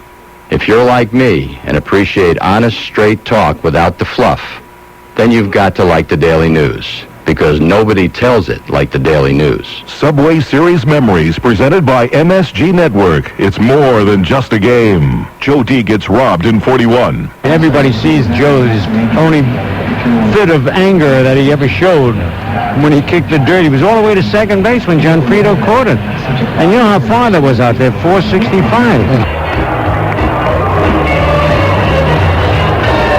The Beck's customer of the day is Runyon's Pub in Seaford, New York. Beck's, a beer apart. When we get to the mid part of the game, the top of the 5th, the Yanks have a 2-1 lead. Rick Reed will face Jeter Justice, and Bernie Williams. So the Yankees with a one-run advantage, top of the fifth, and moving in with the play-by-play, here's Michael Kay. Thank you, John. Jeter is 1 for 2. Struck out looking and singled to left in the third. And the pitch. There's a fastball strike on the inside corner, 0-1. Jeter scored the Yankees' first run with 2 outs. He singled to left center. Nice play by Agbayani, cutting out the ball in the gap. And then Justice doubled inside first to score Jeter. Tied the game at 1. Right now, Yankees lead 2-1. And the 0-1 is a bit outside. The count levels at 1-1. Jeter's single in the third extended his World Series hitting streak to 12 straight. He's now played in 59 postseason games in his young career, and he's reached safely in 54 of them. 1-1 is fouled back. First base side, 1-2. And Mike, you remember this. In his first year, 1996, he was in the middle of every Yankee rally when they beat Texas, Baltimore, and Atlanta to win the World Championship. What a career he's had. He's been up 5 years. This is his 4th World Series. You know, in that first postseason that he played in 96, John, you might remember this. I think he messed up in the first game. The 1-2, swung on and hit sharply left side. Diving stop by Bordick. Off his glove, he scrambles after, but no throw. A base hit for Jeter. That was in the hole, and Bordick had to dive to stop it from going into left, but he couldn't field it cleanly enough to get up and then fire to first. Anyway, after that first game, I think the headline on the back of the New York Post was short slop. And boy, was he ticked off. I think he had a very bad game at the plate, meaning 0 for 4 or something like that, and he said, it's a baseball game. I can't get a hit every game or whatever. And boy, after that, he was in the middle of every big rally. For example, 3rd game of the series tied a game apiece down in Texas. Yankees are down by a run going to the 9th. Jeter led off, base hit, and scored the tying run. The Yankees won the ball game. Here's Justice, 1 for 1 with a walk. And the throw to first, Jeter is back standing. The base hit for Jeter, the Yankees' 6th of the game. 2-6-0 for the Yankees, 1-3-0 for the Mets. We're in the top of the 5th inning in Game 3, a must-win for the Mets. Otherwise, they go down 3-0, and no team in baseball history has ever come back from that deficit. Runner goes, the pitch is swung on and driven down the left field line deep. Giving chase is Agbayani. In the corner, it's off his glove, but it's a foul ball. He got there, didn't catch the ball, and it's a foul ball. But, Mike, that gives Justice a life. That was an out, and he simply missed it. Let's see if they give him an error. And, you know, Jeter was off with a pitch. And the thing about Agbayani, I didn't get a chance to mention it. He got his glove on it, but the ball fell off his glove, and he's lucky it was in foul territory. If it's fair, and Jeter probably scores on him. Anyway, I was going to mention that Agbayani actually is deeper in left for Justice than Perez is in right. That Justice has great power everywhere, and he hits the left field a lot. Let's see if Jeter goes again. They gave no error, by the way. Well, haven't yet, anyway. I don't think they will, because he had to go a long way to even get there. Throw to first, this time Jeter dives back. I bet Rick Reed wishes he had caught that ball. Interestingly enough, Justice obviously running on the ball down the line. When he got back to home plate, Mike Piazza handed him his bat. He didn't throw it at him. No, he handed it to him. Throw to first, and Jeter's back. Mets and Yankee fans can follow their team's pursuit of glory for extensive highlights, interviews, and expert analysis. Tune to the Jeep Subway Series postgame report immediately following the World Series game tonight on MSG Network and Fox Sports Net. Reed sets, and the 0-1. Fastball strike outside corner, 0-2. Justice doesn't like the call and turns around and tells Jeff Kellogg as much. The Yankees lead 2-1, top of the 5th. They pinch up the middle for Justice, so they leave him a lot of the hole on each side. Now Ventura is way off the line at third, so that covers some of the hole, but Zeal holds on Jeter, so all of the right side is practically open. The 0-2 is up and away, 1-2, a waste pitch. Third base coach Willie Randolph going through the signs, and Lee Mazzilli is the first base coach for the Yankees. Hey, one of the questions in Game 2 was when Knobloch got thrown out at home plate. I asked Willie, did you hold him? Yes, I held him. He ran through the stop sign. And they never picked that up on any angle. And he kind of got bashed on TV. He said, I held him up. The 1-2. Fastball high, 2-2. And then I asked the player, Willie didn't want to get into it, if Knobloch had missed a hit and run sign when Vizcaíno got thrown out at second earlier in that inning. Right. And the player said yes, it was a hit and run sign that was missed. Well, that was an odd attempt by Vizcaíno. So you figure a steal either had been missed or a sign had been missed or a sign was seen that wasn't there. So that was Knobloch had missed a sign.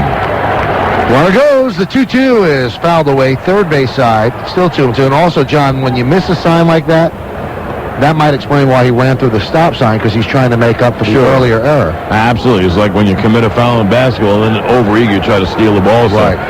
Well, Jeter went 2-2 his first time on base, and that was in the third, and he went a couple of times, and then maybe the Yankees felt, well, they might pitch out. He didn't go, and that's when Justice ran the double right over the bag at first down the right field line, but Jeter was still able to score. The Mets are once again going to start their bullpen. Jeter goes. The 2-2 is swung on and popped up to right center field. Payton is there. He waves off Perez, and he'll put it away for the first out of the inning.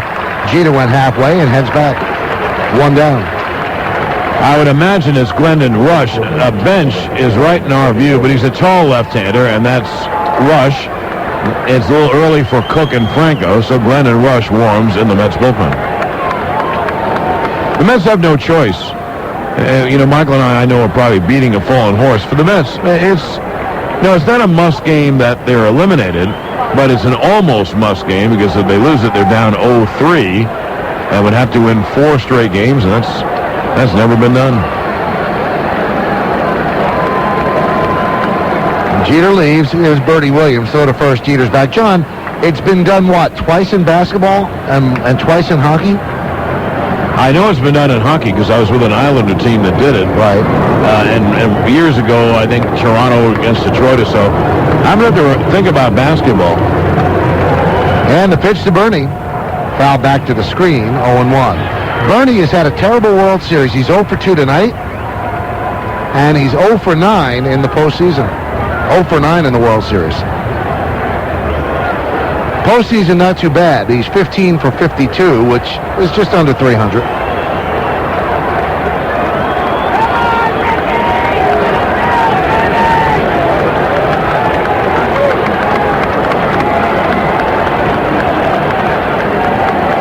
Runner goes. The pitch is swung and chopped right to Zeal. He'll backpedal, steps on the bag, and Jeter advances to second, 2 away. Might have stayed out of the double play by running. Well, Lisa moves the runner up, although I think Jeter was getting great jumps. Well, here's Tino, who struck out and then singled to right, and Tino scored the second run on an O'Neill triple. Jeter scored the first run. He singled, and Justice doubled. Those are the 2 Yankee runs, and the Mets run a home run by Ventura in the second inning. Tino struck out in the second, and the single to right in the fourth. Yankees up 2-1 in the top of the 5th. Reed sets, and the pitch to Tino is a fastball up and away, 1-0. On deck is Posada, who has struck out twice looking. First base is open, but there are 2 outs. In the postseason, Tino .386, a home run and 7 runs batted in. I think if Reed felt more comfortable with Posada, he might. He struck him out twice than Tino. He might pitch around him. And the 1-0. A little bit low, 2-0. So, I'm not saying he does feel more comfortable with him, but if he does, then that really wouldn't hurt him very much. Then he goes after Posada. 2-6-0 Yankees, 1-3-0 for the Mets. Jeter leads off second with 2 outs. Reed sets, and the 2-0.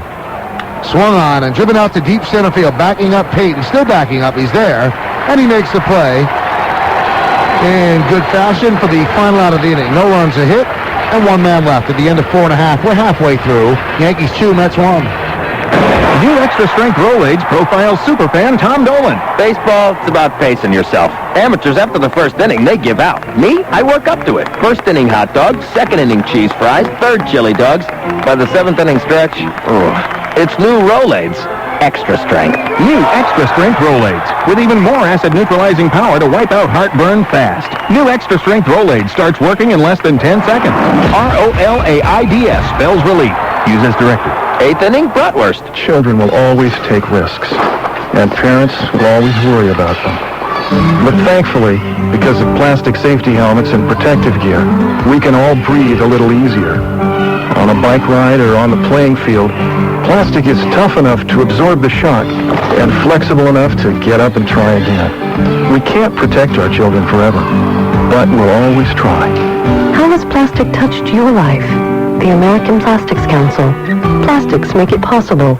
Let Gemini take a closer look at your car. Now through December 2nd, we'll change your oil, top off your antifreeze, analyze your battery, check your brakes, rotate your tires, and adjust your air pressure. We'll even replace your wiper blades, all for just $44. Plus, give you a free jug of blue wiper stuff. And if you buy a set of 4 selected Goodyear tires on your Goodyear card, you'll get a $50 retail debit card. For details from your nearest retailer, call 877-GEMINI-1, Gemini Automotive Care. We're making drivers smile. The playoffs are heating up, and so are the deals at Priceline.com. Right now at Priceline, you can save up to 40% off the lowest published prices on airline tickets to wherever you want to go. Fly the major airlines and names you know and trust at the price you want to pay. Need a hotel room or rental car? Priceline is the easiest way to save on the best brand names around. Just name your own price. Millions of people have used Priceline. Isn't it time you gave it a try? Log on to Priceline.com and name your own price today.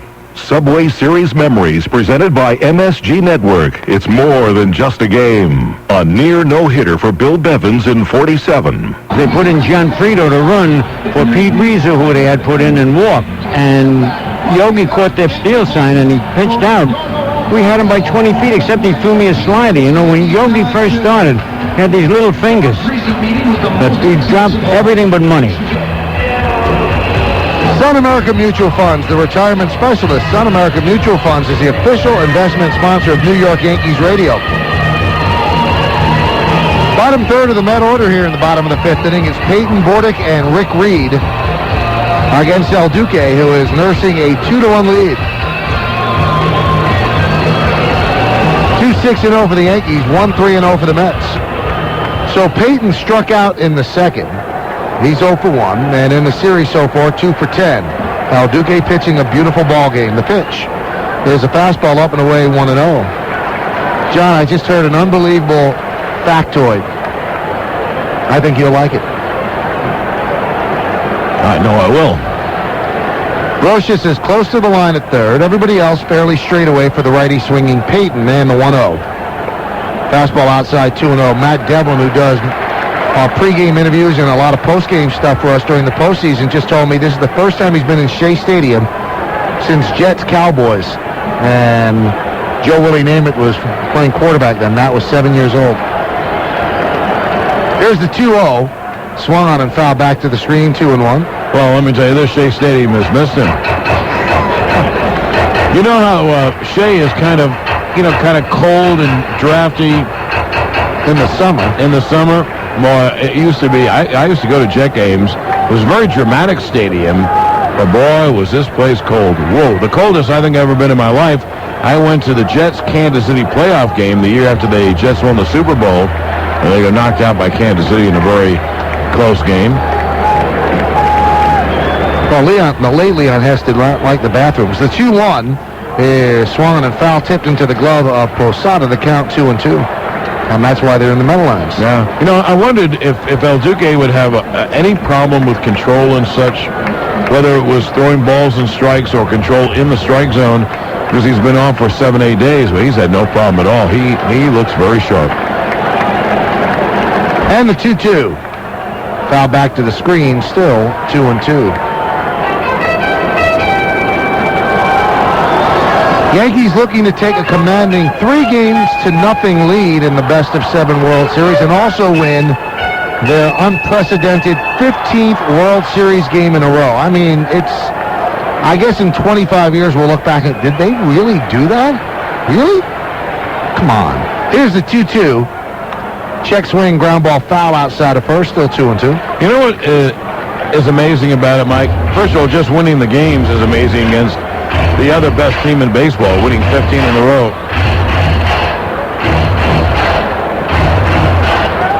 The Yankees are a very good team, spelled T-E-A-M, but I don't think they have a whole bunch of Hall of Famers on the team, but they certainly know how to play well together.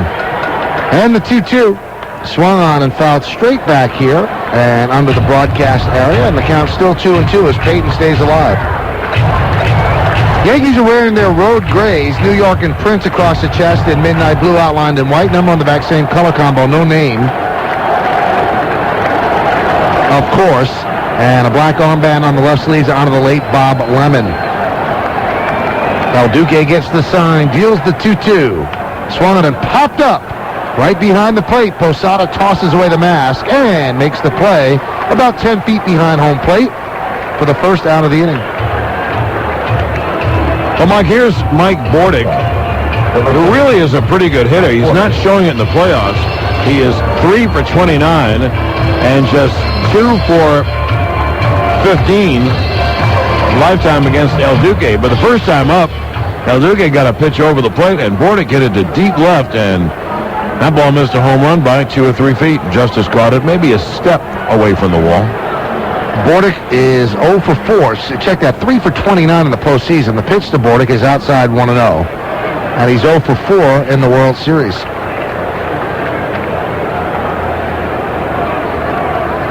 Two to 1, Yankees lead, bottom of the 5th.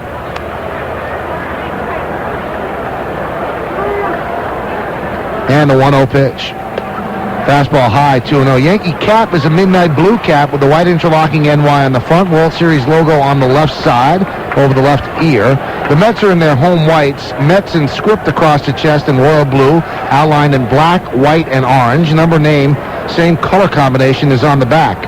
And the 2-0. There's a strike. Fastball outside corner, 2-1. Tonight the Mets are wearing their black cap with the royal blue bill and the orange interlocking NY on the front.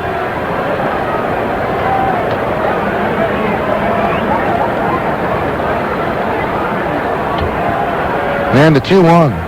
Swung on, line drive up the middle, past the diving Vizcaíno into right center field for a base hit for Bordick. Bernie Williams fields and flips into Vizcaíno, a one-out single for Bordick, and that'll bring up Reed in an obvious bunting situation. Oh, that's a big hit for Bordick, who's had 2 very good at-bats against El Duque. And Mike, he just hit the nail on the head. The reason why it's important, now he can really do something with Rick Reed's at-bat. If he's able to bunt Bordick over, well, then you have one shot at the tying run if Timo Perez can get a base hit. Brocious comes in at third, and Reed will be bunting. He singled in his first at-bat. This time he bunts first base side, fielded by Tino Martinez, who flips to Vizcaíno covering, and moving to second on the successful 1-4 sack is Mike Bordick. Well, that's a big hit by Bordick, and you know what? Reed did a terrific job getting the bunt down. He deadened it. On contact, he brought the bat back, and that ball plopped beautifully down the first baseline. I think Tino was thinking of would it roll foul, but it was on the grass, so he thought I better pick it up, and he made the play. Now a base hit will tie the game. Well, that was my bad, John. I said 1-4. Tino obviously did field the ball, so you score that 3-4.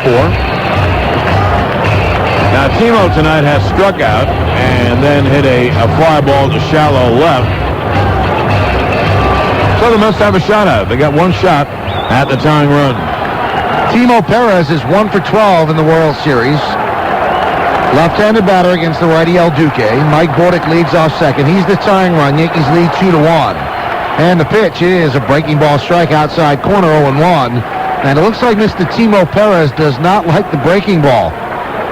We saw him almost fall into the Yankee dugout on a left-hander's breaking ball when Mike Stanton threw it. And he doesn't seem to pick it up when it's a backdoor breaking ball from a righty. Big lead for Bordick at second.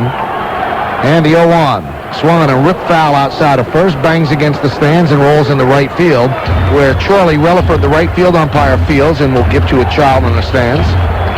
Lee Mazzilli just moved David Justice in a step and over a step. Justice might have a play at the plate. No one else. O'Neill is too deep in right, and Bernie doesn't have a great arm. He's in mid-center field. El Duque has him 0-2. In the division series in the NLCS, Perez hit 300 with 10 runs scored. Not the same player so far in this. And the 0-2. Just missed outside. Maybe a little bit low on the count 1-2. Another breaking ball. 2-1 Yankees, bottom of the fifth inning in Game 3 of the World Series. That one just off the plate. Bordick again inches off second. And the 1-2 pitch. Popped up foul, third base side out of play. Still 1-2. You know, you mentioned that Justice is playing shallow. And you know what? Jeter is playing shallow as well because he does not want Perez to chop the ball left side and get a base hit. He's playing as if an infielder is in at third base. Mike, if I'm the Yankee outfielders, I play more shallow, especially O'Neill and right.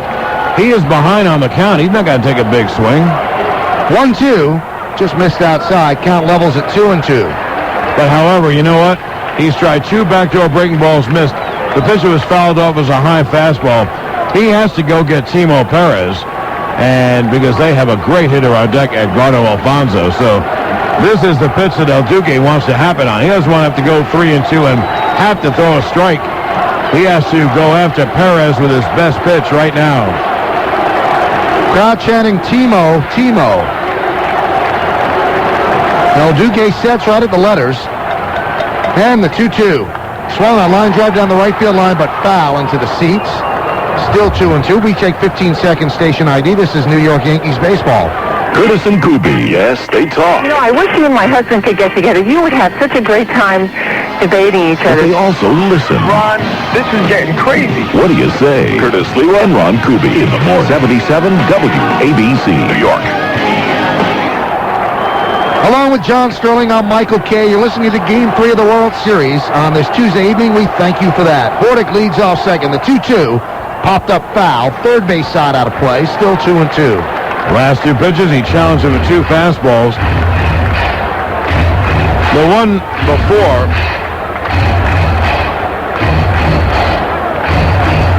was a fastball at too much of the plate, and Timo really hit it. That fastball was in, and Timo had to pop it foul a little late.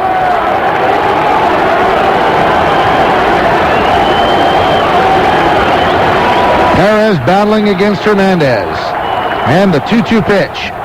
Fastball up and away. So Timo Perez has worked the count full. He was down 0-2. Wow, that's a terrific at-bat. Now, you know that Hernandez doesn't want to pitch against Alfonso in this spot.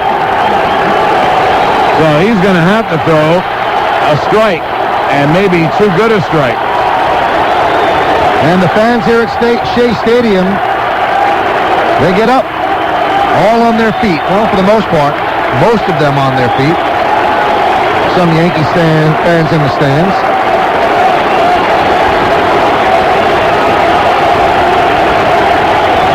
And the 3-2 pitch. Breaking ball just missed outside. A big walk to Timo Perez, who is a cutter and a slasher at the plate. But he was patient there, and now he brings up the dangerous Edgardo Alfonso with runners on first and second, 2 outs. Alfonso tonight is 0 for 2. He struck out, and he popped to second.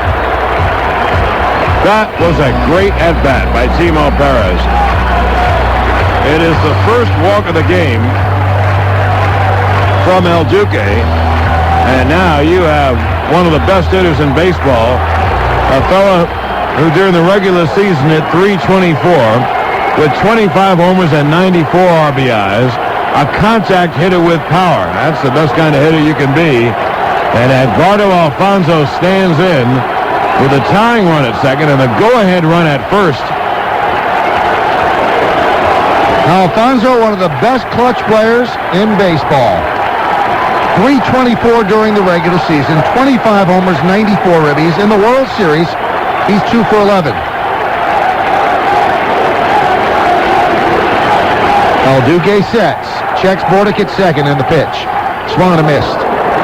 Count 0-1. I think he took something off that. That was a breaking ball. And he works ahead in the count. Alfonso steps out of the box, but he doesn't even look down at third base coach Cookie Rojas. They want him to swing the bat. Mookie Wilson, the first base coach for the Mets.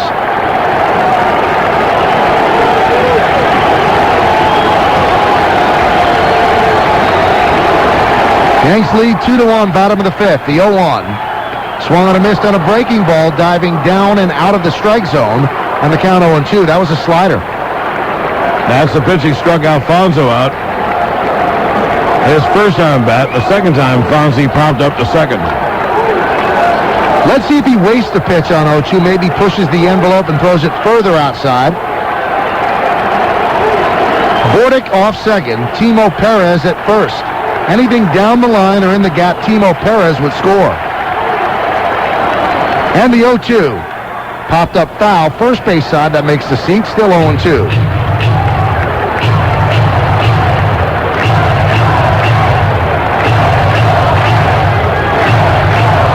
It's a triple-deck stadium, circular in nature. It's open in the outfield. There's a big scoreboard in right center, a replay board in left center, a small bleacher section also in left center, a black batter's eye protection beyond the 410-foot sign in center field, and a three-story structure that houses all the cameras just to the left of dead center field.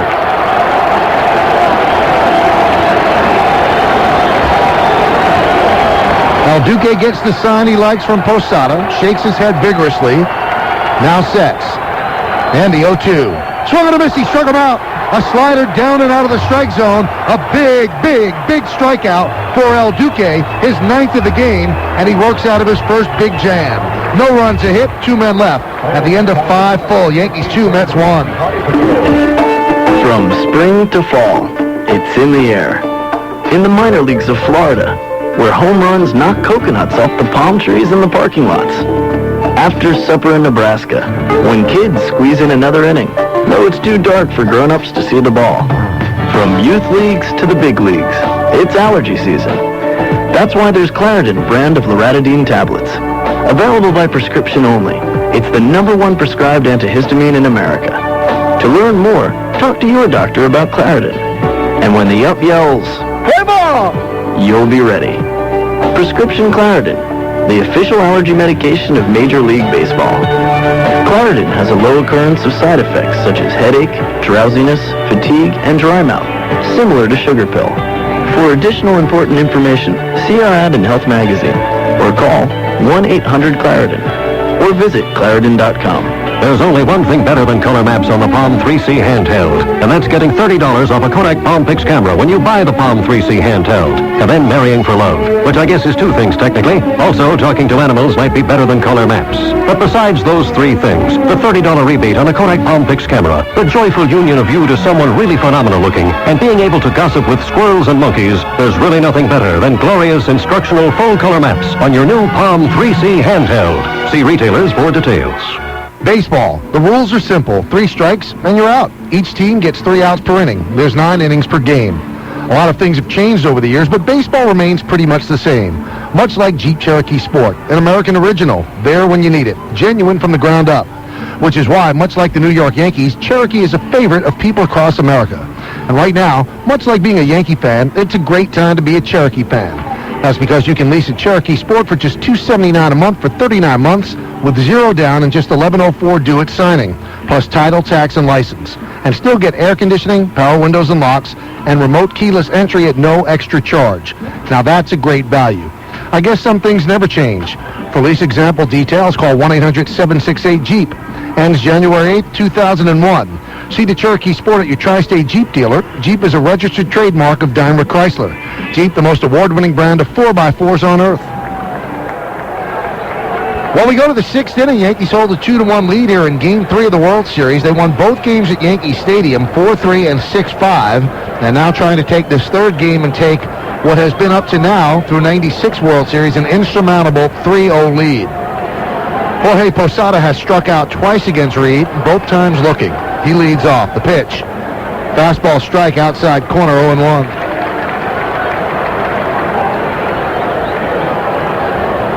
If you think about it, John, all the 3-0 leads in World Series history, I'm amazed. It's so easy to put together a 4-game winning streak. The worst teams in baseball do it. The 0-1, outside 1-1. I can't believe that someone hasn't been able to pull it off. And Mike, I've been searching a little bit in my head. I can't remember an NBA team doing it. Maybe it's happened, but I can't remember. Maybe in an earlier round. The 1-1 is fouled back into the second deck behind the screen. The count 1-2. Well, that was some pitching by El Duque. He walks Timo Perez, who's, at this stage of his career, not much of a hitter. And behind, ahead 0-2, and then he strikes out Alfonso, who's a great hitter. And the 1-2 to Posada. Inside, he jackknifes out of the way of a fastball. The count levels at 2-2. 2-6-0 for the Yankees, 1-4-0 for the Mets.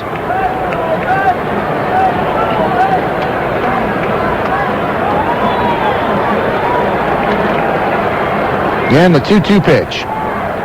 Breaking ball just missed inside. The count goes full of 3-2. Well, he had him frozen on that breaking ball. And, but it just wasn't over the plate. I think it was a tad high. We're at such a bad angle, but he had him frozen on that breaking ball. And the 3-2. Popped up left field. Agbayani is there. Back a couple of steps now into, and he puts it away for the first out of the sixth. Wrap up a Rolex for someone you love. Your friends at William Barthman Jewelers, your official Rolex jeweler, remind you that an elegant Rolex timepiece makes a perfect gift for that special someone.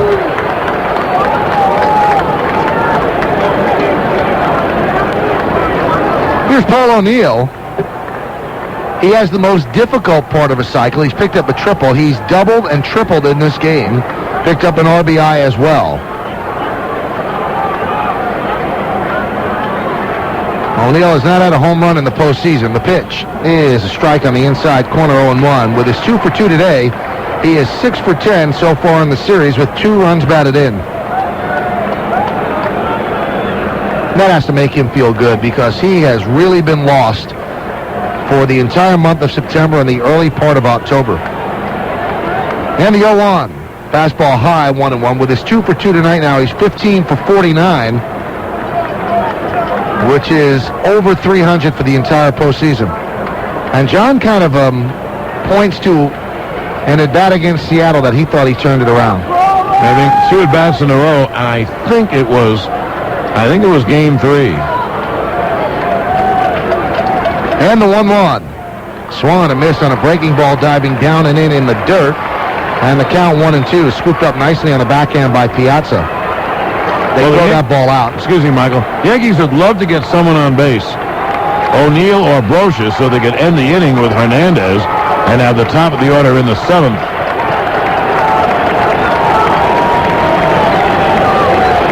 Reed, 35 years old. He's a free agent at the end of the year. And the 1-2 from the veteran right-hander. Popped up foul behind the plate, makes the seat still 1-2. New York Yankees baseball brought to you in part by Kodak Max Film. It's all you need to know about film. 2-1 Yankees, top of the 6th inning. 1 out, nobody on. Paul O'Neill at the plate. He's the number 7 hitter in the lineup. Brocious is on deck. No DH in the National League Park, so Orlando Hernandez is in the hole. Zeal is deep at first, about 10 feet off the line. And the 1-2. Just missed outside. Count levels at 2-2. Strange, Kellogg has called that pitch a strike for most of the evening, but he did not ring up O'Neill. O'Neill steps out to think about it, now climbs back in the box. And the 2-2. Swung on line drive. Diving step to the glove side by Alfonso. From his knees, he flips to Zeal for the 2nd out of the inning. Took a single away from O'Neill. A beautiful play by Edgardo Alfonso. No, that was terrific because that ball was really tagged. And Alfonso took a couple of steps and a dive and snared it.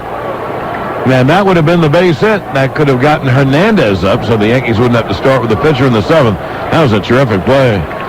That was the best play of the ball game. That was a very nice play. Here's Brocious. He struck out and was hit by a pitch. And the pitch is popped up. Short center field. Backing up is Bordick.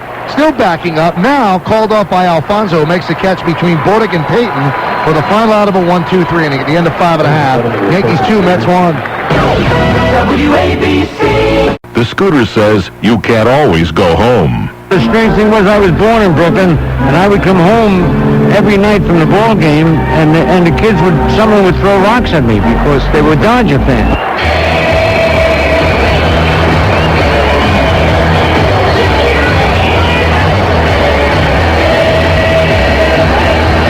Mets and Yankee fans can follow their team's pursuit of glory for extensive highlights, interviews, and expert analysis.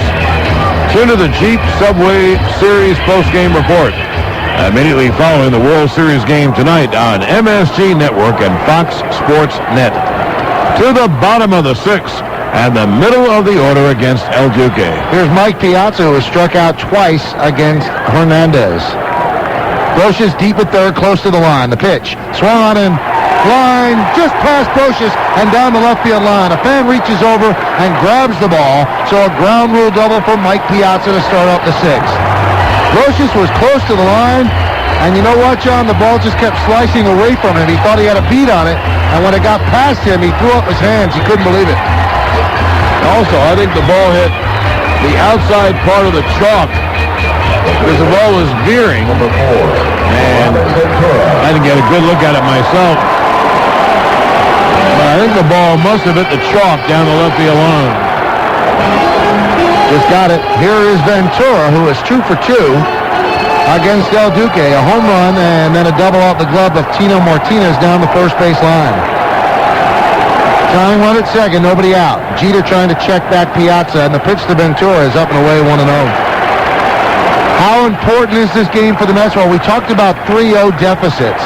This is an incredible stat, John. In the history of baseball, a team that's down 3-0 has never even won 2 games in the series. And the 1-0. Breaking ball strike outside corner, 1-1. In fact, the last time a team that was down 3-0 actually won Game 4 was way back in 1970. When the Orioles were up 3-0 against the Reds, and the Reds won Game 5, but then they lost, or they won Game 4 and they lost Game 5. The 1-1 pitch to Ventura is up and in. He leans out of the way, 2-1.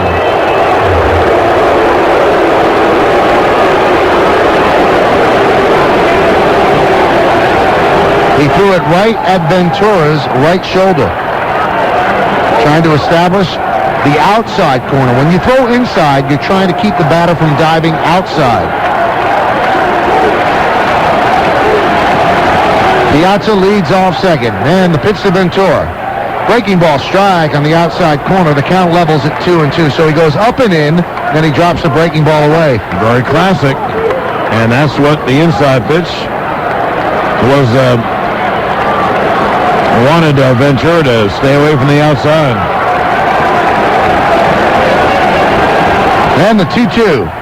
Just missed outside, a little low, and the count full of 3-2. He has first base open and Todd Zeile on deck. Well, that's true, and he's a left-hand hitter, but if you put Ventura on, there's no one out with big hitters coming up, and Ventura would be the go-ahead run. And the 3-2. Up and in. Walks him.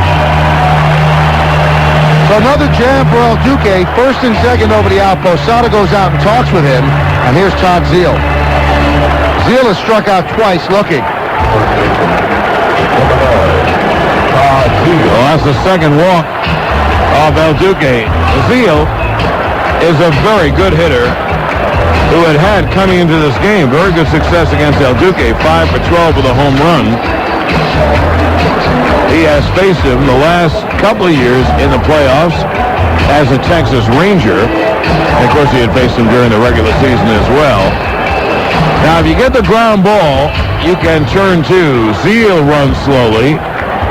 The guy at first, Ventura, runs slowly, and the fellow at second, Piazza, runs slowly. However, Zeile has a chance here to put his ball club ahead. Piazza at second. Ventura is at first. And the pitch to Zeile. He bunts and misses at a breaking ball 0-1. How about that? by Bobby Valentine, trying to move the go-ahead run into scoring position, but also taking away one of your best hitters. Mike, I'll tell you another thing that's amazing, and I'm not sure if the Yankees want to play this way. I guess Derek Jeter is playing in back of Piazza to cut down the lead. Now, Zeal is a right-hand hitter, and Jeter is giving up the entire shortstop hole. I'm amazed. If Zeal bunts, it doesn't matter, but he swings away, it matters. And the pitch, he does swing away, lines it down the left field line. That is a base hit into the corner. Piazza rounds third. He'll score. The ball dug out of the corner by Justice. Fires into Jeter. Ventura holds it third. And moving into second with an RBI double is Todd Zeal. The game is tied at 2.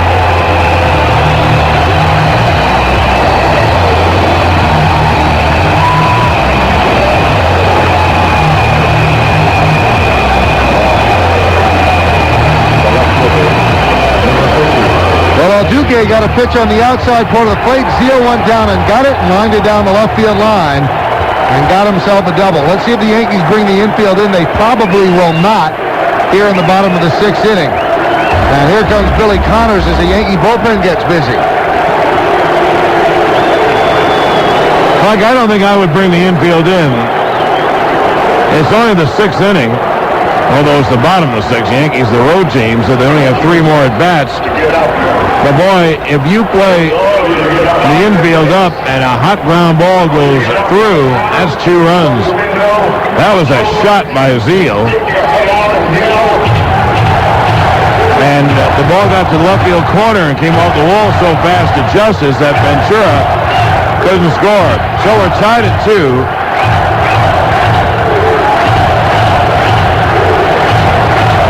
With second and third and no one out. And the Mets have a fabulous chance not only to take the lead, but they have a great chance without benefit of a hit to take a 2-run lead. And they have 2 very good hitters coming up, Agbayani and Payton.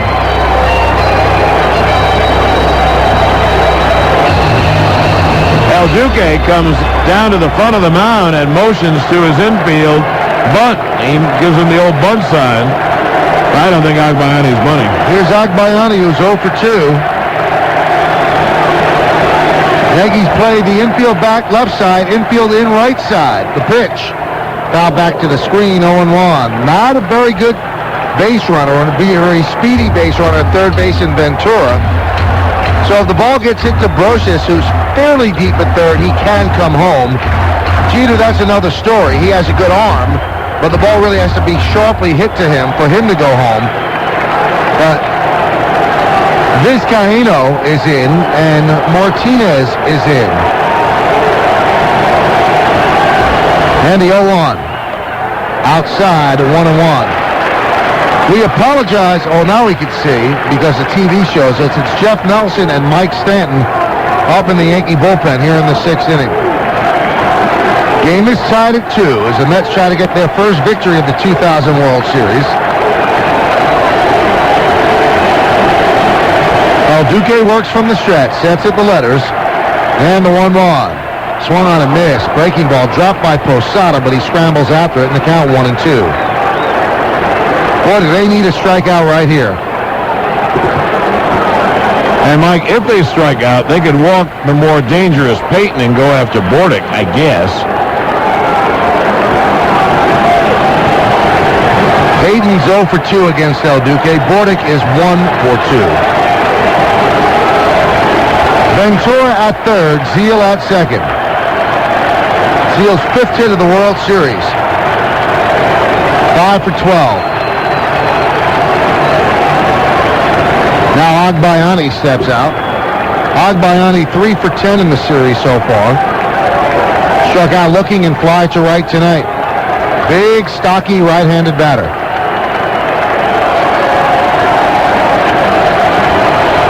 And the 1-2. Just missed outside, 2-2. A lot of 2s. 2 balls, 2 strikes, 2 runners on. Yankees 2, Mets 2. And there are not 2 outs, though. There's no one out. In the postseason so far, Agbayani 4 for 9 with runners in scoring position. Duque works on the gum as he stares in for the sign. A long, long look. Now he sees what he likes, sets at the letters. Then the 2-2. Way outside, 3 and 2.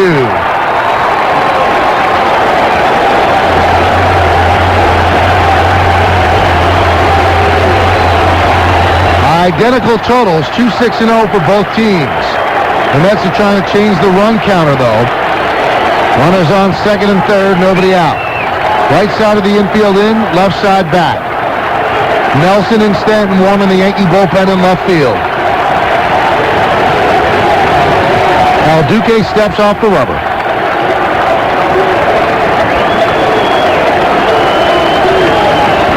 Agbayani steps out, now back in. Touches the point of the plate with the bat. Waggles the bat as he awaits the pitch. Short, choppy practice swings as El Duque stares in. Now he waggles the bat. And the 3-2. Foul back. They'll do it all again. Well, after missing with a breaking ball, he threw a fastball.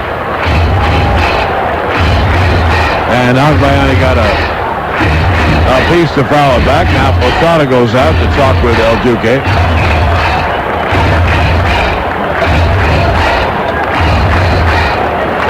If the Yankees take El Duque out, they might double switch with somebody because El Duque, or the pitcher, leads off the 7th. But they'd love him to work through this, and then they would pinch hit for him. El Duque shakes off a sign from Posada. Now they agree. And the 3-2. Outside, he walked them, bases loaded, nobody out. Tried a slider, couldn't get the outside corner, so that brings up Payton. No place to put him.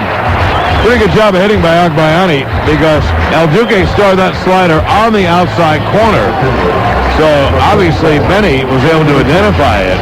And when the ball's on the outside corner, it has to break away out.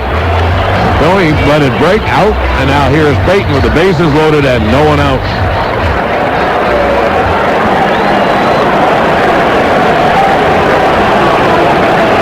Payton took a long look at Cookie Rojas, the third base coach.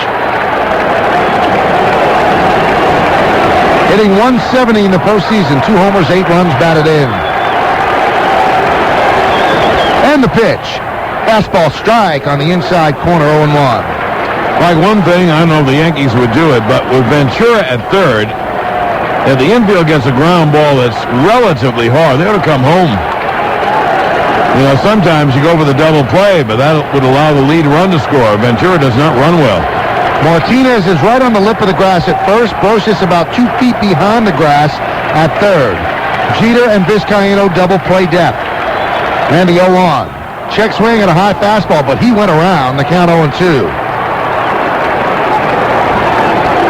Payton steps out way out of the box, thinking things over. A long, thoughtful stare by Jay Payton. Now he marches back. El Duque certainly has him where he wants him, where he could drop a couple of sliders on the outside corner. Bases loaded with Mets. Nobody out. 1 run in. Game tied at 2. Bottom of the 6th. And the pitch to Payton. Swung and fouled back. He just got a piece of a fastball on the inside part of the plate.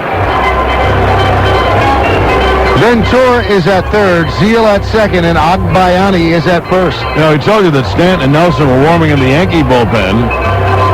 I believe that's Turk Wendell warming up in the Mets bullpen. Now they put it up on the board. They could pinch hit for Bordick, and they could pinch hit for Reed if Payton doesn't get the job done.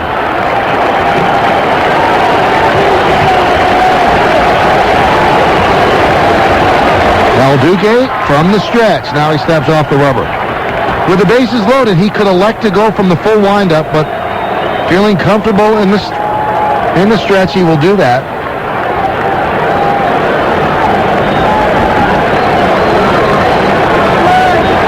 All 3 runners lead. Duque sets. And the 0-2.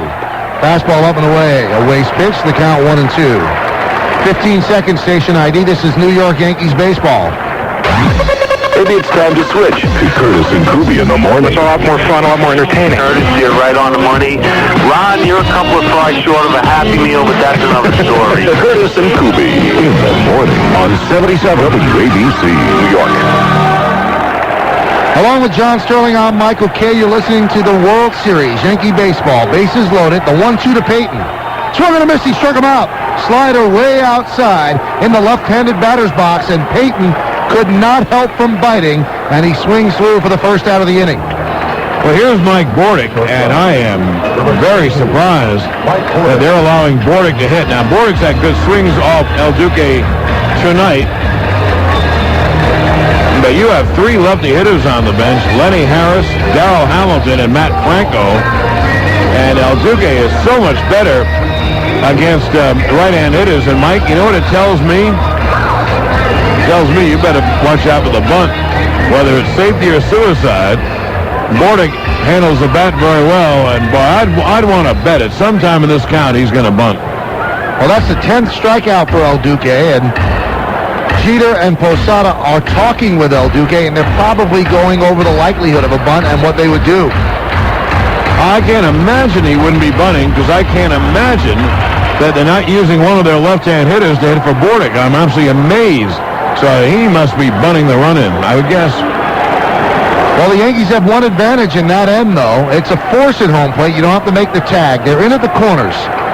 The Yankees expecting the bunt, especially Tino, who's in on the grass. Brocious creeps in. And the pitch to Bordick is a fastball up and in, 1-0. John, you have the matchup sheet there. What is Bordick lifetime against El Duque? Well, I mentioned it before. Coming into the game tonight, he was 2 for 14. So that doesn't tell you much. He had a deep fly to left field, and then he had that single.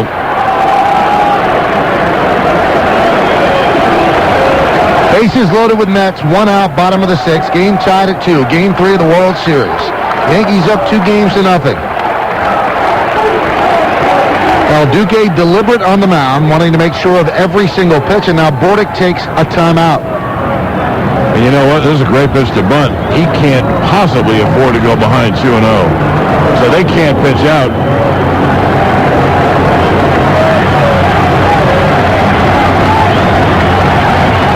And the 1-0. Breaking ball strike. 1-1. Wasn't bunting. Boy, that pitch looked a little bit high. You know, I think that's one thing Kellogg has done tonight. He has called both fastball and breaking balls high strikes. Not high, probably in what is written as a strike zone, but pitches that are normally not called strikes. Ventura off third, Zeal off second, Agbayani off first. Everyone holding their breath. There's 1 out. The 1-1 to Bordick. They swung and a miss. A pitch up and away in the count 1-2. That was a slider, a hanging slider, but he got lucky, John, because it went outside. Yeah. Well, Mike, if El Duque, who has 10 strikeouts, ever needed a strikeout, then if he struck out Bordick and the runner's not in with 2 outs, that would force Bobby Valentine's hand. He would have to take out Rick Reed, who is now on deck. He has the warm-up jacket on while he's swinging the bat. Right-handed batter Bordick against the righty El Duque. Bordick, wide open stance. That held high over his head. The 1-2. Slider is outside. He wanted him to bite on that. Bordick didn't, and it levels at 2-2 now, the count. Well, here's the pitch that El Duque and the Yankees want to make it happen on. You don't want to go 3-2 with the bases loaded in a tie game in the 6th. You would have to throw a fastball. And if you're expecting a fastball, you can hit it. So this is a very big pitch for the Yanks. Runners lead. The go-ahead run at third, Robin Ventura. And the 2-2. Just missed outside with a fastball. El Duque stares into Kellogg as if to say, I've gotten that all night. Why not there? So the count is full at 3-2.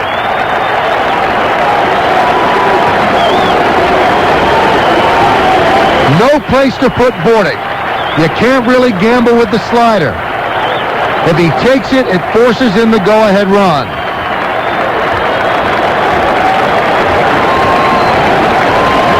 Two-2 game. Bases loaded with Mets, 1 out.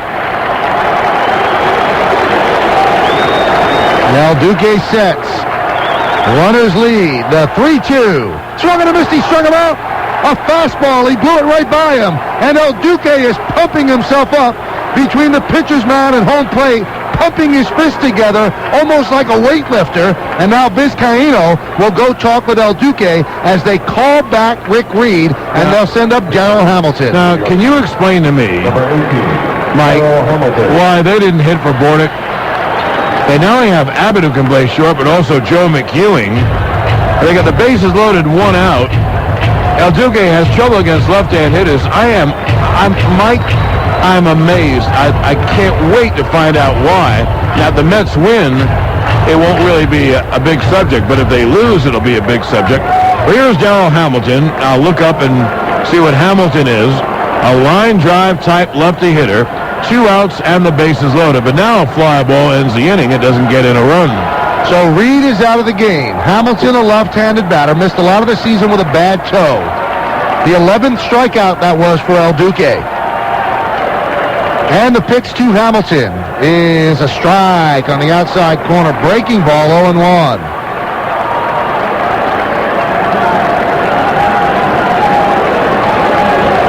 Well, Mike, apparently Hamilton has no at-bats against El Duque.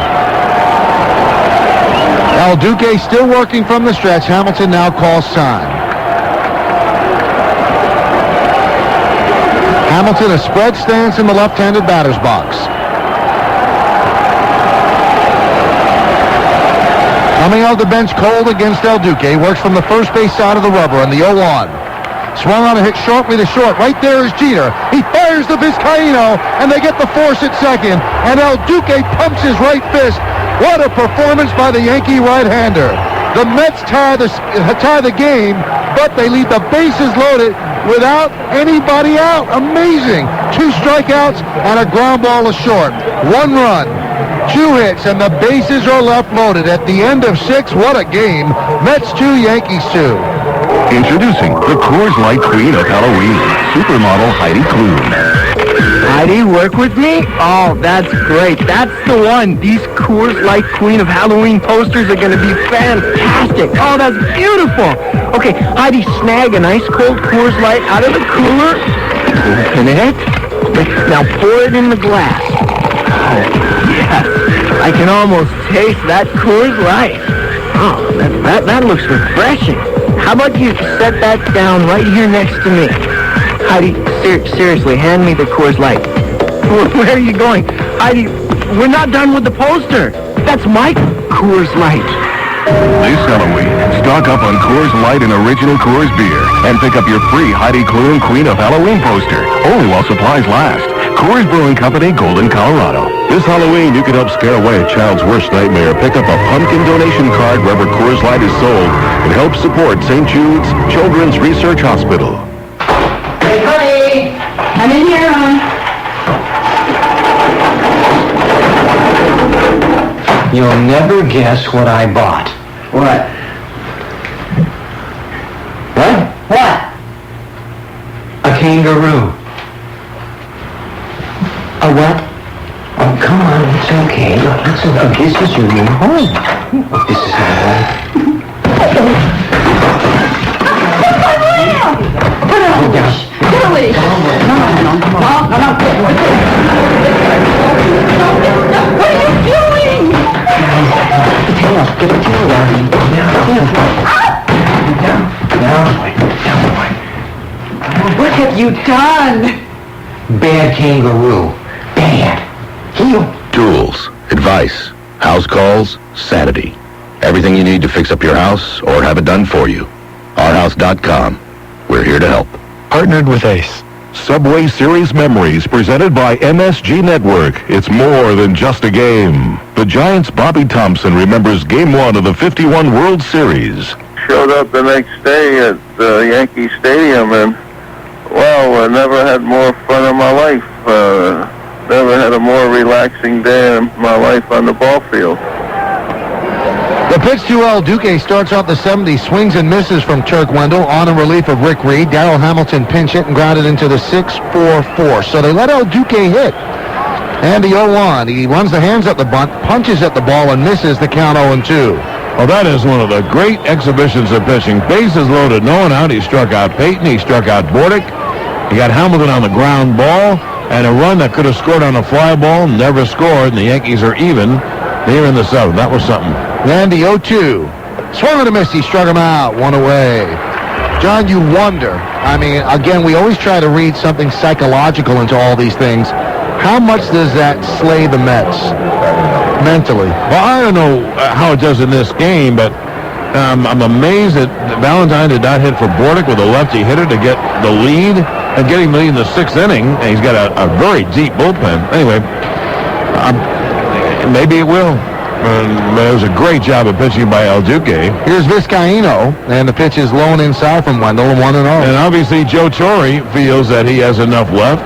You know, El Duque wants to stay in, so he stays in the game. And the 1-0 to Vizcaíno is a strike on the inside corner, 1-1. Rick Reed goes 6 very good innings, 2 runs, 6 hits, 8 strikeouts, 1 walk, 1 hit batsman. He can neither win it nor lose it, but he pitched a heck of a game. 1-1 to Vizcaíno is grounded foul outside of first, fielded by Lee Mazzilli, who tosses the ball into the seats. The count 1-2. Coors Light, naturally brewed, reach for the silver bullet. The pure taste of the Rockies. Reed threw 102 pitches, and El Duque's at 112. Vizcaíno is 0 for 3, fly to right, grounded to short, struck out looking. Turk Wendell deals the 1-2. Is grounded foul off the roof of the Met dugout, then it kicks back out to Zeal. And it's still 1-2.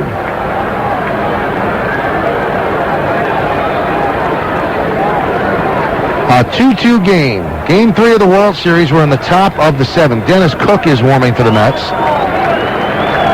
And the 1-2 pitch. Swung and a miss. He struck him out. Pitch on the inside part of the plate, looked like a cutter. And the count, or should I say now, there are 2 outs, and that brings up Jeter. Well, it was Wendell. Vizcaíno got the hit that won the game in the 12th inning in Game 1, and he hit a low sinker away, and this time Wendell threw a fastball up and in and struck out Vizcaíno. Vizcaíno has not had a good night. A soft fly to right, a little hopper to short, and then 2 strikeouts. Here's Derek Jeter. He's 2 for 3. Struck out looking. Single to left center field and scored. Then an infield single to deep short in the 5th. And the pitch to Jeter is inside 1-0. Wendell wears a necklace that almost looks like it's right out of the Flintstones and has the teeth of animals that he has killed in his hunting ventures. And it's always dangling out of his uniform. Not very pretty to look at, but obviously he loves it. The 1-0 is low and away, 2-0. I wonder if they match up Cook if Jeter gets on base. The Yankees scored their first run with 2 outs in this spot when Jeter singled, and then Justice doubled him in with a shot down the right field line. And the 2-0 to Jeter. Inside, he jackknifes out of the way, 3-0. On deck is Justice. As John said, maybe they can match up Cook with him. And now let's see if the Yankees green light Jeter. They could. I think they would. And the 3-0 pitch. Way inside, but they call it a strike. Jeter jackknifed out of the way, took a step toward first base, but it was called a strike by Jeff Kellogg.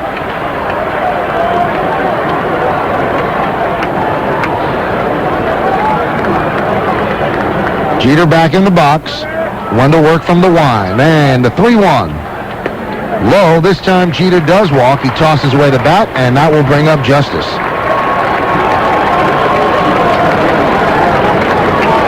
Mazzilli hands Jeter his sliding glove so that he doesn't jam his hand when he slides. Puts it on his right hand. And Piazza goes out to talk to Wendell. Wendell throws a pretty good fastball, not overpowering. Sinking fastball in the 4-seamer. And he'll throw an occasional change, but his big pitch is a slider. He throws it to lefty hitters, but it's a great slider to righty hitters, and that's his bread and butter. But Justice, you have to make sure if you backdoor the slider, you keep it down. That means on the outside. Now, here comes Dave Wallace, and maybe they bring in Cook anyway. Or if you're going to throw it inside, it has to be down and all the way in. Because if you leave it over the plate to a lefty hitter, he's looking at it all the way.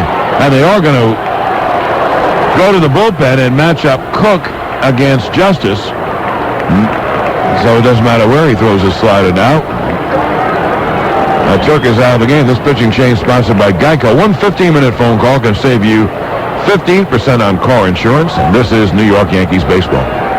Wow! New York Millennium Millions now has the largest jackpot in North America. There are stacks and stacks and stacks of 50s. And sheets of $100 bills galore. There are reams of 22. And still there's more to do. To crack up 20 million more. We just love the thrill of making money. Hold on, New York! It ain't over till it's over. And we're not talking baseball. There's still more time to play New York Millennium Millions. With no winning jackpot numbers picked in last Saturday's drawing, a brand new drawing will be held this Saturday, October 28th. So there's only 5 days to buy a new ticket and scoop up $110 million. So play today, then watch for the new jackpot drawing this Saturday, October 28th at 11:27 p.m. on ABC 7.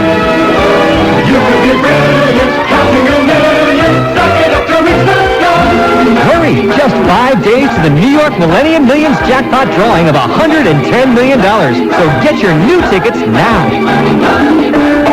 From spring to fall, it's in the air. In the minor leagues of Florida, where home runs knock coconuts off the palm trees in the parking lots. After supper in Nebraska, when kids squeeze in another inning, though it's too dark for grown-ups to see the ball. From youth leagues to the big leagues, it's allergy season. That's why there's Claritin brand of loratadine tablets. Available by prescription only. It's the #1 prescribed antihistamine in America. To learn more, talk to your doctor about Claritin. And when the ump yells, "Play ball!" you'll be ready. Prescription Claritin, the official allergy medication of Major League Baseball. Claritin has a low occurrence of side effects such as headache, drowsiness, fatigue, and dry mouth, similar to sugar pill. For additional important information, see our ad in Health Magazine or call 1-800-CLARITIN or visit Claritin.com.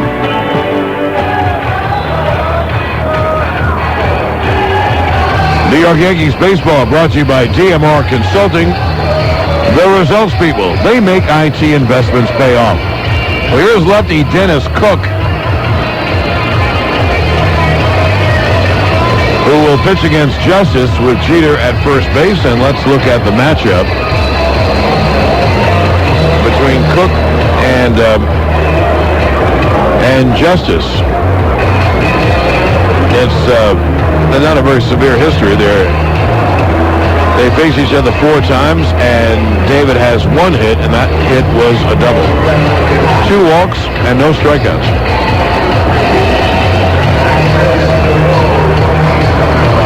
Justice, like most left-hand hitters, will take left-hand pitchers away, but remember it was a left-hand pitcher, Arthur Rhodes, who in Game 6 in Yankee Stadium faced Justice, and he hit the 3-run home run into the upper deck and right. He really pulled that one. Now, does Jeter run? He might. This combination brought in the Yankee first run, a single by Jeter and a double down the right field line by Justice. So Wendell's responsibility is Justice, and here is Jeter at first, and here is Justice against Dennis Cook. Justice is 1 for 2, the RBI double and a walk. Cook has appeared in 16 World Series games in his career, has never allowed a run. He has given up 5 hits. It's about an inning each appearance. Throw to first, and Jeter's back, just a soft toss, and with a left-hander on the mound, that's when Zeal leads along with Jeter. Now, as I was saying earlier, they've had discussions about this because sometimes Zeal will impede the progress of the runner back to first base, and the umpires say they will call that, and the runner has to let him catch the ball as well. So it gets a little complicated. Another throw to first, and Jeter's back. It's tough for a manager matching up against the Yankees, John, because lefties don't shut down their lefties. Right. The 3 lefty hitters, O'Neill and Tino and David Justice, for the most part, hit lefty pitching. Justice and O'Neill this year hit lefty pitching very well. And Cook fires to first. Jeter dives back just ahead of the tag by Zeal. Just made it. First base umpire Tim Welke right there. But a good move by Cook. He lulled him to sleep with 2 so-so calling card moves.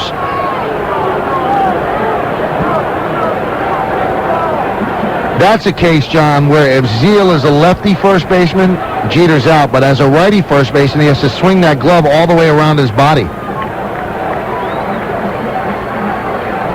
And the pitch to Justice, way inside. I think it hit him. It did hit him, and it rolls into the Yankee dugout. So it got him on the knee, and Justice will take first. Jeter moves to second, and now the strategy is foiled because you've got Bernie Williams coming up as a right-handed hitter. Absolutely. And you move the go-ahead run to second base. So Justice got hit. You know, Mike, I wanted to point out that Cook was getting preoccupied with Jeter. He threw over 3 times. The Mets going to get their bullpen busy. But they really shouldn't, unless they feel that Cook is still wild. He was wild in the game 1 against the Yankees. Because this game now will be decided on what Bernie does. And if you say, well, suppose he walks Bernie, well, there's a left-hand hitter up. Now they do get a left-hand hitter, a left-hand pitcher up in the bullpen. It must be Glendon Rush. It's not Franco. Nope, here's Bernie with 2 on and 2 out. Now the Yankees have 1 shot at it with 2 outs. Bernie Williams looking for his first hit of the World Series. He's 0 for 10, 0 for 3 tonight. And the pitch to Bernie is a fastball high, 1-0. When Cook came in game 1, he walked 2 batters, his first 2 batters, and then they had to bring in Rush. Good speed on the bases for the Yankees. Jeter at second, and David Justice is at first. The game is tied at 2. We're in the top of the 7th inning. Game 3 of the World Series. Yankees lead 2 games to nothing.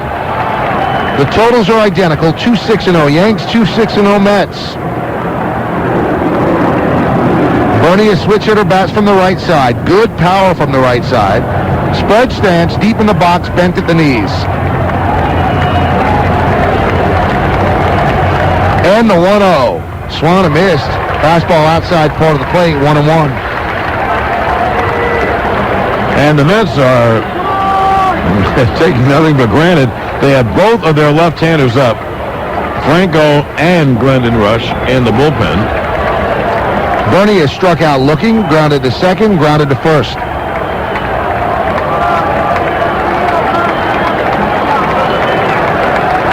Cook sets below the belt, and the 1-1. In the dirt, scooped up beautifully, shifting to his left by Piazza, and the count 2-1. Now, Bernie has a lot of history, and it isn't all good. He is 3 for 15. Those are the bad numbers against Cook, but Mike, of the 3 hits, 2 have been home runs. John, the record for strikeouts in a World Series game combined, 25. That happened in Game 1, October 2nd, 1963. And tonight, the Yankees and the Mets are at 20. 11 for the Yanks and 9 for the Mets. And the 2-1. Fastball just missed outside, 3-1. Now, Cook wants that. You know why? Because what a difference this count makes, 2-2 and 3-1. If he walks Bernie, he loads the bases for the hottest hitter in the postseason, Tino Martinez.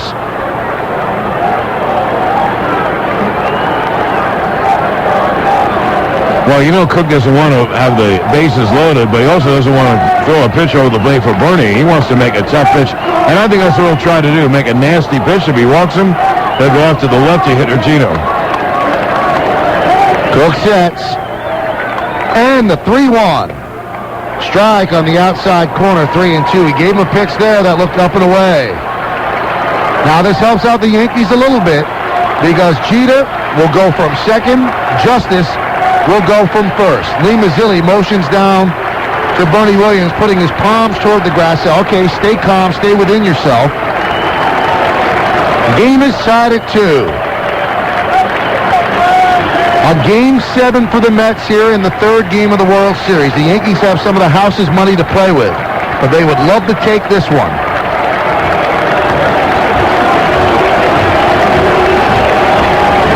Cook sets. Now Bernie calls time as Jeter walks back to second. And Justice back to first. And, of course, the base runners will be off. So a base hit that reaches the outfield, scores a run. Cook spins and fakes to second. Nobody there but Jeter will walk back anyway.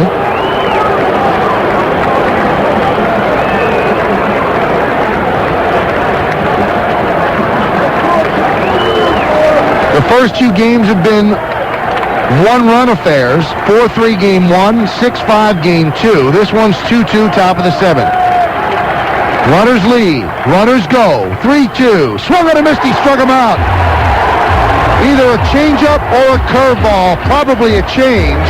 And Bernie down on strikes, and he's having an awful World Series. No runs, no hits, no errors, and 2 men left at the end of 6.5. Get up and stretch. Yankees 2, Mets 2. WABC. Ow. Careful. Please. Sorry. Listen, guys, she wants to be kissed, not exfoliated. Shave with Edge Pro Gel for a clean, close shave that'll leave you looking good and feeling great. I'm out of here. Edge. Save your skin. And hers. Every year there are over 20 million car wrecks in this country. It's not pretty. But people bang out the dents, rebuild them, and resell them to, well, maybe you, bucko. If you're buying a used car, it's a crapshoot. Get a vehicle history report from Carfax.com. They'll give you the real history on any used car. Visit CARFAX.com or ask your dealer for a Carfax vehicle history report. Next time, we will discuss getting stuck with a lemon. One of the biggest challenges of any home improvement project is knowing where to start. We recommend starting with a home equity loan through LendingTree.com. Home equity loans typically offer great rates, and at LendingTree.com, banks actually compete for your business. Then you pick the loan that's best for you. So whatever project you're facing, come to LendingTree.com first. LendingTree.com. When banks compete, you win. Equal housing opportunity. For additional information and state license disclosures, please visit our website located at www.lendingtree.com. You can't wear the Yankees World Championship rings on your finger. You can't wear their robust batting averages to work or their supermodel girlfriends on your arm. But this fall, you can wear something they wear. Look for the exclusive MLB Authentic Collection label on Yankees caps, jerseys, and jackets. And wear what the players wear on the field. Available at Modell Sporting Goods or MLB.com. The MLB Authentic Collection. How close to the World Series are you?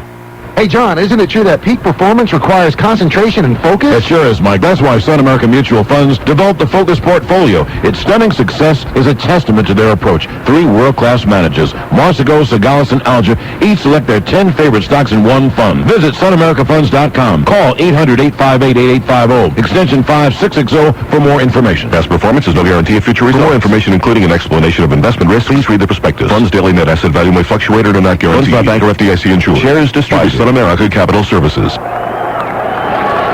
Well, the 7th inning stretch tonight was brought to you by OTB at New York City OTB. We've got your number to open a telephone betting account. Call 1-800-OTB-8118. Pitch to Timo Perez is a fastball outside, 1-0 from El Duque. Well, Bernie Williams 0 for 11 over the first 2+ games of the World Series, and he left runners on first and second in the top of the 7th. So a 2-2 game as we go to the bottom of the 7th, and the pitch to Perez is chopped foul outside of first. 1-1. Mookie Wilson, the first base coach for the Mets, is about 7 feet from the spot where the most famous ground ball he'll ever hit trickled between the legs of Bill Buckner and gave the Mets the win in Game 6. Pitch is a breaking ball low as Perez ran up the bunt but pulled it back 2-1, and they eventually won Game 7 in '86, and that was the last World Series game played here at Shea Stadium until this one right here. Perez 0 for 2 with a walk. Edgardo Alfonso is on deck. Roches in on the grass at third. Here's the 2-1. Swung on and drilled deep to left field. Backing up is Justice. He's there and makes the play.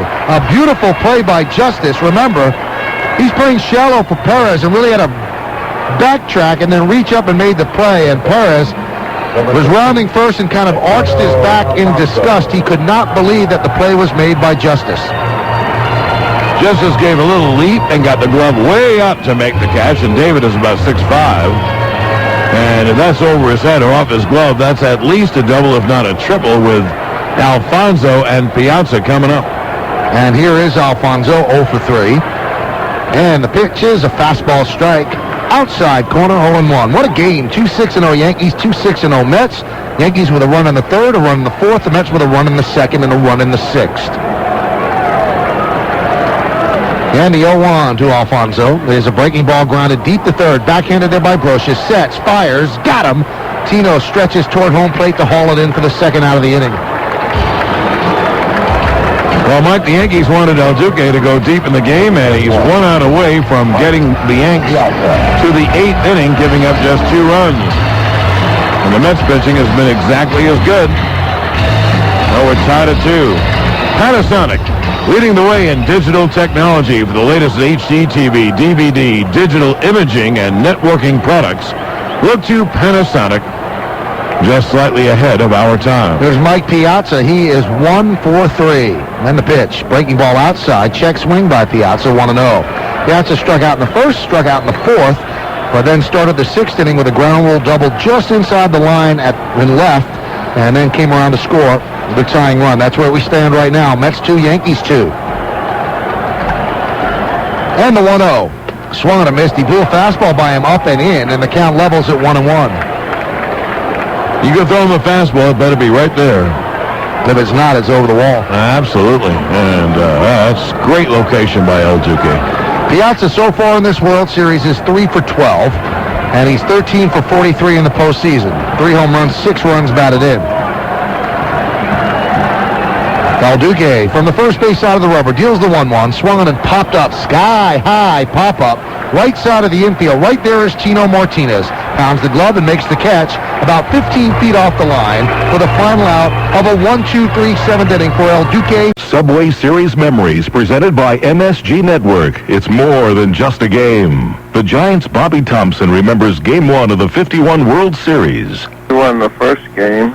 Ali Reynolds was pitching. I know had never hit against him. I just heard about him, and I couldn't believe how hard he was throwing.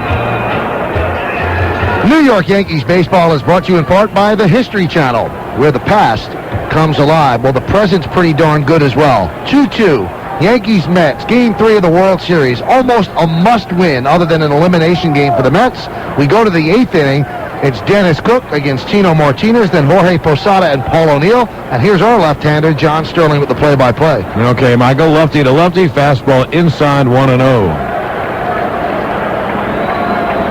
Bernie Williams had run the count to 3-1 with 2 runners on, and took a called strike and then struck out on a change. And Tino Martinez has good numbers against Cook. I think he is 6 for 16. The pitch is low, and the count 2-0. But Cook pitches behind hitters all the time, though. And he doesn't give you anything good to hit at, and he always figures he can throw a strike, and so that means he can throw a strike. We're at the top of the 8th, and we are tied at 2, and the totals are identical. How much closer can a game be? It's been a heck of a game. And there's the 2-0 to Tino. Inside and low, and the count 3-0. El Duque has thrown 121 pitches through 7, John. There's nobody up in the Yankee bullpen. Does that surprise you? I think his top pitch total this year is 137. No, I think he probably has said, I can keep going. He looks so good. The only way, though, I think he doesn't go, Mike, is if they have a chance to score, and if he comes up, right, and he is the 5th hitter due, I think they'll pinch hit for him. Now, let's see if they greenlight Tino. I would say no. I'd say yeah. Well, let's see what they do. As I mentioned, he has good numbers off him, 6 for 16. I'll tell you why I say no in a moment. First of all, let's look at the 3-0. Pitch is low, ball 4. The reason I said that, Mike, is the reason why you'd greenlight a guy without runners on base is to let him bang one over the wall. He's going to get on base. And I don't know if he's going to bang one over the wall against the left-hander. Well, we'll never know since the pitch was pretty much unhittable. It was low and inside right off the dirt. And Tino walks, and now he passes the baton to Posada, who had a tough time against Rick Reed, 0 for 3, 2 strikeouts looking, and a fly ball to left. John Franco continues to throw in the Met bullpen. So if he brings him in, he's just choosing to go with that lefty rather than this lefty. Well, Mike, Cook, in the playoffs against the Yankees, has faced 4 batters. He's hit a batter. He's walked 3. That's 5 batters, and he struck one out. He struck out Bernie. So his control has certainly been an issue. Here's Posada, batting right-handed, of course, against the lefty Cook. And now here is Dave Wallace. And what you figure is he's going to bring in Franco. That's what you figure. Well, as he figures it out, we take 15-second station ID. This is New York Yankees baseball. Curtis and Kuby in the morning. Hey, it's great to hear you guys. The show is awesome. First of all, let me tell you how much I'm enjoying the show. I wasn't a talk radio guy until you guys came on. Curtis and Kuby in the morning. Try it once, and we've got News Talk Radio 77, WABC, New York. Well, Dave Wallace, working for Bobby Valentine, takes the ball from Dennis Cook. He will call on John Franco. And this pitching change is sponsored by Geico. One 15-minute phone call can save you 15% on car insurance. This is New York Yankees baseball. The man who beat the Golden Boy.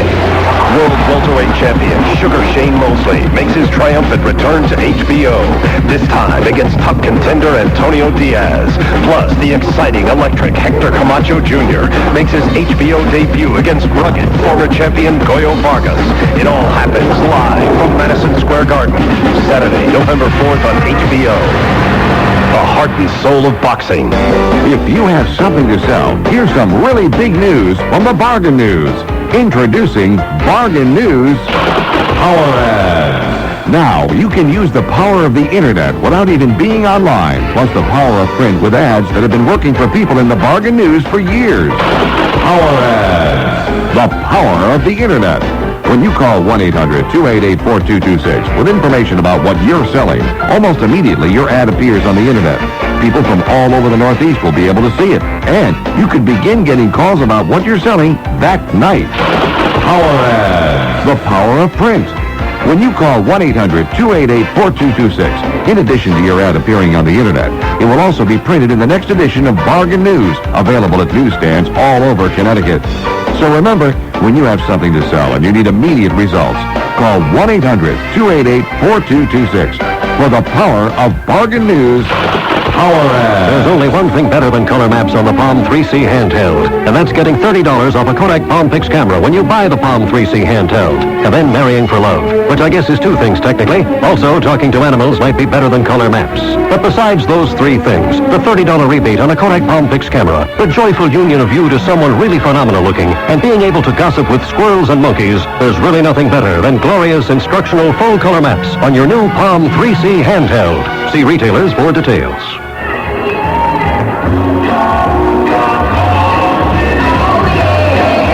Well, the veteran John Franco, lefty for lefty, which is very unusual.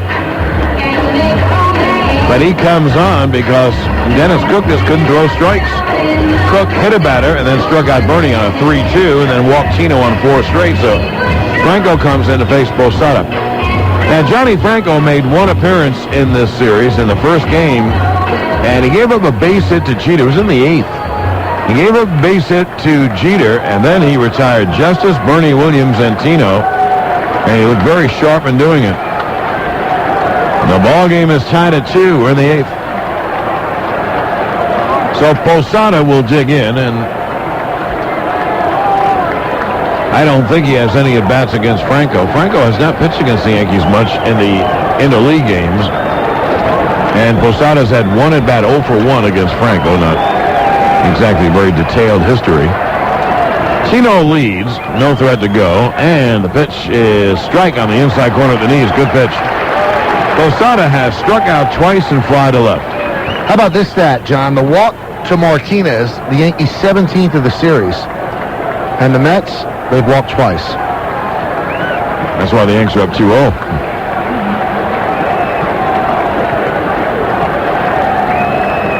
Now Franco set, and the 0-1. Strike on the inside corner, another fastball, the count 0-2. Posada takes a lot of pitches. He walks a lot. He led the Yankees in walks. He strikes out a lot. And he also found time during the year to hit .287 with 28 homers and 86 RBIs. But he is way behind now in a hole 0-2. Tino with a very short lead off first, not taking any chances. The pitch hit on the ground at third. Ventura goes to second. There's one on the first, double play. Boy, that was really a sharp ground ball right down the line. Ventura is so smooth. Gold glove winning third baseman. And he picked it so cleanly without any urgency and then fired a strike to Alfonso. Posada doesn't run very well. So Alfonso just flipped it to Zeal and an around the horn 5-4-3 double play. Now 2-8, here's O'Neill, who has doubled, tripled, and robbed of a single on a great diving stop by Alfonso, who plays Paulie on the outfield grass. That's a big double play ball. Franco O'Neill's drive. Well, these two guys were teammates on the Reds a long, long time ago. Franco left the Reds right before they won a World Series. Paul was on that team. That's why O'Neill has 4 World Series rings, 3 with the Yankees. And Franco, this is his first World Series appearance. This series, not this actual game. The pitch is strike outside corner 0-2.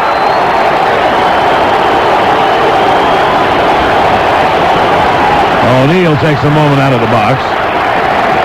Now with the count 0-2, Payton plays further over in left center. The big hole is in right center, where O'Neill tripled in a run in the 4th inning.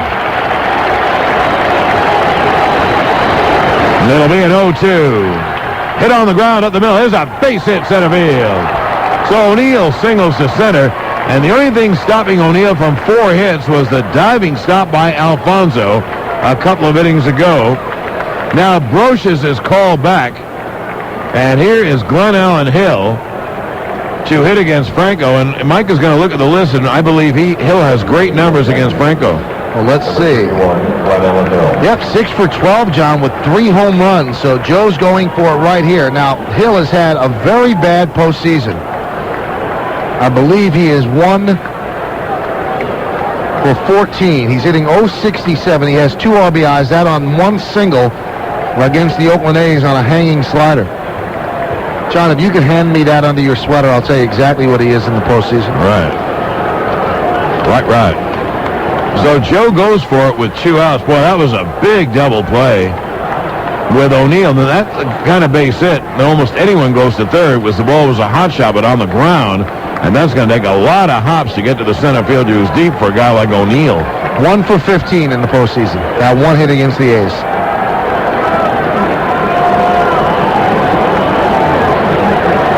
So here is Glenn Allen. And believe me, he knows his history, and Franco knows his history. That's etched in your mind. Ventura is practically on the line at third, guarding against the extra base hit. O'Neill leads with 2 outs. The pitch is low outside, the count 1-0. Well, what do you do if Glenn Allen Hill walks? I think it's going to be Knobloch to pinch hit, John. I see him in the dugout putting his batting gloves on, and he will come to pinch hit. A contact hitter to try to get the lead. There'll be a 1-0 to Hill. And Franco O'Neill's caught on a miss, blown away. A good sinker by Franco. And Hill wasn't anywhere near that pitch, and the count 1-1. That was ball 2. And if you're Glenn Allen Hill, I would think you'd look away, because with the tremendous numbers that Hill has against Franco, you figure he's got to stay away. O'Neill off at first with 2 outs here in the top of the 8th, tied at 2. The pitch swung on and hit in the air to right center. A long run, and on the run is Perez. He makes the catch. And that will end the inning. So Perez cut off the gap and made the catch. And that'll do it. No runs on 1 hit and 1 left. And now at the end of 7 1/2, we're tied at 2.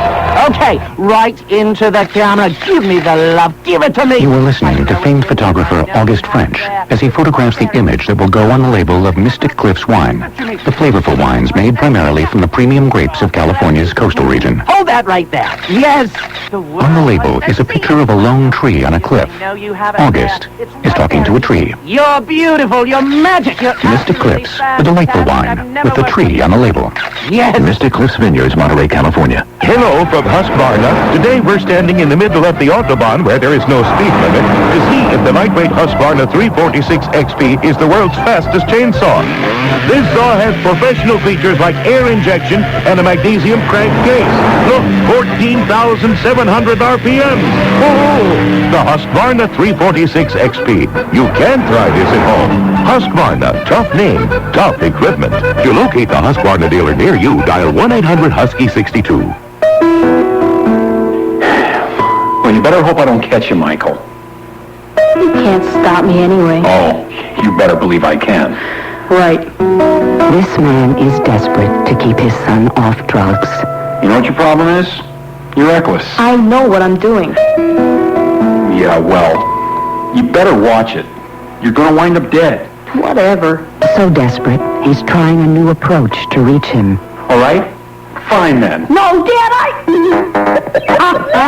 He's spending more time with his son. You jerk. Yeah, don't mess with me. I'm getting pretty... And it works.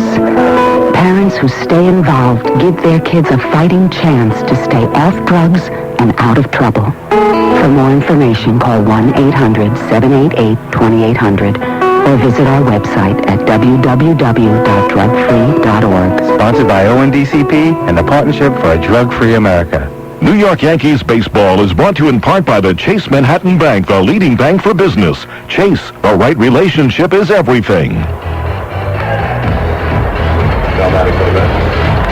Mets and Yankees fans can follow their team's pursuit of glory for extensive highlights, interviews, and expert analysis. Tune to the Jeep Subway Series postgame report immediately following the World Series game tonight on MSG Network and Fox Sports Net. So once the game goes off of Fox Network, turn the TV to MSG Network and Fox Sports Net, and you will have the postgame show. Yankees bring in Soho to play third. They keep El Duque in to pitch here in the bottom of the eighth inning, which is somewhat of a gamble since the leadoff batter, John, is Robin Ventura. And he's homered, doubled, and walked, and the pitch to Robin is a strike. 2-7-0 Yanks, 2-6-0 Mets. What a game. There have been so many clutch pitching performances in this game. In the 0-1, it's grounded foul. However, the most clutch was El Duque in the 6th. A run in, bases loaded, no one out, tied at 2. And El Duque struck out Peyton and Bordick and got pinch hitting Darrell Hamilton to ground out. El Duque's last inning, because he'll be pinch hit for probably by Chuck Knobloch in the 9th. And the 0-2, he struck him out swinging. He threw either a changeup or sinker away. What a pitch. And there's one away. That was a great pitch by El Duque. So he went to school on the 3 previous times when he couldn't get him out. The home run, the double, and the walk, and he threw a great pitch there on the outside part of the plate. And El Duque, who is not a strikeout pitcher, has 12 strikeouts on the night. Well, what a postseason pitcher he is. Now here's John Zeal. Zeal struck out twice and then ripped a double down the left field line to knock in run number 2 for the Mets. Yankees single tallies in the 3rd and 4th. Mets single tallies in the 2nd and 6th. You know how good a postseason pitcher he is, John? If he works through this inning scoreless and gives up 2 runs in 8 innings, his postseason ERA will go up. He came in at 1.91. The pitch to Zeal, fastball missed outside, 1-0. Mike told you Soho's at 3rd. He is living on the 3rd base line to take away the double. And Chino is right on the 1st base line. Now El Duque deals a slider low outside. The count 2-0. Hey, tune in after the game for the Nextel Yankee scorecard right here on MSG Radio. Nextel, the official wireless sponsor of the New York Marathon. Nextel, how business gets done. Call 1-800-NEXTEL-9, 1-800-NEXTEL-9. The 2-0 strike on the outside corner. The count 2-1. Now, I'm on the TV side, John, but I'm hearing very good things about the postgame show here. We have had everyone on but the producer's cat. He didn't want to go on. Right. The 2-1. Carolina missed on a high fastball. And you know what? You look, Mike, on the field, he looks like he has the same stuff. And he has thrown a lot of pitches. He's got to be in the 130s. And Joe Torre might be figuring if we do things right, he doesn't have to pitch again this year. If they get a run, or if he stops them here, it'll be a 2-2 to Zeal. Bottom of the 8th inning in a terrific baseball game. The pitch swung on and popped up foul behind the plate, but it'll make the seats, I think, over the screen. Brian just said his cat's name is Whitney, John. Anyway, the next time El Duque would be scheduled to pitch would be Game 7, and Joe might be thinking, I don't think there's going to be Game 7. He hopes, of course, the Mets could win 4 in a row, too. That's true. And it'll be a 2-2 to Zeal. And El Duque deals slider outside. You know, you mentioned that no one's been 0-3 and won 4 straight. The teams win 4 straight all the time. Well, we were with a team that won 4 straight in the World Series. They were down 0-2 at the time. For some reason, they never do it 0-3. That'll be a 3-2 to Zeal, a very dangerous hitter. He can hit it out. 1 out, no one on. Here's the payoff pitch. Hit on the ground toward the middle, and off Jeter's glove, a base hit to left center field. Bernie Williams fields and throws back in. A base hit for Zeal, a hot shot. Jeter had a chance, but it looked like it hopped over his glove, and Jeter pounded the dirt when it went through. So, there is the potential winning run. Here it is, the 8th inning. He was there, John. He had the dive perfectly timed, but you said it well. It hit something and hopped over his glove. His glove was on the ground. He thought it was going to remain a worm burner, but at the last moment it hopped right over the glove. But it wasn't because he didn't get to it. He got to it. Also, too, Zeal runs so slowly, and the ball is hit hard, that if Jeter gloves it, he has plenty of time to get to his feet and throw Zeal out. Well, there's the go-ahead run. Zeal at first base. The hit total is now even at 7, and here is right-hand hitting Benny Agbayani, who has struck out, flied out, and walked. El Duque has struck out 12 and walked 3. Throw to first base. Zeal is back.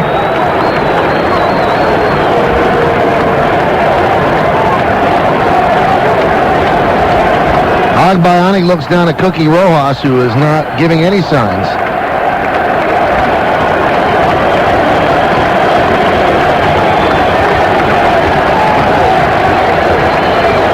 Now the pitch is a breaking ball low outside, 1-0. Agbayani, for a power hitter and for a young hitter, has a very good knowledge of the strike zone. He doesn't chase too much. And when he drew the walk off El Duque, he took sliders just like that, down and away.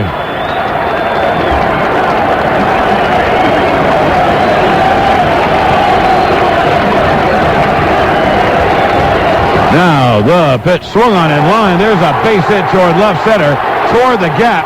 It's in the gap and goes to the wall. Zeal around third. They will score him. Jeter's throw will be made. A double and an RBI for Agbayani, and the Mets take a 3-2 lead.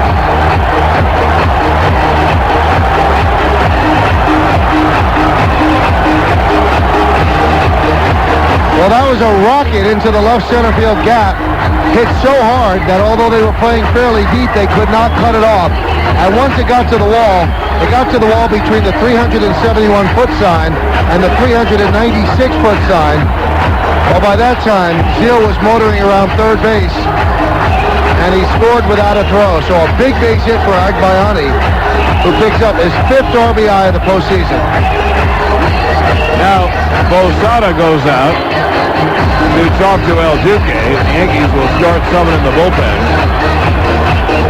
That ball was hit so hard, it couldn't be cut off, and it went to the wall. A blistering line drive. Now, a pinch runner comes in for Agbayani, probably Joe McEwing, and then he'll stay in the game and play left field. It is McEwing.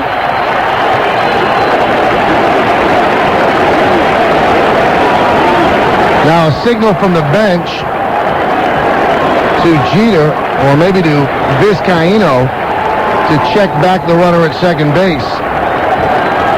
So Vizcaino hovering around second as McEwing gets a big lead. Well, here's Payton. That's a big run at second base. And El Duque deals, swung on, and a chopper over the mound. Fielded by Vizcaino, throws. See, And their runners in first and third. Little chopper over the mound, and Peyton can really run. And Vizcaíno made as good a play as he could, but Peyton beat the wrap at first. And so there's first and third, one out.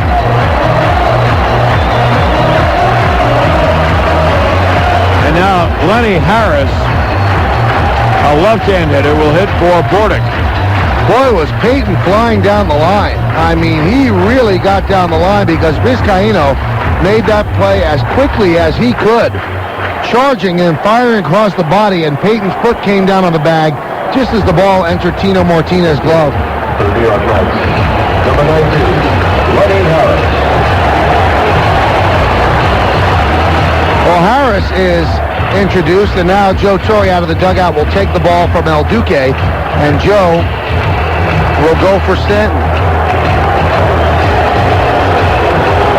This pitching change sponsored by Geico. One 15-minute call can save you 15% on car insurance, and this is New York Yankees baseball. The future is here now at the Wiz. Hit our great October sale and you'll come out so ahead. So make a run to the Wiz and check out the awesome prices on the hottest new technology on the planet. Scream, cheer, commiserate, or call the office on a dual-mode Motorola StarTAC phone. Now just $99.99. StarTAC, $99.99. That's our lowest price ever for one of the coolest phones ever. The phone that's at the top of its game. The phone to own. Annual agreement with Verizon Wireless required, but hey, how hard is that? You can also nail a compact desktop computer for just $649.99 right now at the Wiz. And it's only $549.99 after a $100 manufacturer's rebate.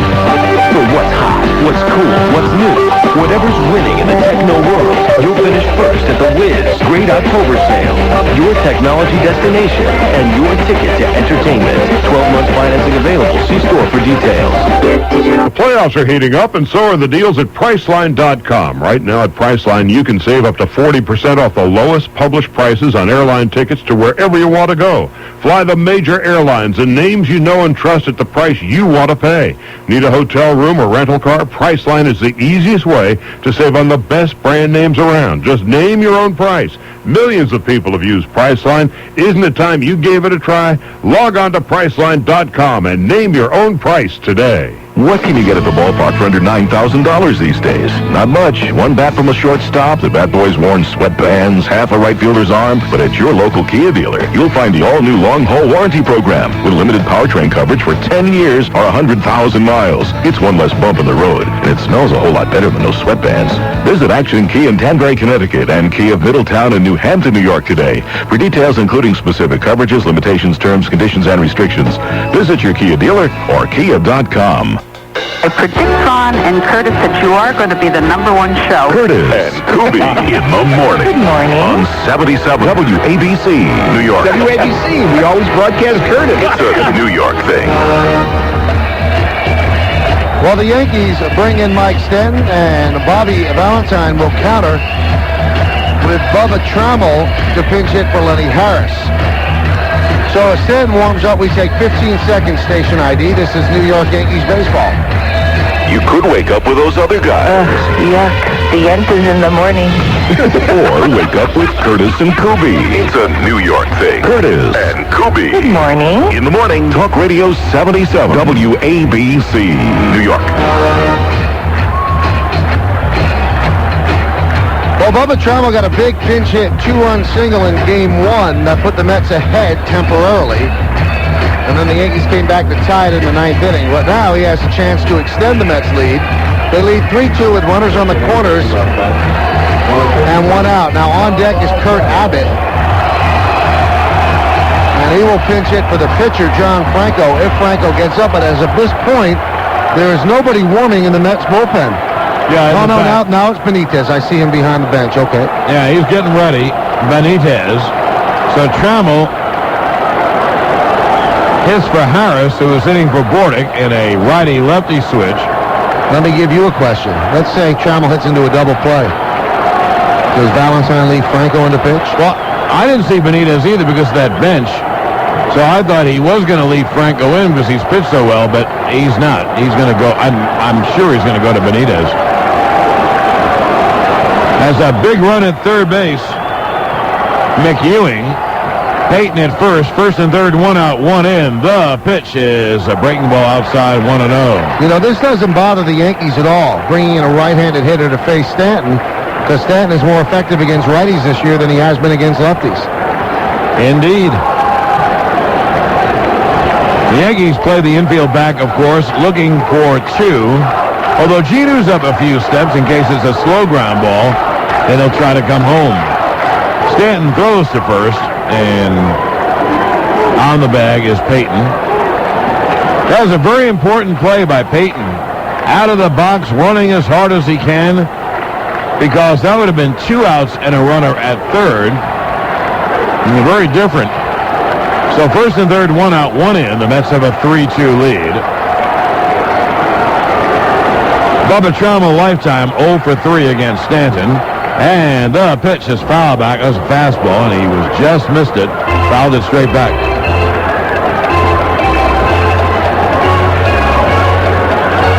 Well, the Yankees would love to hold it right here because you really have to wonder what kind of mindset Armando Benitez has. He blew the save in Game 1. He's blown 6 saves out of 9 chances in the postseason in his career.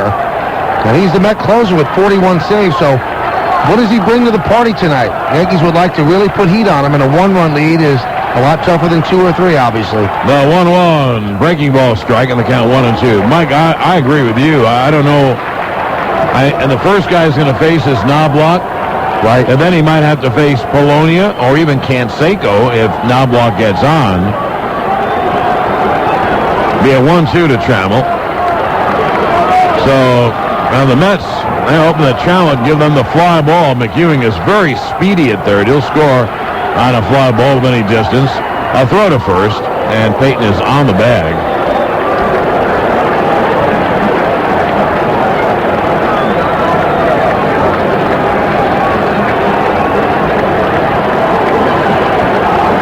Now the Mets, though, have scratched out a 3-2 lead on a 1-out single by Zeal and a ribby double by Agbayani. McEwing running for him is at third. Peyton's at first. The pitch is hit in the air to deep center. That gets in the run. Bernie makes the catch. McEwing scores. The throw is cut off. It's a sac fly for Bubba Trammell and an RBI, and the Mets take a 4-2 lead. Well, that's gigantic because it takes a lot of the pressure off Benitez. Now you can make a mistake and not worry about giving up the lead. Now the Reds have a 2-1 lead, and the Yankees have to put together a legitimate rally to get at Benitez. Well, it's going to be Benitez for sure because now Kurt Abbott comes up to pinch hit for Franco. Abbott's a right-hand hitter. He'll stay in and play short. McEwing will stay in and play left. Benitez will come in and be posted in the 8th spot. Abbott, of course, batting for the pitcher is in the 9th spot. So the Mets break the ice with 2 runs here in the 8th. It's a 4-2 Mets lead on a sac fly by Trammell. That's a good job of hitting by Trammell. He's just trying to make contact. And the Yankees have wanted a fly ball very often during the year and not gotten it. And Trammell just gave the Mets a very big insurance run.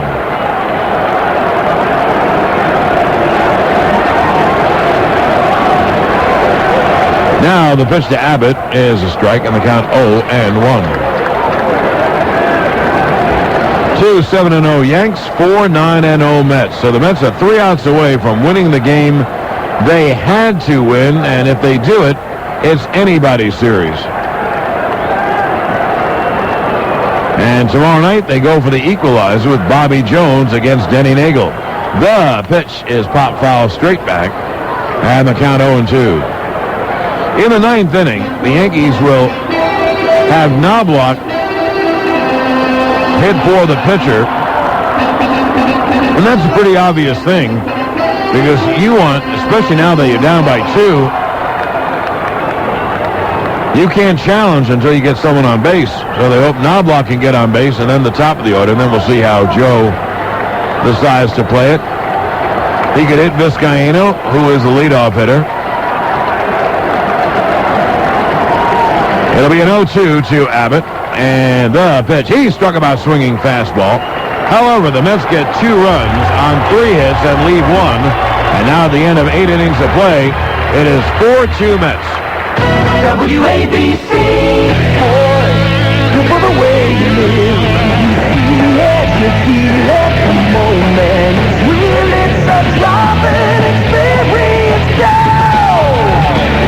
Oh, what a ride, what a thrill, what a drive, what a boy. Oh, what a ride, what a thrill, what a drive, what a boy. You want a tough truck that's totally cool? Then check out the hot new Ford Ranger. It's got the highest fuel economy rating in its class from the EPA. Now, lease a new Ranger XLT for just $199 a month for 24 months with $11.98 due at signing. And the security deposit is waived. Excludes taxes and registration fees. That's $199 a month on the fun, tough Ford Ranger. For complete lease details, call 1-888-556-FORD. So show up and show off in a tough new Ford Ranger. Built for the way you live. Visit your Tri-State Quality Ford store today.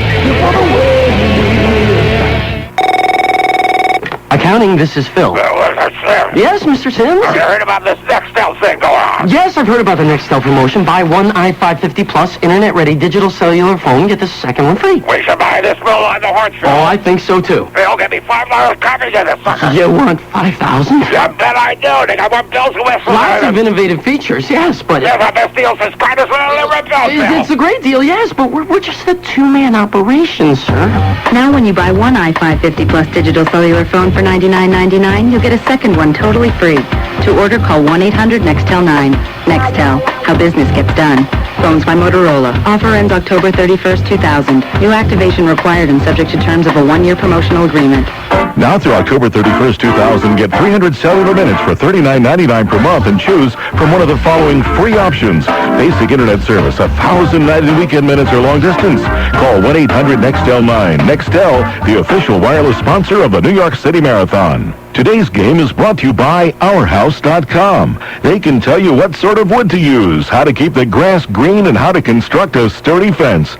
In case you're thinking of starting a baseball club of your own, OurHouse.com. Everything your house desires. Well, Joe McEwing takes over left, Kurt Abbott takes over at short, and Armando Benitez takes over on the mound. He has blown one game already, game 1 of the series. He went into that with a 3-2 lead coming into the 9th.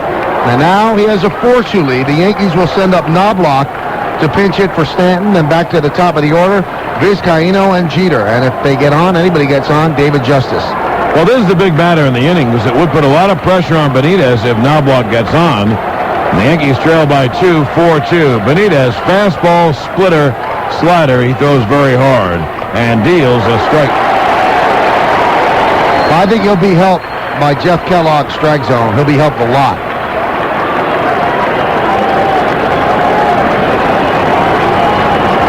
Knobloch, a right-hand hitter against Benitez. Leading off the 9th, it's 4-2 Mets. And the pitch is low, and there's a base hit center field. A bullet for Knobloch. Hey, that was a pretty big run that Bubba Trammell knocked in. Now the Yankees had a choice. I was going to get to this, Mike. We can see what it is. He could use Louis Polonia, left-hand hitter, who's a fastball hitter, got a hit off Benitez, or he could use Canseco to try to tie the game. He's opting for Louis. What were your thoughts? I think Louis did so well with the low fastball in game 1. Joe's thinking the same thing. Maybe he could drive one into the gap, make it second and third. I think he also has to be thinking this, John. Jose Canseco hasn't played in 3 weeks. Now, do you expect him to catch up with a 96-mile-an-hour fastball? I think that's the bottom line in this decision. It wouldn't be fair to send up Canseco. In all likelihood, he would strike out or pop up or maybe even hit a slow grounder into a double play. So he wanted to go with what he thought was a sure bet. I would agree, and I'll tell you another thing. Polonia is a guy who has a little strike zone. And, boy, would you ever love a walk and put the tying runs on for Jeter, Justice, and Bernie Williams. The outfield shortens up for Polonia, and Benitez deals, swung on, and hit high in the air to center field. Payton in a step or two, makes the catch, one away. Well, that's what Polonia does. He cuts and slashes, and he said, I'm going to get a first-pitch fastball, which he did at 96 miles an hour, but he didn't hit it square. He got underneath it and popped it up. You know what, though? That's not a bad decision by Polonia. He just didn't hit it. And Polonia, I was saying the outfield shortens up. Polonia has pretty good power. Anyway, Benitez overpowered him and got the fly ball, and here's Jeter. So 1 on, 1 out, and the Mets are 2 outs away. Jeter is 2 for 3 with a walk. And Benitez deals cut on him. This strike 1.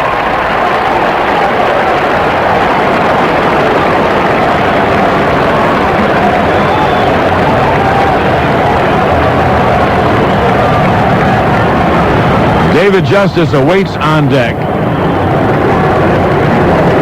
Yankees trail by 2, 4-2. Now, obviously, Jeter is the tying run. Knobloch not being held on. He could go, but you're afraid of the line drive. The pitch is high, and the count 1-1. The center fielder, Payton, plays about 3 or 4 strides over in right center. Tough to get around on Benitez. He throws the doggone hard. And the left fielder, McEwing, plays left center. He's way off the left field line. So they give up the left field line to Jeter. It'll be a 1-1. Caught on a miss as a nasty splitter. And the count 1-2. He throws his splitter pretty hard like Clemens, 86 miles an hour.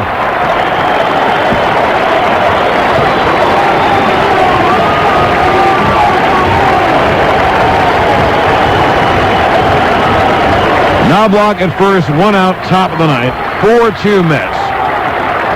And Jeter behind 1-2. Pitch is swung on and popped foul, right field side, out of play. Late on a fastball.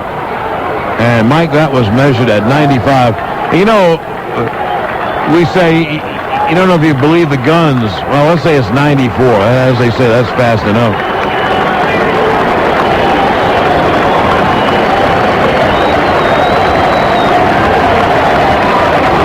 It'll be a 1-2. Benitez deals. Strike 3 is called inside corner, 2 away. Well, once he gets ahead of you, he's got a lot of things he can throw. That was a breaking ball. They have it up on the board as a fastball, but it was either a BP fastball or a breaking ball where he took something off. I'm going to watch the replays right now, but I think he took something off on the inside part of the plate. He did, just to get it over, and it froze Jeter right on the back of the inside corner. So 2-away. And here's David Justice, and the Yankees are down to their last out. Justice 0-for-3 lifetime against Benitez.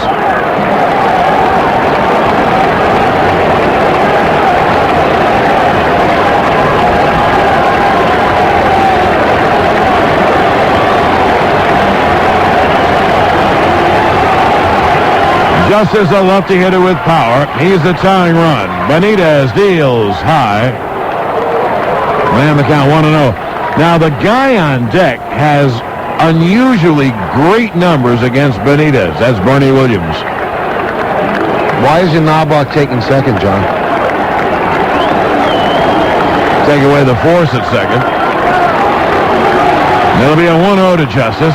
4-2 Mets in the night. 2 outs. Benitez now deals. Caught on a miss. And that was a fastball low and inside in the count 1-1. Perfect spot, right in on the hands. It's hard to get the bat head in, keep the hands in, and get around on a fastball of that velocity.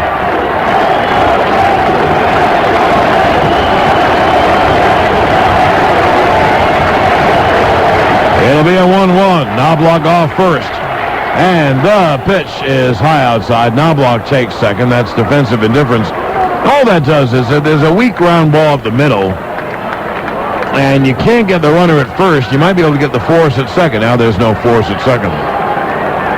It has no bearing on the game, because if Knobloch scores and Justice doesn't, the game is over. And there's a guy in the batter's box. It'll be a 2-1 to David. Knobloch off second with 2 outs. The pitch is low in the count 3-1. Now, Mike, look at the numbers that Bernie Williams has, just in case Benitez walks Justice. 6 for 7. with one home run. 8:57. The only time he made out, he struck out. Well, we remember the home run. Tino does, too. Yes, he does. Because after he hit it, Tino got drilled. Deliberately, I might add. It'll be a 3-1 to Justice. Benitez holds the set high. And the pitch swung on and looped down the right field line. Foul into the seats. So we've gone as far as we can go, 3-2. And Justice broke the bat. So he gets another club.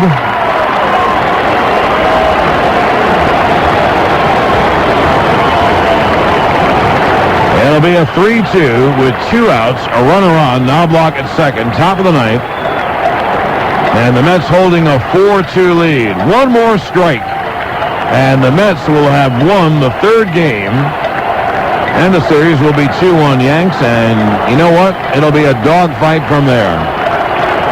And the Yankees have not lost a World Series game since Game 2 in 1996. 14 straight victories. So that streak is on the line. And El Duque's streak also on the line.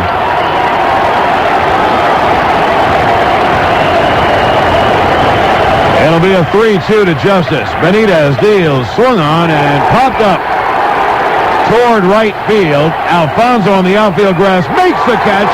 Mets win. Well, the 2 streaks come to an end. The Yankees' 14 straight win streak in the World Series, and El Duque's 8 straight in postseason. The Mets just won the game they had to win. A terrific baseball game, and the Mets beat the Yankees 4-2. So when we get back, John wraps it up, then the extensive postgame. So once again, the Mets beat the Yankees 4-2. They get the first win for them in the series. They now lead, or the Yankees lead 2-1 in the best of 7, and this is New York Yankees baseball. This is Laura. Hi, Laura. This is Steve. I'm on the road, but I just wanted to call to say happy birthday, see how your daughter's recital was, check on your mom's hip replacement, and, talk about that proposal I sent. How did you... Well, hi, thanks. Let's talk. How well are you managing your business relationships? Let ACT software help. And now when you purchase ACT and any Palm handheld or Palm accessory, you'll receive a $50 rebate. So visit CompUSA, Best Buy, Office Depot, a reseller near you, or ACT.com for all the details. ACT. Make contact. Build relationships. Get results. From Geico Auto Insurance. When calling Geico to switch your car insurance, you will not need acetaminophen, naproxen, indomethacin, ibuprofen, a cold compress, an on-call acupuncturist, or any other pain remedy.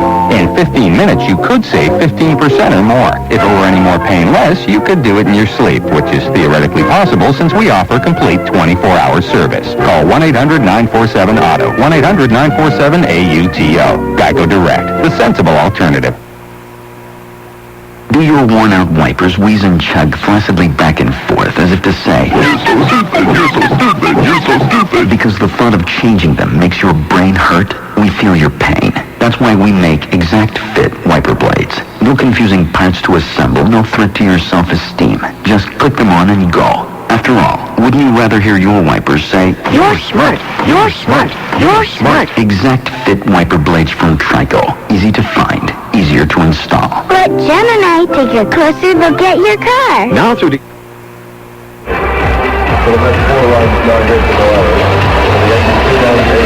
Well, a lot of streaks ended for the Yankees, but the most important one was the 2-0 series lead. And not 2-0 anymore. It's now 2-1 as the Mets rallied for 2 runs in the bottom of the 8th and won the ball game 4-2. Our field reporter, Matt Devlin, I can see him right there down on the field outside of first. And Matthew, let's go down to you. Thank you very much, John Sherling. I'm joined by Todd Zeal. Todd, thank you very much for your time. Let's go to the first 2 at-bats against El Duque. He worked you, you struck out, but then you come back in the 6th inning. What did you get there? The double down the left field line to score Mike Piazza to tie the game. Well, I got a slider that stayed out over the plate. I was able to get enough wood on it to get it down the left field line, but first 2 at-bats, he pitched me tough. He got ahead with the slider, and then he froze me with, the backdoor fastball in the outside corner. I went up there the next couple of at-bats, got a little tighter on the plate, tried to take that pitch away from him, and then got the slider to hit to drive in the run, and got a 3-2 fastball and I was able to put up the middle. And then that one that you put up the middle, followed up by Benny Agbayani. How big was that? Yeah, it was huge. Obviously, 2-2. We don't want to try and get into another extra inning situation. We're at home.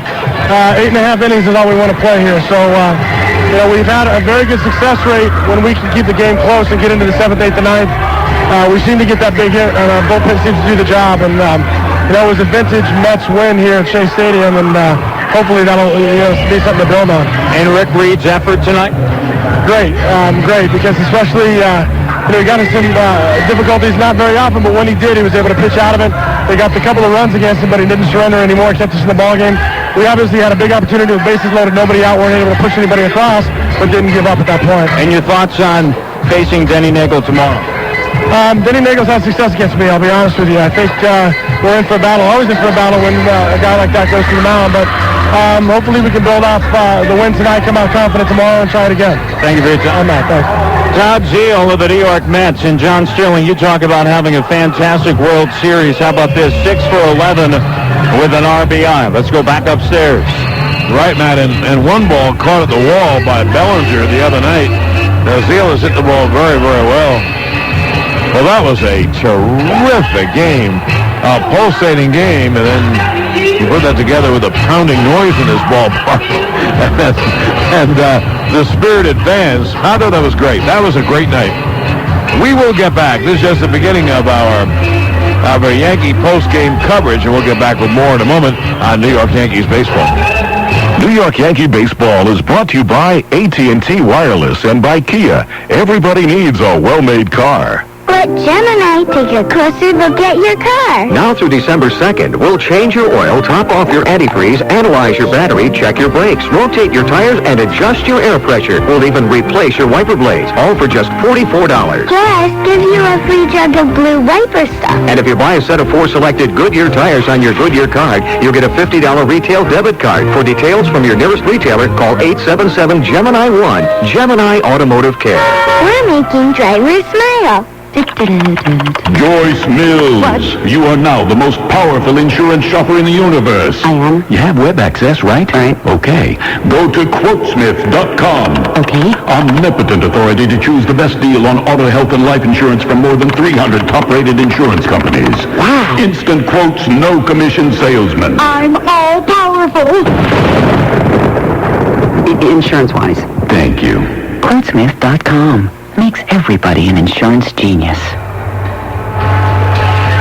Okay, we're back at Shea Stadium, and we're going to go to the interview room. Here's Joe Torre. Joe, Rick Reed was so aggressive in the strike zone. Did that make it tough for you guys overall?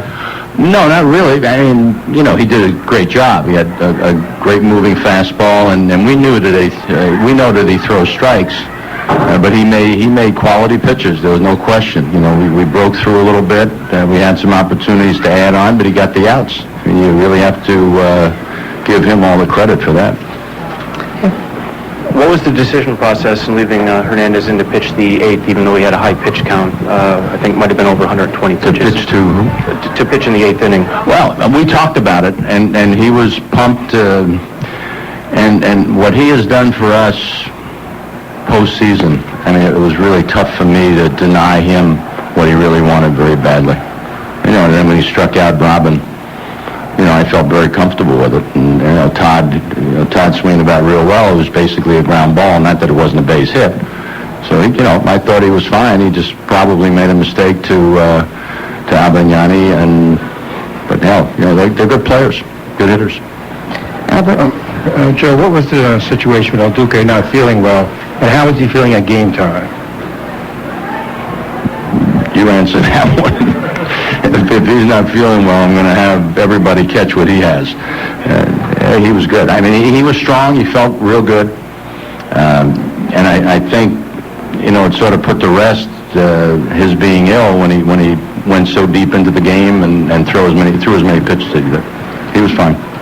Kenny. Joe, can you talk about the conversation at the end of the 7th inning with Duque in the dugout? It looked like you were signaling one more inning, and he was very animated, and I guess after the 7th inning? After the 7th, yeah. Yeah, I was going to make a change, but he felt really good, and it was tough after he pitched that the 7th the way he did to deny that. And again, his track record,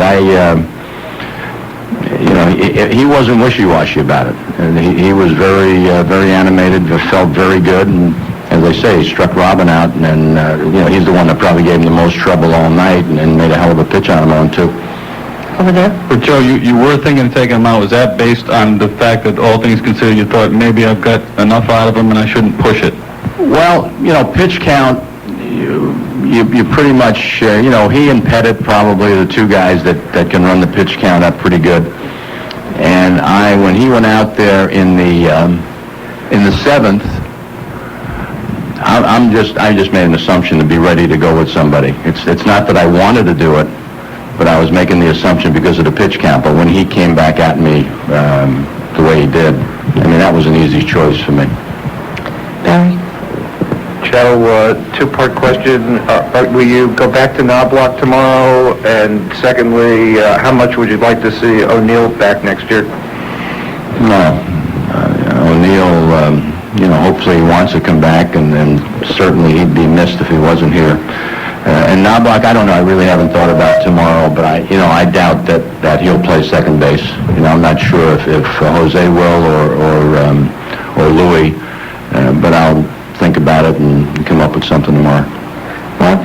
After you got out of the bases loaded, no out thing in the sixth after they scored, and they came back in the dugout, did it feel like one of those typical Yankee World Series wins at that point, having held them off there? I tell you, it was typical El Duque. And you don't think, he's up in that high wire. He's up in that high wire all the time, and you don't think he's going to be able to get down from there. And the way he pitched that inning, he does it strictly. He has good stuff, but his determination is really tough to match for me.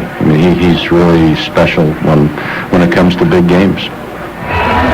Well, that's Joe Torre, and how could you disagree with him? He let El Duque go into the eighth inning because he pitched so great in the seventh, and he gets a better bounce on the ground ball by Zeal, maybe even gets out of the inning. Well, the Yankees lose at 4-2, and we are in our post-game coverage, and we'll get back with more in a moment on New York Yankees baseball. There's a solemn oath that accompanies the elite uniform of the DirecTV installer. It's simple, really, and it goes like this. If you cry tears of joy during the free installation of your new DirecTV system, it remains a private moment between you and your installer. Yes, when you buy a DirecTV system and sign up for Total Choice programming, you too can have free standard installation and the confidence to let your emotions show. Because much like the doctor-patient attorney-client privilege, our installers are sworn to secrecy. If the prospect of enjoying more movies and sports, even your local channels, all with crystal clear digital quality, makes you break down and weep like a baby, well, the world doesn't need to know. Call 1-800-DIRECTV today to learn more about our free installation special. Hardware and programming sold separately. Programming subject to change. Offer ends 1/14/01. Other conditions apply. See retailer for details. Call 1-800-DIRECTV today.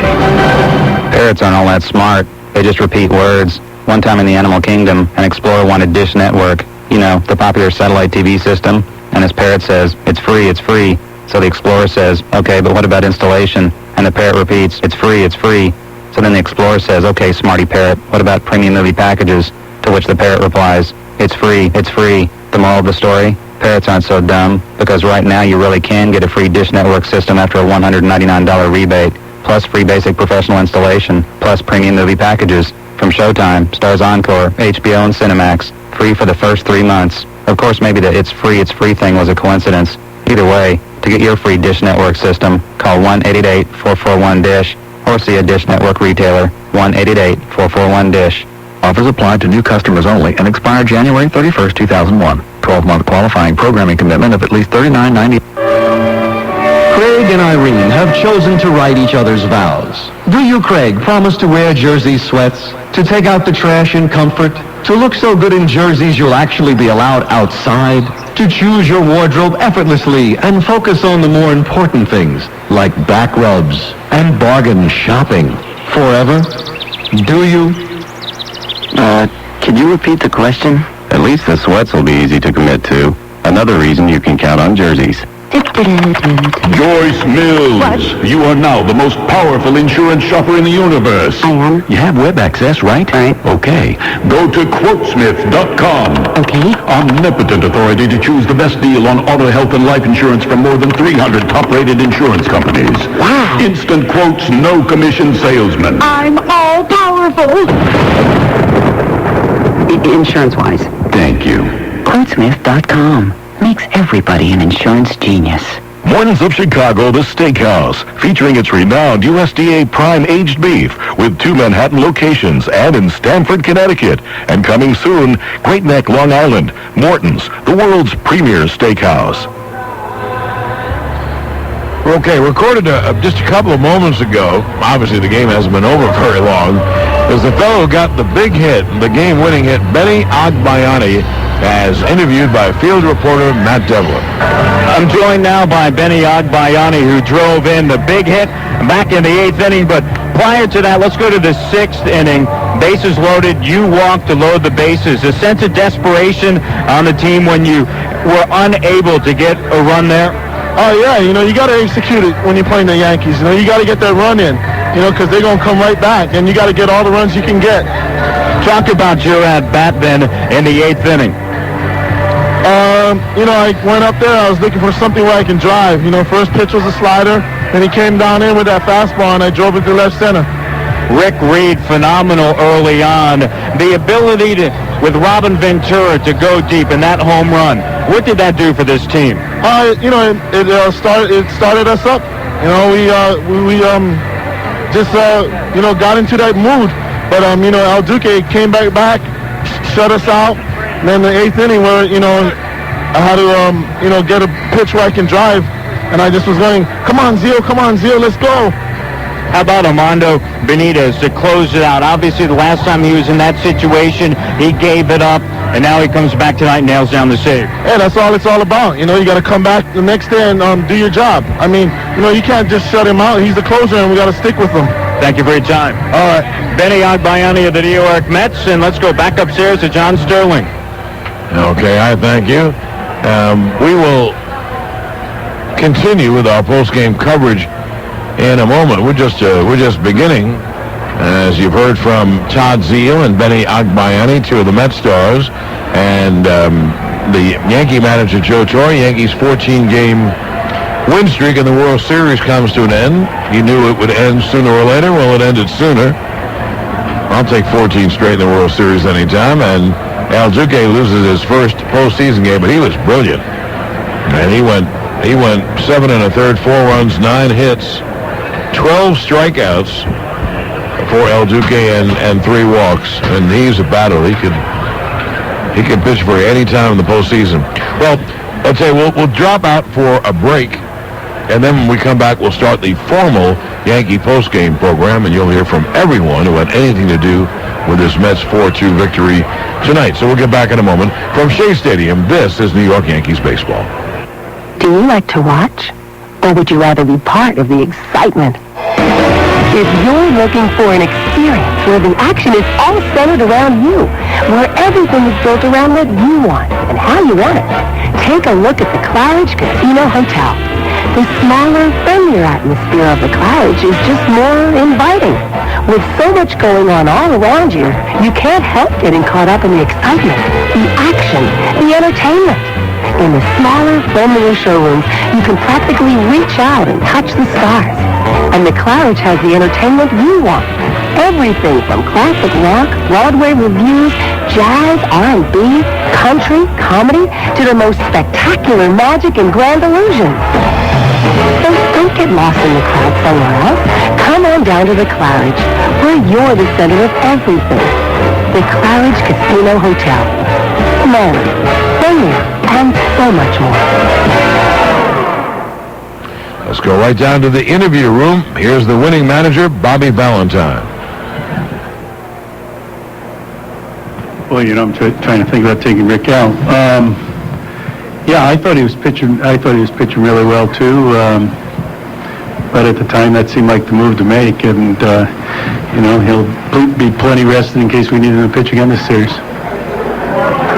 Now, John, wait for the mic. The mic. No, the microphone, sorry. Can you talk about your decision to go with Agbayani today against the right-handed pitcher and what Agbayani's done for you this year?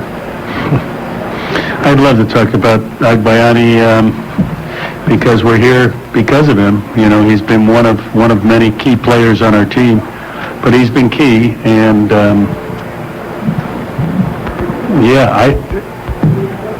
I was a little baffled by people who followed our team all year, thinking that maybe he shouldn't play today. I never considered him not playing. I never considered pinch hitting for him, and I'm glad about that. Bobby, after the two difficult losses at Yankee Stadium, can you talk about the emotional importance of a win like this beyond other factors? No, it was a difficult win too, but we'll take it. You know, we were a couple swings away from winning over there. We got the swings today. We made the pitches today. Seems like a light year's difference between 3-0 and 2-1, and it's 2-1. And did the home field help at all in this particular case, you feel? Our fans were really good. Probably not as loud as they are during the regular season, but then again, with the price of tickets, it's probably not the same people sitting in the seats. But it's great to play here. But, we played the same game, basically, minus a couple of mistakes. Mike? Bobby, you talked about not hitting for Agbayani. In the sixth inning, you didn't hit for Bordick, whom you'd hit for in critical situations in the first two games. You didn't hit for Peyton, who's had a poor record with the bases loaded this year. So did you consider hitting for one or both, and would you explain your reasoning either way? Just wanted to win the game, and I thought that was the best way to win it. Keep them. It's a sixth inning. We have a tie game. Bordick hit El Duque the best of anybody in our lineup the first two times up. He had a terrific at-bat the other time. In the sixth inning, I'm not going to take out our best center fielder, and I'm definitely not going to break any spirit that he has going right now in the sixth inning of this game. And more important, as I told the guys on the bench in the sixth inning, I'm not going to show any panic and try to take the entire team out of the game, the team that got us there. And I said, we're going to win this game either now or win it later, and we did. Lee? But could you tell them that because I believed it in my heart. Lee? Zeal was holding runners on in a conventional way today, Bobby. Is that going to be a pattern, or is it just for today's game? Oh, I'm sorry. No, he does that conventionally with right-handers pitching, and the left-handers he was off the bag. Yep. Bobby, could you talk about what, in terms of spirit, what this outing did for Armando's spirit, hopefully, in terms of? Well, again, this is the same idea. We're not winning this thing without Johnny having Armando at his side, and we needed him. Johnny did his job, and it was time for Armando to do his, and he did. Bobby, you mentioned the difference between 2-0 or 3-0 and 2-1. Is there any, perhaps looking from outside, when you win the game, it looks like now it really is a series, whereas before it was one-sided. Is there any of that feeling on a team or in a clubhouse? I think if baseball fans, and I'm one of them, have been watching the World Series for the last few years, it hasn't seemed like it's been real big competition. And I thought we were in those first two games, but you only could go so long saying they were close games if we didn't get a victory tonight. So we got a victory, we broke a little streak, and now we got to come out and do a job tomorrow. Bobby, there in the sixth inning there, it could have really been a momentum killer, getting the bases loaded like that, not getting it accomplished. What did you tell the guys after that inning to sort of pick them up? Well, you don't have team meetings, obviously, during a game, but, they were saying all the right things. We tied that game up right there. We're playing our game. We're playing in our ballpark. We have our bullpen rested.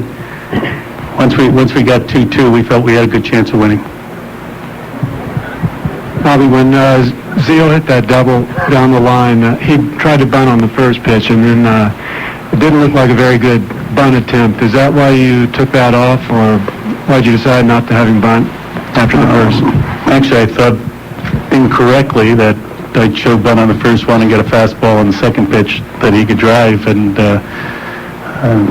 because they might have thought the bunt was still on, and they threw a breaking ball and he still got a hit. So.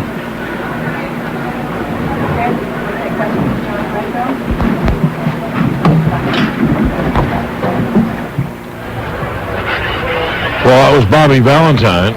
And before we go out, let's get right back to the interview room. And here is a very happy guy, John Franco. The people on the broadcast were talking about Joe wanted that matchup of Glenn Allen Hill, his 6'12" against you, hit a couple of homers. Now, I'm sure were you aware of that? Were you thinking about the 6 times you got him out? Well, he's gotten me over the years on some big hits to end the game, and I was just trying to keep the ball away from him tonight. Hopefully, hit a fly ball or a ground ball to right field. If he hits a home run to right field, the only thing you can do is just tip your hat to him, because not too many guys can hit the ball out of right field, and he's one of them. He's very strong, so I did my job tonight in getting him out.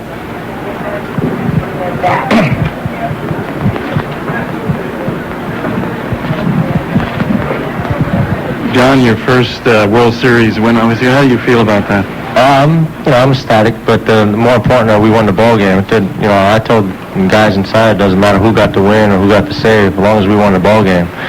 We needed this win bad, to go 2 games to 1. If we go down 3 games to none, it's going to be tough. So, I'm happy I was in the right place, right time, but the main thing is the ball club won the game. John, now that everybody's back to talking baseball again, how much does that help the team to concentrate on just the fact that you have a positive, and on top of that, we're just talking baseball, not talking about some off-the-field controversy? I think hopefully everybody's forgotten about that incident. I've said it along, there's nothing you can do about it now. It's over with. Let's just concentrate on playing baseball. That's what everybody wants to see, some good baseball. And we went out there tonight and we played some good baseball, both teams. I mean, Yankees are unbelievable. They just don't quit, and, we don't quit either. So it's going to be a heck of a series. Hopefully it goes nice and long. John, can you talk a little bit about Rick's performance tonight? Well, I told the guys inside that Rick Reed did a hell of a job tonight. He went inning for inning with El Duque. We knew Rick Reed is capable of doing a pitch in a game like that.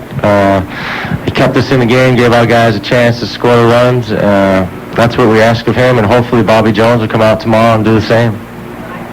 Yeah, John, breaking a 14-game winning streak here, does it feel to the players, too, that now it really is a series that... I think so. I mean, a 14-game winning streak, and El Duque was 8-0 and 9-0. Sooner or later, something had to happen. So I'm just glad tonight that we won the ball game. I think everybody inside is feeling good about themselves right now. And, we still got a long way to go. It's 2-1. Hopefully tomorrow we'll come out and even it up. But, you got to take one game at a time, one inning at a time. That's John Franco. Understand, John Franco's waited so long to get to a World Series. He gets to a World Series, and he wins the game tonight. Now, relievers don't care about wins, but he's very happy that his team won, and he is the winning pitcher, and he'll have that the rest of his life. We'll get back with more of our coverage of this ball game. Mets win at 4-2. It's a series without question. Now it's a dogfight. The Yankees have a 2-1 lead, and we'll get back with more coverage in a moment on New York Yankees baseball. Accounting, this is Phil. Yes, Mr. Sims? Have you heard about this Nextel thing? Go on. Yes, I've heard about the Nextel promotion. Buy one i550 Plus internet-ready digital cellular phone, get the second one free. We should buy this mill on the Hartsfield. Oh, I think so, too. They'll get me $5 coverage of this sucker. You want $5,000? You bet I do. They got one bells and whistles. Lots of innovative features, yes, but... Here's our best deal since Carter's It's a great deal, yes, but we're just a two-man operation, sir. Now when you buy one i550 Plus digital cellular phone for $99.99, you get a second one totally free. To order, call 1-800-NEXTEL-9. Nextel, how business gets done. Phones by Motorola. Offer ends October 31st, 2000. New activation required and subject to terms of a 1-year promotional agreement. Now through October 31st, 2000, get 300 cellular minutes for $39.99 per month and choose from one of the following free options. Basic internet service, 1,000 night and weekend minutes or long distance. Call 1-800-NEXTEL-9. Nextel, the official wireless sponsor of the New York City Marathon. The The New York Yankees World Series has been brought to you by Coors Light. Naturally brewed, reach for the silver bullet, the pure taste of the Rockies. By The Wiz, your ticket to entertainment. By The Daily News, New York's hometown paper. You miss a day, you miss a lot. And by Ford Cars and Trucks, built for the way you live. At your tri-state quality Ford store. Only 15% of all baseball players are ever going to see their name on the scoreboard of a Major League stadium. Luckily for you, in the world of e-business consulting, your odds are a lot better. If you want to be sure you'll belt a home run and work with a Major League company, your next hit should be DMR.com. That's DMR Consulting.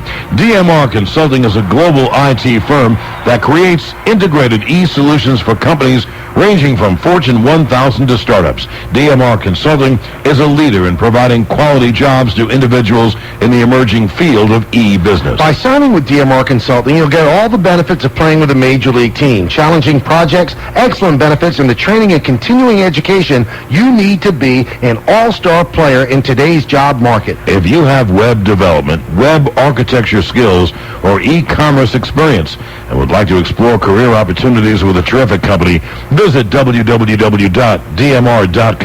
and apply online. DMR Consulting, the results people.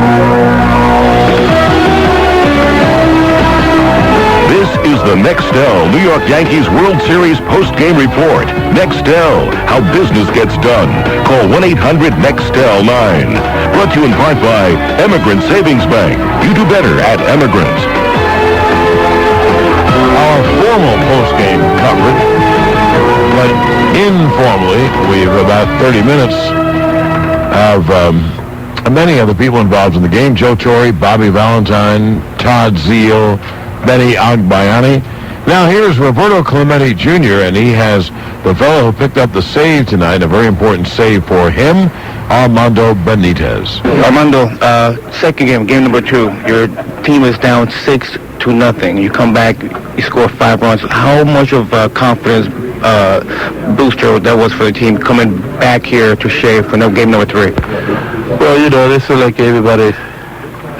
You have to see, and we do it in the beginning, because we're never down.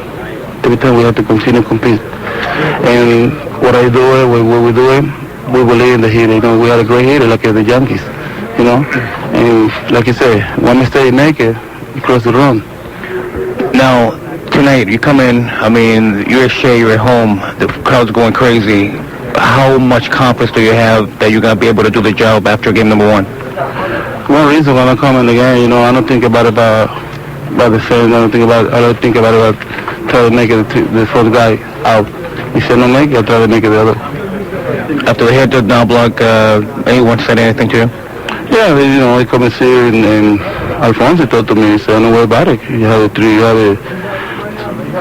concentration on the 2 guys." Say, I have to do it because I don't have to think about Anabla. What were you thinking about between game 1 and tonight? I know you were down after game 1 and Well, I feel down because, I don't do my job. Like I said, I don't do my job and Larry throw real 7 innings real good, And I'm coming to the game and like you said, I feel sorry because I don't do my job. I can try to do my job every time. But well, I don't have to think about the game, It's a great game. We played the 2 games before, Now we have to play the 3 games real good. And we had to do it. Were you anxious to get back out there? Yeah. Armando, this is an elimination game. How important was it for you guys to not lose this game, even though it was an elimination game? Well, it's really important, because if we lose, we only have 1 chance like for every couple games. If we lose tomorrow, we don't have a chance. But right now, we got more chance. And that was Armando Benitez with Roberto Clemente Jr. Upcoming on Yankees postgame, Michael Kay will have Bernie Williams for you, who is hitless in this series, and we will get back with more after this Mets 4-2 win over the Yankees at Shea in just a moment on New York Yankees baseball. WABC. Hello, this is Tom Seaver for the Chase Manhattan Bank, talking with Lou Lamorello, President and General Manager of the New Jersey Devils. I think that what you have to do is believe in what you're doing. There's a fine line between winning and losing, and you have to be better than good. Good is not good enough when better is expected. And now the fans expect you to live up to that mark. Our fans expect success from us. They expect us to win. You have to have confidence, and then you have to have a passion for what you do. And once you have a passion for what you do, there is a reasonably good chance of having success. Would you say that the same is true in your banking? Using Chase has been nothing but a positive experience, and the reason that it was positive is that we had results. It sounds like the people at Chase understand your goals and how to help you make them. Yes, they do. They've been able to work with us to help us attain our goals. Chase is definitely part of our team. Thanks, Lou. This has been Tom Seaver for Chase, where the right relationship is everything. This is a healthcare update from Hackensack University Medical Center. My guest is Dr. Jeffrey Boskamp, the Vice Chairman of the Department of Pediatrics. Hackensack University Medical Center is now officially a children's hospital. Doctor, what does that mean to the people in our audience? What Children's Hospital has the benefit of a full-time pediatric faculty who are experts in their field. They have a residency program where there's an active teaching program. They have clinical research going on that their children may be able to benefit from. An emergency room that's open 24 hours, 7 days a week, specifically for children, and all the ancillary services that kids need in that kind of setting.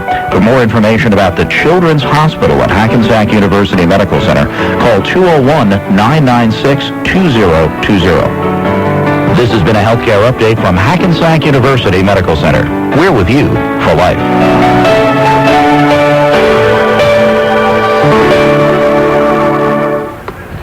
Tune in tomorrow evening for the Yankees-Mets World Series Game 4. The pregame starts at 6:05, and the William Barthman Jewelers and Rolex game time at 8:30.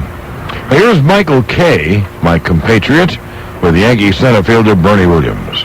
How frustrating is it for you, Bernie, because you've always been a really great World Series performer to be hitless at this point? No, it's very frustrating. You know, the good thing about it is that the series is not over yet. You know, I still got a chance to get myself in position to help the team, and hopefully I'll get over it. How badly did you want to get up against Benitez? I think you're 7 for 8 against him. Oh, man, that could have been my chance, but hopefully I'll have some more opportunities with Ben in scoring position, and hopefully I'll get a chance to help the club more. Bernie, is it strange to stand here after a Yankees loss in the World Series? Well, it has been, you know. We have won a few of those games, but I think records are meant to be broken, and we have to lose some time. But I think that, as I said before, the good thing about it is that we're still 2-1, and we still have the advantage in the series. Okay, that's Michael and Bernie, courtesy of the MSG Television Network. Back with more on Yankees postgame in a moment. New York Yankees baseball. Good old-fashioned one-upmanship. Yes, outdoing your neighbor is an American tradition. When old Bob gets a weed whacker, you've got to have the turbo weed whacker. Maybe it's time the DirecTV installer made a little house call. That's right. Now that proud satellite slinger in the blue felt cap is offering free standard installation when you buy a DirecTV system and sign up for Total Choice programming, guaranteeing that you and not your neighbor has the best, nay, the ultimate in television. Imagine access to over 225 channels of digital nirvana to his analog same old, same old. Local channels, mister, you got 'em. After all, why settle for cable TV that's had to burrow through the ground like some lowly rodent when you can enjoy crystal clear television beamed to you all the way from outer space? Call 1-800-DIRECTV today to learn more about our free installation special. Hardware and programming sold separately. Programming subject to change. Offer ends 1/14/01. Other conditions apply. See retailer for details. Call 1-800-DIRECTV today.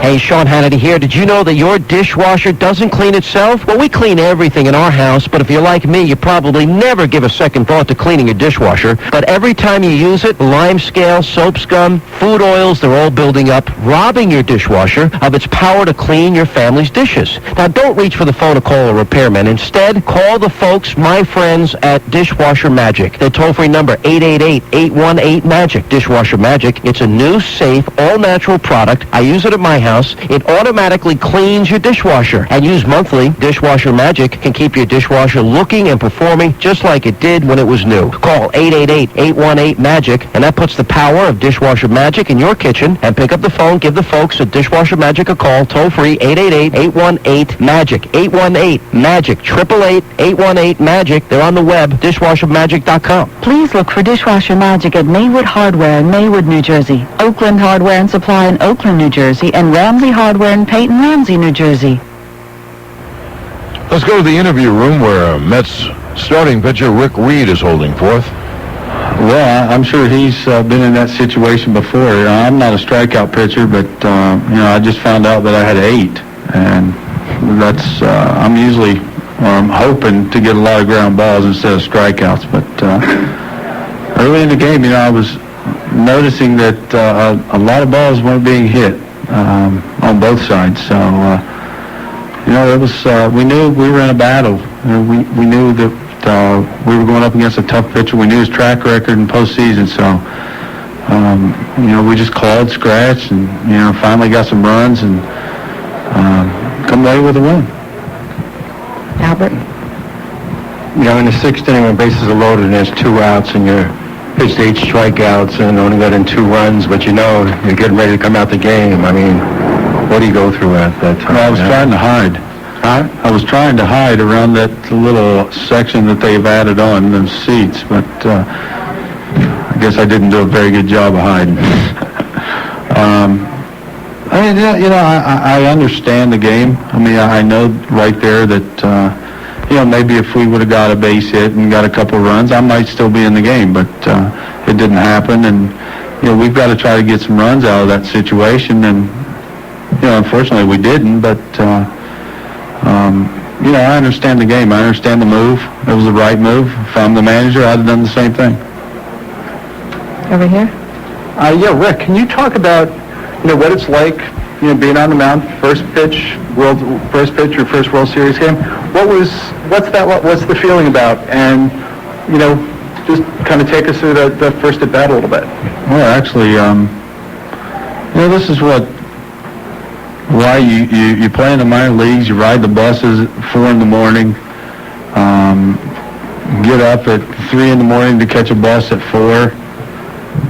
This is why you play. This is why you go to spring training, you work hard on plays, and you work out in the off season, and all that to get to this point. And just to stand out on that mound would have been thrilling enough, but to pitch your first game and your team getting a win, that's the biggest thrill of all.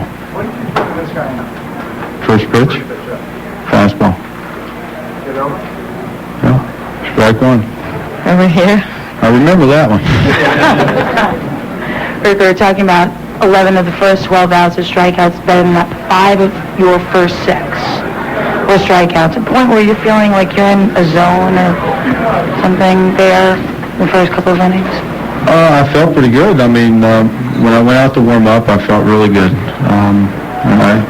My last start against St. Louis, I guess I thought about the game too much and, analyzed it too much, and I came to the ballpark nervous wreck. But today I came in relaxed, calm, and I don't know the reasoning behind all that, but I felt pretty good out there. You also pitched against Atlanta. You pitched the punching game, wild card game against Atlanta. Same kind of thing? Yeah, same thing. I think maybe I just, against St. Louis, got into all the hype of, maybe if we win this game and, that puts us up 3-0, and I don't know, I just overanalyzed everything, and it took its toll on me, I guess. But today, like I said, I came in relaxed and just went out and pitched. We have a couple of last ones for Rick. Nope. Okay, thank you. Sorry. That's Rick Reed. And we'll get back with more on our Yankees post-game coverage of this 3rd game of the World Series in just a moment. This is New York Yankees baseball. You can't wear the Yankees World Championship rings on your finger. You can't wear their robust batting averages to work or their supermodel girlfriends on your arm. But this fall, you can wear something they wear. Look for the exclusive MLB Authentic Collection label on Yankees caps, jerseys, and jackets. And wear what the players wear on the field. Available at Modell Sporting Goods or MLB.com. The MLB Authentic Collection. How close to the World Series are you? Well, Michael, Yankee fans and Met fans are really going at it. They're arguing over everything. They're arguing over who has the better team, who has the better stadium, which subway has the better brakes. There's only one area where Met fans and Yankee fans agree. Yes, that both teams have interlocking NYs on their cap. No, it's not that, Michael. It's on what beer to drink. All New York baseball fans know that when watching the Subway Series, you better make it a Heineken. It's all about the beer. Hey, does Heineken have any interlocking letters? Sorry, Michael. Imported by Heineken USA, White Plains, New York. Now, for the first time ever, New York's dream of a Yanks-Mets Subway Series has come true. Don't miss this once-in-a-lifetime opportunity. Wrap up your tickets for the 2000 World Series right now by calling 1-877-MAGIC-00. That's toll-free, 1-877-624-4200. Operators are standing by to help you be part of New York's sports history. Pick up the phone right now and call Ticketmagic.com at 877-642-4200. Catch all the intense action live and in person. The Amazing Mets or the Bronx Bombers. Who will it be? All tickets include entrance to an exclusive Ticketmagic.com party at the world-famous Planet Hollywood. Call now, 877-MAGIC-00. Don't miss the fun. Get into the game. You can also visit us on the web at Ticketmagic.com. Okay, we are back on Yankees postgame as the Mets have defeated the Yanks 4-2 in Game 3. And if the Yankees had won this game, it was 2-2 going to the bottom of the 8th with one out and no one on. And then the Yankees would have had a commanding 3-0 lead. Now it's a series, and Denny Nagel has not pitched in a while and didn't pitch very well his last time out in Seattle. He goes against Bobby Jones tomorrow night. So, you know what it tells you in the playoffs? Every game is, quote-unquote, a big game. Yankees win tomorrow, they have a 3-1 lead. Mets win tomorrow, baby, it's even. And Al Leiter, their best pitcher, will pitch for them in Game 5. Well, let's go to back to the MSG television network as Michael Kay speaks with Yankee manager Joe Torre. Joe, this is the first time in 15 World Series games that we're interviewing you in a losing clubhouse. How strange is it? You don't like it. I mean, we've been pretty spoiled, Michael, and something magical always happens, so we'd be at the winning end of this thing. But we're playing a very good club. Not that we haven't played good clubs in the past. We had some opportunities, and, it just wasn't to be. 7th inning, they had the bases loaded, nobody out, 1 run already in, and El Duque just pitches some of the best baseball you ever see. What were your thoughts on that inning?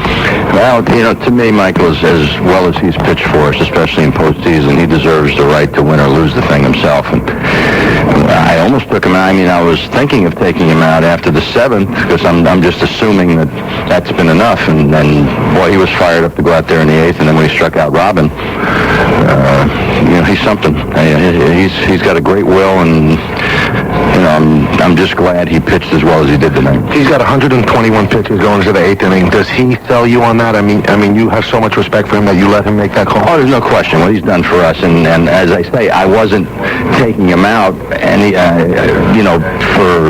to bring in someone that I wanted to bring in. It was basically, I'm assuming that he's had enough, and when he didn't want any part of it. Not really. He strikes out Robin, and then he gets, tied to the ground ball. Right. I mean, it's a base hit. And then probably the only mistake he made, and I don't know what it was. From the side, it's tough to tell, but looked like he got a pitch out over the plate to Benny, and, he hit the big double. So, if that's, that's what it amounts to. That's what it amounts to. Concerned about Bernie? He's 0 for 11 now? Well, the only thing I know is that somebody's going to get hurt here because, he had some good at-bats tonight, kept fouling the ball back. He's going to come up big for us because he's always done it in the past. All right, now. He's hoping that Bernie does. I know Bernie is hoping he comes up big, and you know what? He's probably right. Those things go in cycles. A good hitter like that's going to get hits. He doesn't have any hits yet. We will get back with more of our coverage of this Mets win over the Yanks 4-2 tonight at Shea in a moment. And this is New York Yankees baseball. WABC.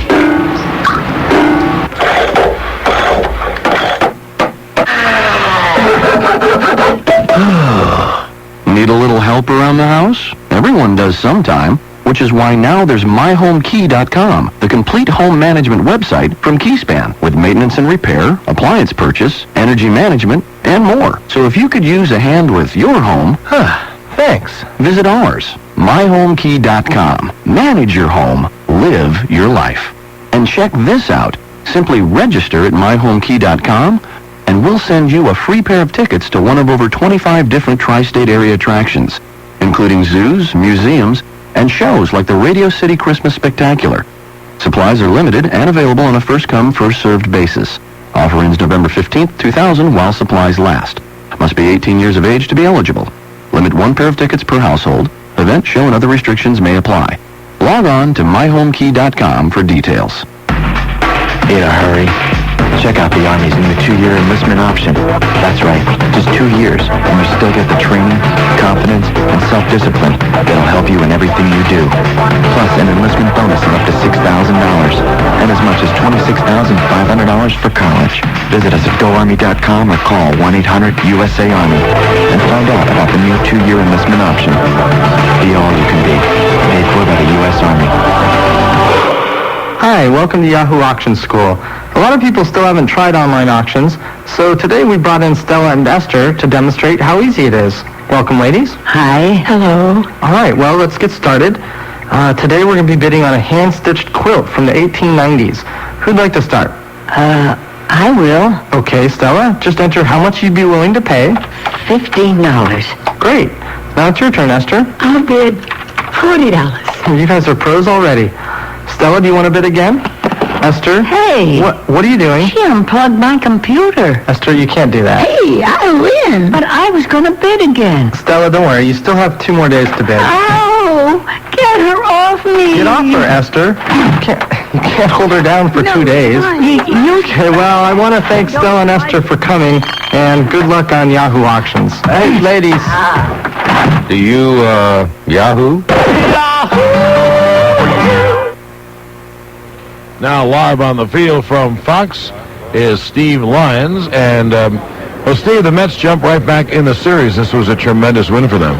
Well, you know, I think that for the good of baseball, it's great that they're back in this series. You know, I don't think for as great as the Yankees have been, and for as much as they'd just soon sweep the series and go back home as world champions again, I mean, I think the entire country and certainly the city of New York was waiting for the Subway Series, and they want to see a good one. And, you know, with the lack of a little bit of luck, you know, it could be the Mets up 2-1 in this series.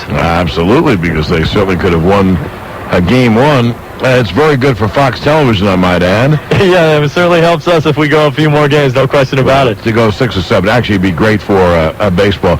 Were you surprised at how well Rick Reed pitched tonight? Yeah, I really was, because, you know, coming into this game after losing 2 games, I thought that it was great for the Mets to be able to regroup, to have that off day to regroup, but I also thought it was even better for the Yankees, because Mariano Rivera had not looked good in Game 2, and I think he needed the rest more than maybe anybody in the game. And I think it may have benefited him more than anybody to have that extra day off. But to have Reed on 9 days rest come in and do what he did, and El Duque was tremendous too. And they talked about him having the flu, and now there's questions about whether or not his elbow is sound. The guy was, both of those guys, tremendous gutty performances from both of them, and a game that baseball really needed. I think it was a very long game again, but the pitchers were outstanding. They were great. Well, listen, if there's anything wrong with El Duque's elbow, as to paraphrase Abraham Lincoln, I want us on a case of it to the rest of my pitchers. Yeah. But I was very impressed by Reed, who's a very good pitcher, but today he had a little more giddy-up on the fastball, and he pitched great, as did Franco and Benitez. And by the way, you're right about Rivera, because throughout the Oakland series and the Seattle series, the Yankee bullpen is not as deep. He's had to pitch 2 innings a bunch of times, so he'll have some rest. Now, what do you think of Denny Nagel pitching tomorrow night? I think it's the move you make. I mean, David Cohn has, you know, if there's a guy on that pitching staff over the last few years that has been characterized as a warrior for that staff, I think when you look at the team, you talk about Paul O'Neill when you use words like that. But fewer guys, there's not too many guys out there that have shown as much guts as David Cohn, but, you know, he just hasn't had it this year. He went went through a real bad string, and Joe Torre just stuck with him, and then he kind of turned it around for a little bit.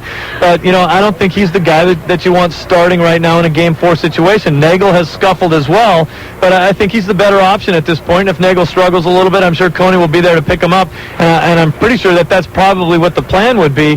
But I don't think at this point you make a change in your rotation and bring Coney in. And I got to tell you, for Joe Torre, if you want to learn how to manage, follow this guy around, because every roster change that he makes, every lineup change that he makes, the guy comes out smelling like a rose. Vizcaino, although he hasn't come up real big after the game-winning hit, you put him in the lineup. The guy hadn't played all year. They get him over here. They even will go out and trade for Luis Sojo so that that Vizcaino doesn't get on the field. They put him in the game. He gets 4 hits. All the way back to Ricky Leday and Shane Spencer and all these guys that he just throws in the lineup seemingly out of nowhere and gets great production out of them. Yeah, he has a great feel, and he's also not afraid to take chances. Steve, thanks very much. I appreciate your time. All right, no problem. Steve Lyons there from Fox Television. More upcoming on Yankees postgame, and this is New York Yankees baseball. Okay, Bernie. It's going to throw your fastball low and away. I'm the kind of guy who likes to know what's coming. I'll take any advantage I can get. So I appreciate it when things are clear and easy to understand. Okay. This time it's the fastball low and away. Take wireless phone service. With Sprint PCS, I know exactly what I get. There's no confusion, no surprises. I get crystal clear calls every time from anywhere on the Sprint PCS nationwide network. Come on, Williams. Slider down and in. Oh, man, I only wish everything was as easy to figure out as Sprint PCS. Team up with Bernie Williams and Sprint PCS to make a difference in a child's life. Now through November 30th, sign up for a Sprint PCS free and clear plan of $29.99 or above via sprintpcs.com/connect with kids, and Sprint PCS will donate $5 to children's charities. Visit the website for further details. Babe Ruth hit his 600th home run in a Elevator, a new invention patented today by Mary, Queen of Scots, arrived in France with Flying Monkeys at the premiere of... From the History Channel, those are this week's headlines. It didn't all happen this year, but it happened this week in history. Join anchors Josh Binswanger and Giselle Fernandez for This Week in History, Fridays at 9, 8 Central, only on the History Channel. What can you get at the ballpark for under $9,000 these days? Not much. One bat from a shortstop, the bat boy's worn sweatbands, half a right fielder's arm. But at your local Kia dealer, you'll find the all-new long-haul warranty program with limited powertrain coverage for 10 years or 100,000 miles. It's one less bump in the road, and it smells a whole lot better than those sweatbands. Visit Hart Kia in Wappingers Falls, New York, and Loman Kia in Woodbridge, New Jersey today for details including specific coverages, limitations, terms, conditions, and restrictions. Visit your Kia dealer or Kia.com. Well, let's go to On Tape, an interview with Yankee catcher Jorge Posada. That team is very good. Like I said earlier, you can't count those guys out. They're a very good team, and Reed threw a very good game, and then the bullpen settled down, and they were very tough today. Dookie had his... Take us through the inning. Can you take us through the inning? Every at bat? No. We'll go through the two critical ones. I think Seal's ball was that fastball got too much of the plate, and Derek made a great effort, and then the double by Agbayani was just too much of the plate up in the zone, and he put a good wood on it, and he did this. It was a fastball. It seemed like El Duque was getting tired at all. He had thrown like 130 pitches by that time. He could have thrown 200 more. He didn't want to come out. He's one of those guys that want to come out, and he's always gives us a chance to win. And today he threw a very good game, just happened to lose. Back we are at Shea Stadium. Mets win it 4-2 in Game 3 tomorrow night. Left-handed Denny Nagel for the Yanks, Bobby Jones for the Mets. We're on the air at 6:05 with Yankees pregame, and this is Yankees postgame. One day we're going to see if we can dovetail the two. However, we'll get back with more in a moment on New York Yankees baseball. WABC. Announcing preseason savings opportunities on select 2001 models from Lincoln, Tri-State's reigning domestic luxury brand, featuring $1,500 cash back on the unmistakable comfort of the 2001 Lincoln Town Car. This remarkable car comes with rich leather-trimmed seating surfaces, automatic climate control, and an exceptionally smooth and quiet ride. Now receive $1,500 cash back when you buy your new 2001 Lincoln Town Car, and for a very limited time, special preseason leases are also available. Luxury's most affordable time of year is right around the corner, but why wait even that long? Your Tri-State dealers have made it possible to afford the 2001 Lincoln Town Car right now. But don't delay. By definition, preseason savings must end soon. See your Tri-State Lincoln dealers today. Lincoln, American luxury. Residency restrictions apply. Dealer participation may affect savings. Take new retail delivery from dealer stock by January 16th, 2001. Okay, providing uniforms can help you attract more employees and keep the ones you have. Not having them might do the opposite. Take a production facility. With uniforms, you'll attract workers dedicated to professionalism and quality assurance. Take away the uniforms and you'll get a bunch of disgruntled workers betting on who will be the first to leave. Then there's the fast food restaurant. With uniforms, you keep crew members who arrive on time and ready for business. Without them, you'll have to settle for a bunch of slackers who may not arrive at all.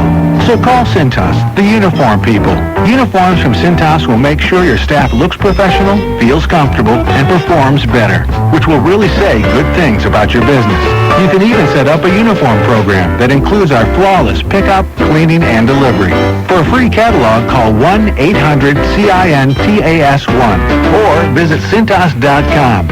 So, want to give your employees one more reason to work for you? Try uniforms. Call Cintas today. Here's the greatest defensive shortstop I've ever seen in my life. And he's on the field and on the air with us, the Wiz, Ozzie Smith. Now, Ozzie, first of all, how are you doing? And why are you here? Who are you with? Unfortunately, Ozzie doesn't have the right equipment. Our equipment isn't working. So it's too bad. I would have loved to talk to him. Are you there? Yes, I'm. Oh, good. There you are. Hi, Ozzie. How you doing? All John right. Sterling here. Hi, John. How are you? I'm doing good. How are you doing? Okay. Some thoughts about the game tonight? Well, the Mets did what they had to do. To get back into this series, they had to win this ball game, and winning this one game is like winning two. So they got two more games here at home. They got the crowd with them, and they're facing a guy that's very vulnerable tomorrow. So They got a good chance. No, so this was the game they had to win, and they won it against a guy who had never lost in the postseason.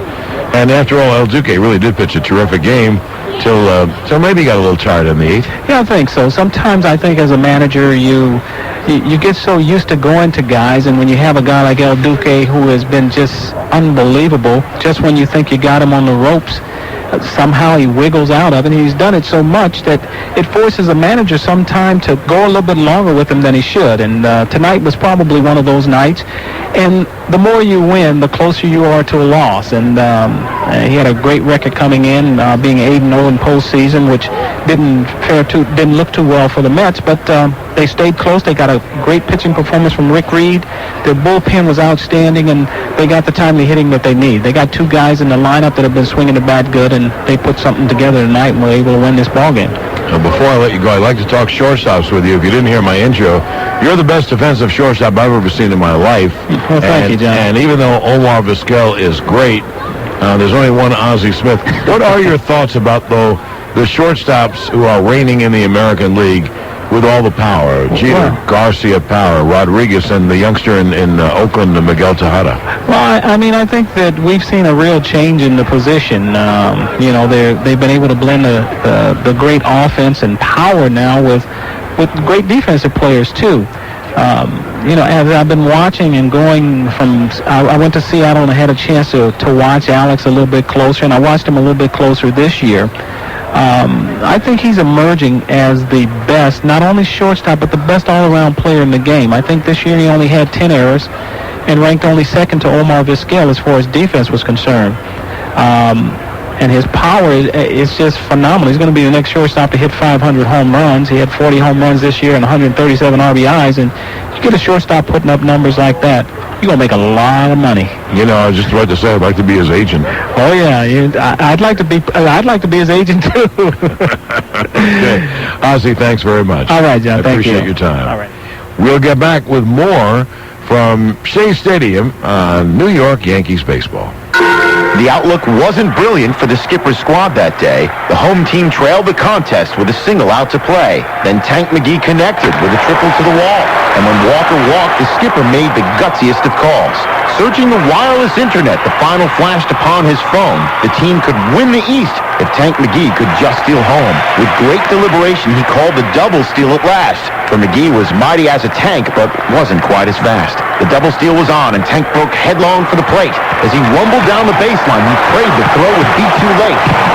Oh, somewhere men are cheering. Here the skipper starts to sob. For not only did Tank steal home, he saved the skipper's job. Get the latest scores and news with AT&T Digital PocketNet and your internet-ready phone. Free and unlimited access to the wireless internet. Call 1-800-IMAGINE for your nearest AT&T store or authorized dealer. Wireless from AT&T. Your world close at hand. Compatible phone calling phone required. Available for purchase in most areas. Annual term required. Other conditions apply. Delta Airlines paging a Mr. or Ms. Big-Time International Business Person.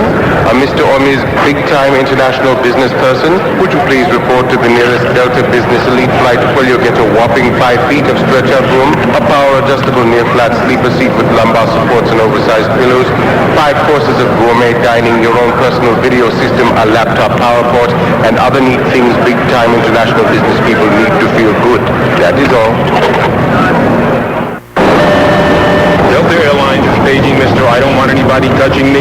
With Mr. I don't want anybody touching me, please report to any Delta Business Elite U.S. flight to Los Angeles, San Francisco, or San Diego, where you'll have a great big 5 feet of nobody touching you zone, which is so much space that you can't even touch the seat in front of you and the person behind you can't touch yours.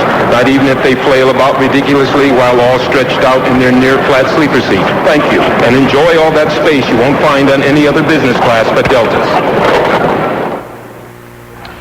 Well, let's break up these interviews and hear some of the highlights of the game. El Duque against Rick Reed, and the odd thing, two guys who are not strikeout pitchers, racked up a lot of strikeouts. Reed got 2 in the first. El Duque got all 3. Reed got all 3 in the second inning, and leading off the bottom of the second inning was Robin Ventura. Here's Robin Ventura, and he swings. It's a high drive to deep right center. O'Neill back on the track. That ball is gone.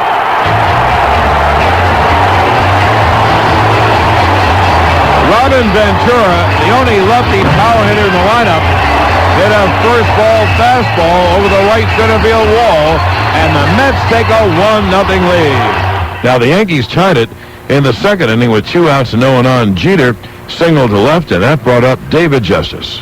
Jeter leads. It'll be a 2-2. Swung on, hammered, base hit. Inside first on the right field line as Jeter runs around the bases. Over to the right field wall, Perez. Jeter rounds third. They're going to wave him. The throw home is not in time. He scores. On the third goes Justice. Well, David Justice knocked in the run that tied the game at 1. It was tied at 1 in the top of the 4th inning when Tino led off with a single, and after Posada struck out, Martinez off at first, and the hitter was Paul O'Neill. That'll be a 2-0 to O'Neill. The pitch swung on and line toward the gap in right center. It is a base hit. It will go all the way to the wall. Racing around third, Tino. He will score. O'Neill to third. The throw is not in time, and it goes off the stands. The Mets got lucky. It was overthrown, and it bounced off the stands. If it bounced into the stands, O'Neill would have scored. So on the triple by O'Neill, who had 3 hits tonight, it was robbed of a 4th hit. The Yankees took a 2-1 lead. Well, the Mets battled and finally tied the game in the 6th inning. But before that, in the bottom of the 5th inning, with 1 out, a single by Bordick, a sacrifice by the pitcher Reed, and Timo Perez worked out a walk. That brought up the dangerous Edgardo Alfonso. Here's Michael Kay. And the 0-2. Swung and a miss. He struck him out. A slider down and out of the strike zone. A big strikeout for El Duque. His 9th of the game, and he works out of his first big jam. In the 6th inning, Piazza led off with a double that just hit the chalk over third down the left field line. Ventura walked, and that brought up Todd Zeile. And the pitch, he does swing away, lines it down the left field line. That is a base hit into the corner. Piazza rounds third. He'll score. The ball dug out of the corner by Justice. Fires into Jeter. Ventura holds it third, and moving into second with an RBI double is Todd Zeile. The game is tied at 2. However, Benny Agbayani then walked, and the bases were loaded, no one out, and El Duque was unbelievably brilliant. First of all, he struck out Payton, and then he faced Mike Bordick with the bases loaded and 1 out. El Duque sets. Runners lead. The 3-2. Swung and a miss. He struck him out. A fastball. He blew it right by him. And El Duque is pumping himself up between the pitcher's mound and home plate, pumping his fist together almost like a weightlifter. So there were 2 outs, bases loaded, and they took out Reed and brought up Darrell Hamilton, a left-hand hitter, to pinch hit. Swung on a hit sharply to short. Right there is Jeter. He fires the Vizcaíno, and they get the force at second. And El Duque pumps his right fist. What a performance by the Yankee right-hander. Now, the Yankees tried to take the lead in the 7th inning when, with 2 outs, Jeter walked. Justice was hit by a pitch. Bernie Williams was up. He ran the count to 3-1. Took a strike 3-2, and against Dennis Cook, he then struck out. And the Yankees also failed in the 8th inning when a walk but a double playground ball and then single fouled by O'Neill, his 3rd hit of the night, but the Yankees couldn't score. In the bottom of the 8th, the Mets won the ball game, and here's how they did it. After Ventura struck out, Zeile singled, and that brought up Benny Agbayani. Now the pitch swung on in line. There's a base hit toward left center, toward the gap. It's in the gap and goes to the wall. Zeile around third. They will score him. Jeter's throw will be made. A double and an RBI for Agbayani, and the Mets take a 3-2 lead. So it was 3-2. Payton, in a very important play, beat out an infield hit to send the runner to third. And with 1st and 3rd and 1 out, they pinch hit Bubba Trammell against the lefty Mike Stanton, who then came in to relieve El Duque. The pitch is hit in the air to deep center. That gets in the run. Bernie makes the catch. McEwing scores. The throw is cut off. It's a sac fly for Bubba Trammell and an RBI, and the Mets take a 4-2 lead. In the 9th inning, Chuck Knobloch came off the bench and pinch hit and lined a single to center against Armando Benitez. But Benitez got pinch hit to Luis Polonia to fly out to center. He struck out Jeter. So it was up to David Justice, 2 outs and a runner on. It'll be a 3-2 to Justice. Benitez deals, swung on, and popped up toward right field. Alfonso on the outfield grass makes the catch. Mets win.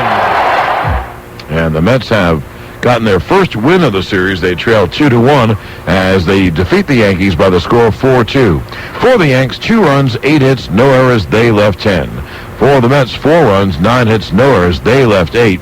El Duque, the loser, his first loss in postseason, now 8-1. The winner is John Franco, and Armando Benitez gets the save. And tomorrow night in Game 4, Danny Nagel for the Yanks and Bobby Jones for the Mets. We'll get back with more from Shea in a moment. This is New York Yankees baseball. The Subway Series is here, and now is the time to win an exclusive Subway Series collectible, courtesy of Steiner's Sports. This Steiner Subway Series sweet spot is a Tino Martinez hand-signed baseball. You'll also receive an exclusive Rawlings official 2000 World Series game ball. Lucky number 7 to the WABC contest line, 212-268-WABC, will win this authentic collector's item. This Subway Series sweet spot is brought to you by Steiner Sports, the leader in authentic sports collectibles. Call today, 1-800-759-7267, and insist on the real stuff. That's Steiner Sports at 1-800-759-SCORE, or visit their website, steinersports.com. As you know, the Steiner seal means it's real. Listen tomorrow for your next chance to win.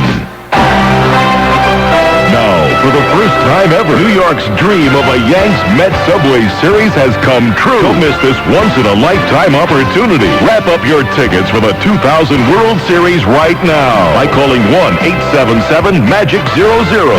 That's toll-free, 1-877-624. 200. Operators are standing by to help you be part of New York sports history. Pick up the phone right now and call Ticketmagic.com at 877-642-4200. Catch all the intense action live and in person. The Amazing Mets or the Bronx Bombers. Who will it be? All tickets include entrance to an exclusive Ticketmagic.com party at the world-famous Planet Hollywood. Call now, 877-MAGIC-00. Don't miss the fun. Get into the game. You can also visit us on the web at Ticketmagic.com.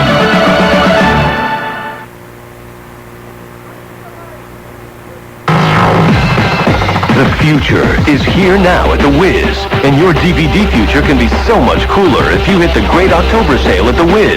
So hit it hard and hit it now. Make a run to The Wiz and catch dozens of awesome Warner Home Video DVD titles for an amazing $9.98 each. Yeah, just $9.98. Are you ready for some true-to-life, totally in-your-face DVD action? Then the great October sale at The Wiz is the only game in town. Snap up the planet's MVPs of DVDs from Warner Home Video for only $9.98. New Jack City, Excalibur, Pacific Heights, and Deep Cover are just the beginning of a totally all-star lineup. Plus, you can pick up Panasonic's Kickin' DVD player with Like You're There Rock Your Wall surround sound for just $249.99. For what's hot, what's cool, what's new, whatever's out front in the techno world, The Wiz is your technology destination and your ticket to entertainment. Everywhere you travel, morning, noon, or night, when your transmission needs some fixing, it's best to do it right. For over 50 years, car owners have been singing the praises of Lee Miles. So when their cars have transmission trouble, it's no surprise Lee Miles is the place they go. Get me to Lee Miles, the smartest thing to do. For over 50 years, Lee Miles has been doing right by you. Their state-of-the-art equipment can diagnose and repair most any transmission problem. Lee Miles, the most trusted name in transmissions.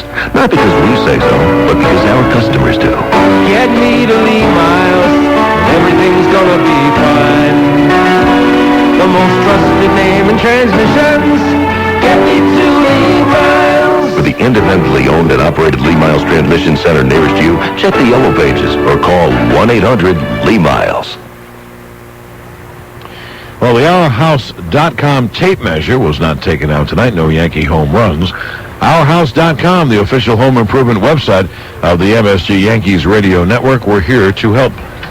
The picture-perfect play of the game was made by Edgardo Alfonso, who stole a base hit from O'Neill in the 6th inning. O'Neill hit a blistering drive to the glove side of Alfonso. He took a couple steps, a dive, snared it, and threw out O'Neill. And that robbed O'Neill of a hit and what would have been a 4-hit game for Paul O'Neill. So great play, Fonzie, and the picture-perfect play of the game brought to you by Kodak Max Film. It's all you need to know about film. Don't miss the return of undefeated welterweight champion Sugar Shane Mosley when he defends his title against top-ranked contender Antonio Diaz. It's live on Saturday, November 4th at 9:45 p.m. on HBO, the heart and soul of boxing. When it comes to performance capability and a winning tradition, only two teams are world-renowned.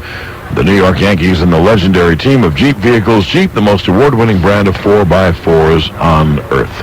Well, the Mets win at 4-2 at Shea, and the Yankee lead in the series 2-1. Tomorrow night, the Yankees open up a 3-1 lead, or the Mets tied at 2 games apiece. We'll preview that game in just a moment on Yankees Postgame. This is New York Yankees baseball. WABC. Want to know what really turns me on? Running my hands through a man's thick head of hair. If hair loss is a problem for you, let me tell you how to stop it in its tracks and help you get back all the hair you've lost, guaranteed. Introducing FolliGuard, the simple, effective answer to embarrassing hair loss. FolliGuard uses a simple 3-step system that will replace your lost hair in less than 3 minutes a day, guaranteed, or your money back. If you've been experiencing hair loss for 1, 2, even 10 years or more, no problem. FolliGuard Guard stops the problem where it starts, allowing your body to once again produce healthy hairs that once replaced will continue to grow for years. And with Guard, there are no sexual side effects that some other replacement systems can cause. Imagine looking in the mirror and once again seeing a full head of thick, sexy hair. Sound good? I think so. Call Guard now. Toll free 1-800-957-4762. Get your hair and your confidence back guaranteed. 1-800-957-4762. If you are a New York sports fan, listen for the single best collectible ever offered. The Yankees are playing the Mets in a Subway World Series. The 2000 Subway Series is the biggest event this town has ever seen. And now is your chance to own a piece of the history. AllAmericanCollectibles.com has for the first time ever created a commemorative baseball to capture this historic event. It is a Rawlings World Series ball featuring Rawlings MLB logo as well as a special Subway Series logo featuring the Yankees and the Mets. All three logos on one commemorative ball. The best part about this deal is the price. Each ball is only $24.95. That's right, $24.95. It is exclusively available from All American Collectibles. Just call 1-800-WOODY-64 to order your Subway Series ball for $24.95. This is the first and only time that an official MLB Subway Series ball has ever been done. Now is your chance to own a keepsake to cherish for years to come. Makes a great holiday gift. The number again, 1-800-WOODY-64. Or log on to AllAmericanCollectibles.com to purchase this collector's edition ball 24 hours a day. What can you get at the ballpark for under $9,000 these days? Not much. One bat from a shortstop, the bat boy's worn sweatbands, half a right fielder's arm. But at your local Kia dealer, you'll find the all-new long-haul warranty program with limited powertrain coverage for 10 years or 100,000 miles. It's one less bump in the road, and it smells a whole lot better than those sweatbands. Visit Hempstead Kia in Hempstead, New York, and Bay Ridge Kia in Brooklyn, New York today for details including specific coverages, limitations, terms, conditions, and restrictions. Visit your Kia dealer or Kia.com. For the year 2000, Capital Audio congratulates the American League Eastern Division champions, the New York Yankees. Capital Audio, 120 Duane Street, 2 blocks north of City Hall. It's where you'll find Panasonic video camcorders, where you can capture all the fun and memories of the upcoming winter holidays. Capital Audio is the home of Panasonic, where you can watch your favorite movies on Panasonic portable DVD players. Just in time for the playoffs and the World Series, take home a Panasonic flat-screen TV at Capital Audio.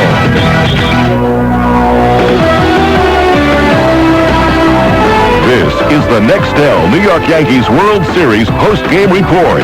Nextel, how business gets done. Call 1-800-NEXTEL-9. Brought to you in part by Capital Audio in downtown Manhattan, bringing you the finest in home electronics. And by Anthem Health of New York. Visit us at anthemny.com. Well, tune in tomorrow evening for the Sun America Mutual Funds Yankees pregame program. Is brought to you by Sun America Mutual Funds, the retirement specialists. And tomorrow night, Yankees pitch left-handed Denny Nagel, and the Mets go with right-handed Bobby Jones. It is another vital game for both teams. If the Yankees win, they take a commanding 3-1 lead. And if the Mets win, they tie the series up at 2 games apiece. The Yankees pregame at 6:05 and play-by-play sometime around 8:25 tomorrow evening. And that's all for tonight's Nextel post-game scorecard. Once again, the final score, the Mets 4 and the Yankees 2. New York Yankees baseball is a production of the Madison Square Garden Radio Network. The executive producer of Yankees baseball, Pete Silverman. The producer is Brian Ferguson. The associate producer is Jack Candy Maldonado. Studio operations today by Mike Coragliano. And the network coordinator is Seth Schaefer. The announcers heard of the broadcaster approved by the New York Yankees and are employees of the MSG Radio Network, which is solely responsible for the broadcast content. Remember, tomorrow evening at 6:05 pregame and 8:25 play-by-play when the Yankees take on the New York Mets in Game 4 of the World Series. Now for Michael Kay and Brian Ferguson, this is John Sterling saying so long from Shea Stadium. Have a good morning, everyone.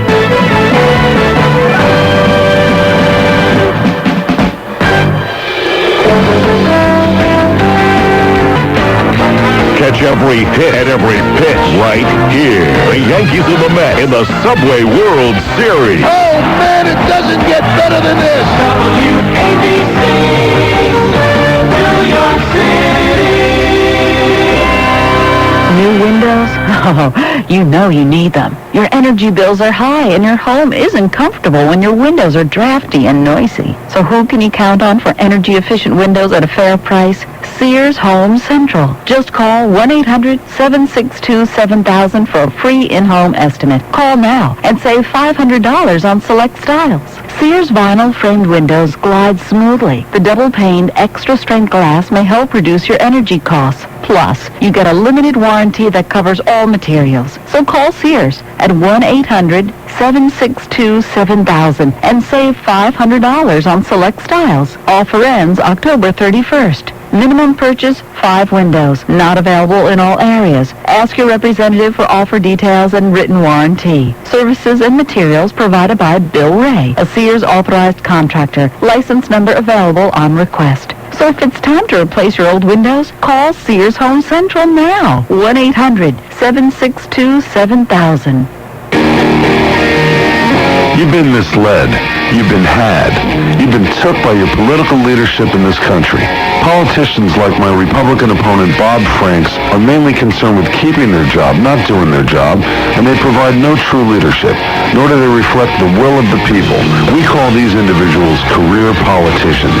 On the other hand, my rich Democratic opponent John Corzine is out of touch with reality, and his campaign rhetoric is an act. His real purpose in seeking the Senate is scarcely more than to complete his resume. If you elect him, he will raise your taxes. Remember, the only money that government has comes from working people like you and me. Our government is us.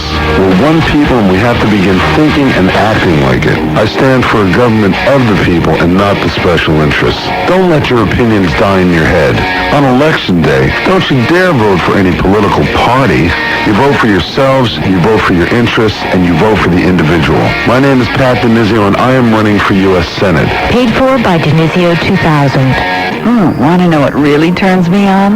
Running my hands through a man's thick head of hair. If hair loss is a problem for you, let me tell you how to stop it in its tracks and help you get back all the hair you've lost, guaranteed. Introducing FolliGuard, the simple, effective answer to embarrassing hair loss. FolliGuard uses a simple 3-step system that will replace your lost hair in less than 3 minutes a day, guaranteed, or your money back. If you've been experiencing hair loss for 1, 2, even 10 years or more, no problem. FolliGuard stops the problem where it starts, allowing your body to once again produce healthy hairs that once replaced will continue to grow for years. And with FolliGuard, there are no sexual side effects that some other replacement systems can cause. Imagine looking in the mirror and once again seeing a full head of thick, sexy hair. Sound good? I think so. Call FolliGuard now. Toll free 1-800-957-4762. Get your hair and your confidence back guaranteed. 1-800-957-4762.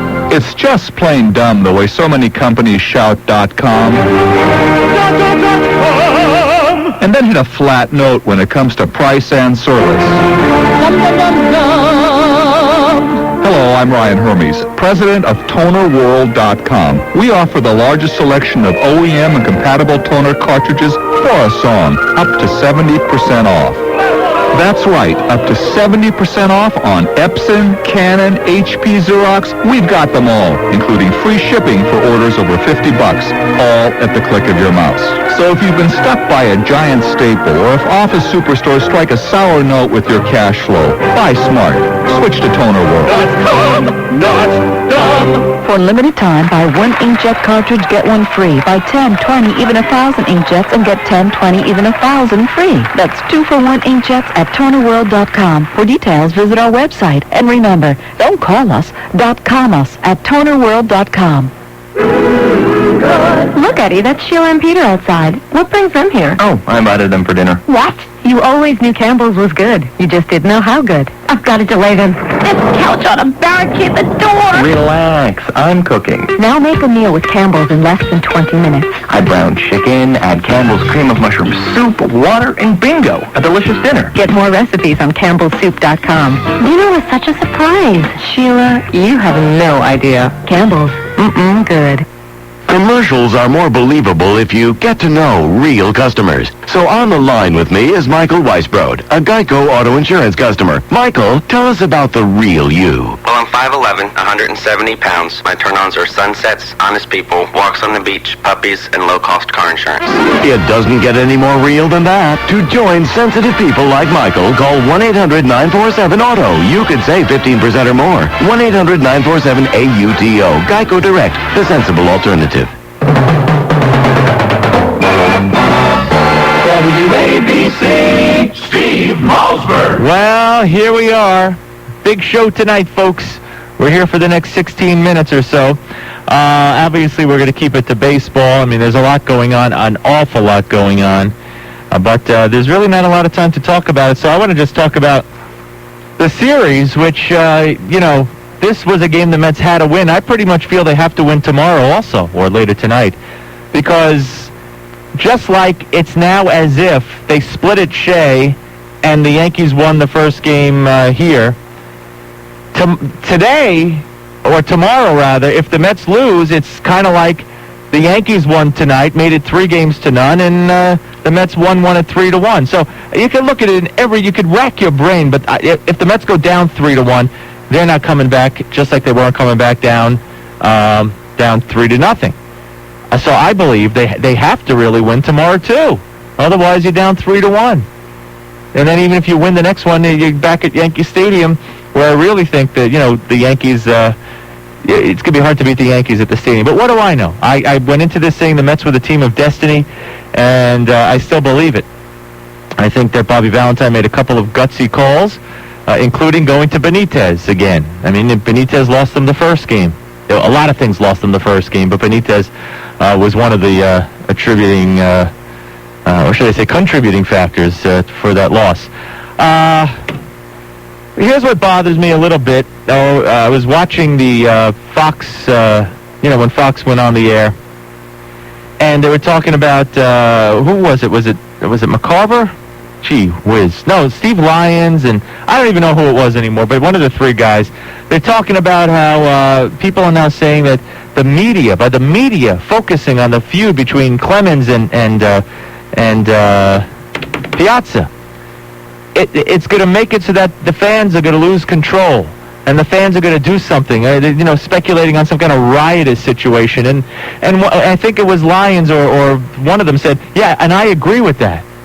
Even though I'm in the year, no, it was what's his name, Keith Olbermann, my favorite, Keith Olbermann, who never met a Democrat he didn't like or a conservative Republican he didn't despise.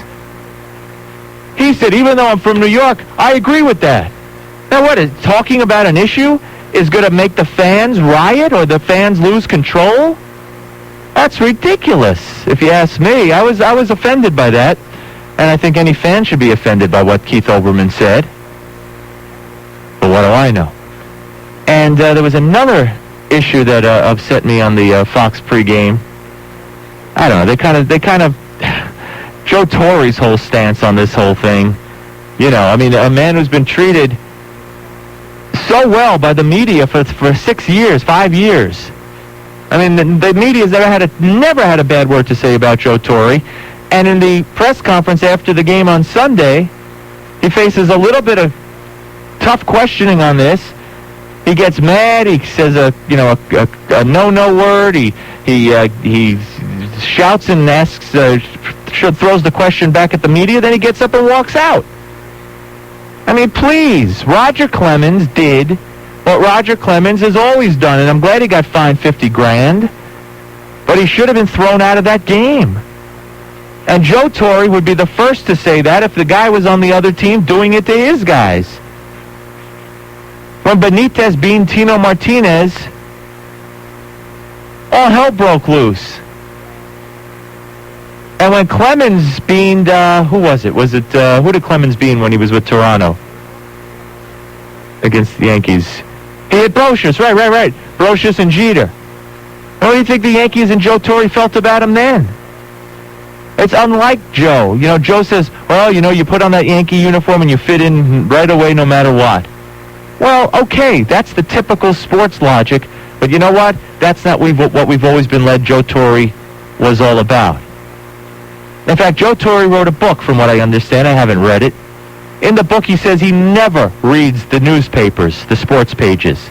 Never. And on his daily news commercial, he says how he reads them all the time because he's getting paid to do a commercial. I mean, if you want to, you want to go after Joe Torre, there are places to go after him. But nobody ever does. Everybody always leaves him alone because basically he seems like a great guy, like the father of the Yankees, the man who holds them together, the man who knows how to take the heat to keep the heat out of the clubhouse, who knows how to separate the team from George, again, by taking the heat. Never publicly, but always in private. And I was really surprised that he acted the way he acted at the press conference, and I was disappointed. And, I mean, after all Clemens said, I thought it was the ball I was throwing. I mean, come on. That's what he said. Then he changed his story about 3 or 4 times. He thought it was the ball. I mean, that's ludicrous, don't you think? I think so. Anyway, so we are now dealing with a situation here where the Yankee streak is over, El Duque's streak is over, and Denny Nagel goes tomorrow. And we shall see what we shall see against Bobby J. Jones, of course.